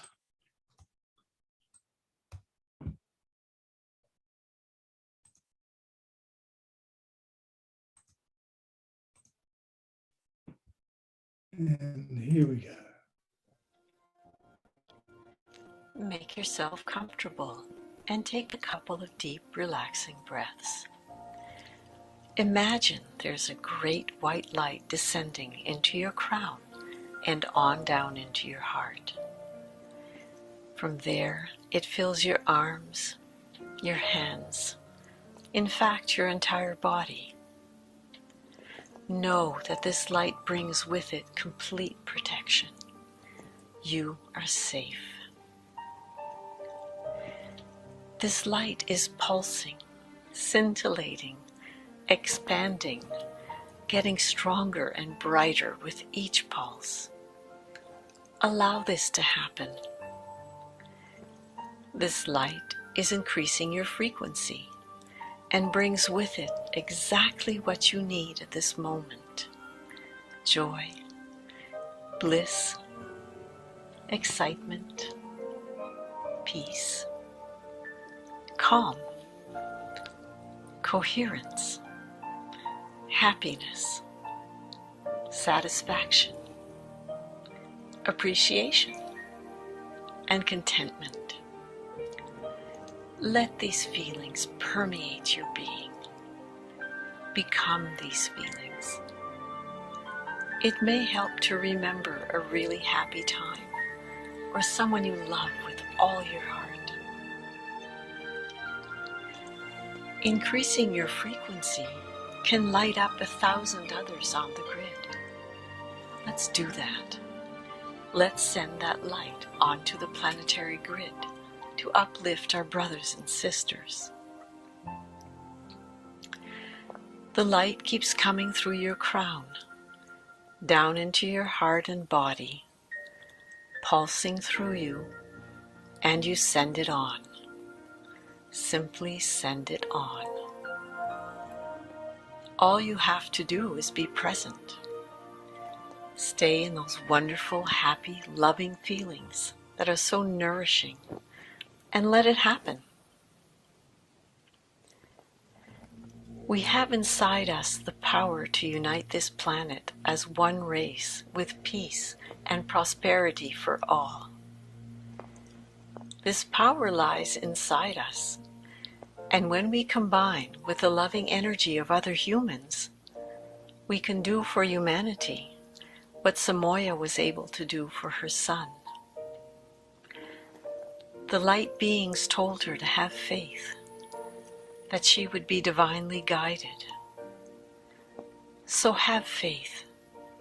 You are divinely guided and far more powerful than you know. Just keep sending.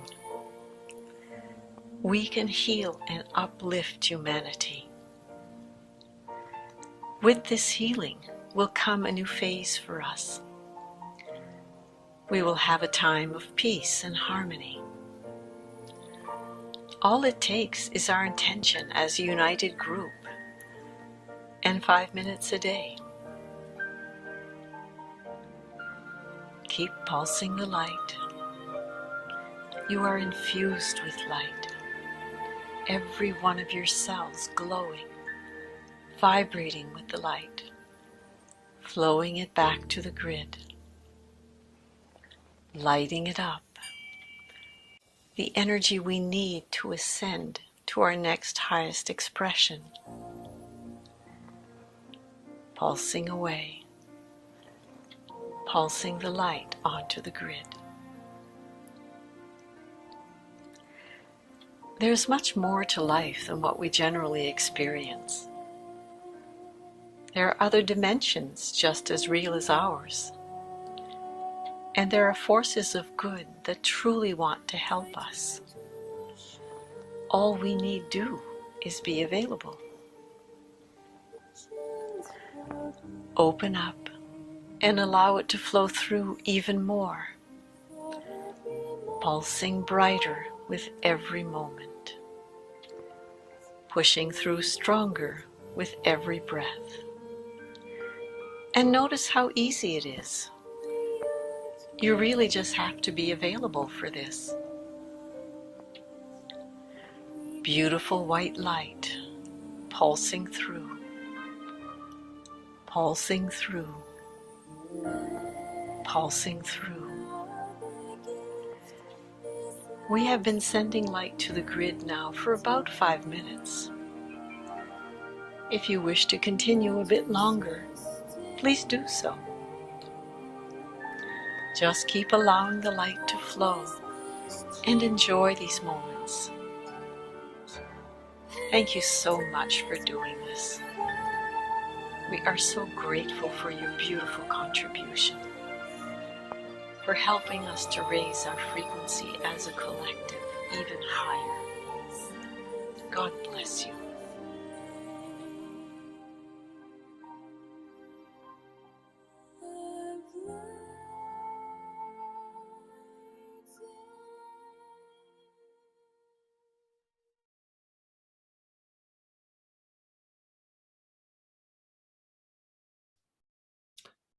So with that, I guess we have to say goodbye.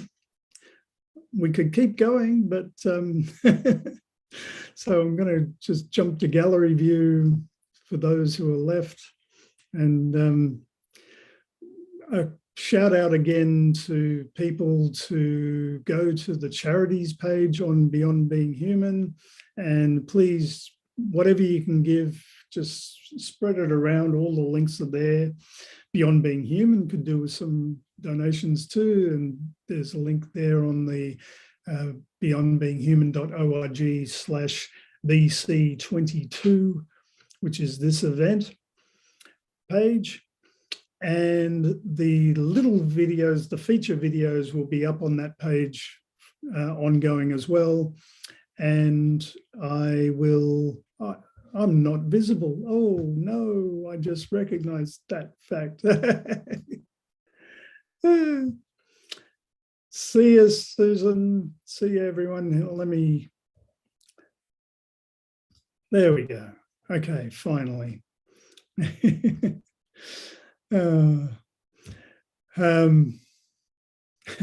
It's funny, one of the first things after I left school, I went into a television production course for a year, and there'd be all these staff, all these people, like everything kind of, okay, you do the lighting, you do the vision switching, you do the audio, and you do the cameras and multiple cameras people.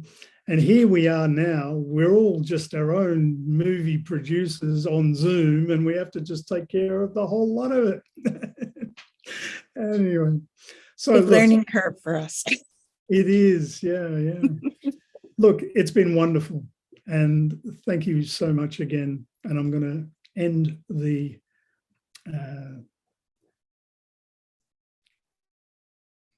live streams going off now.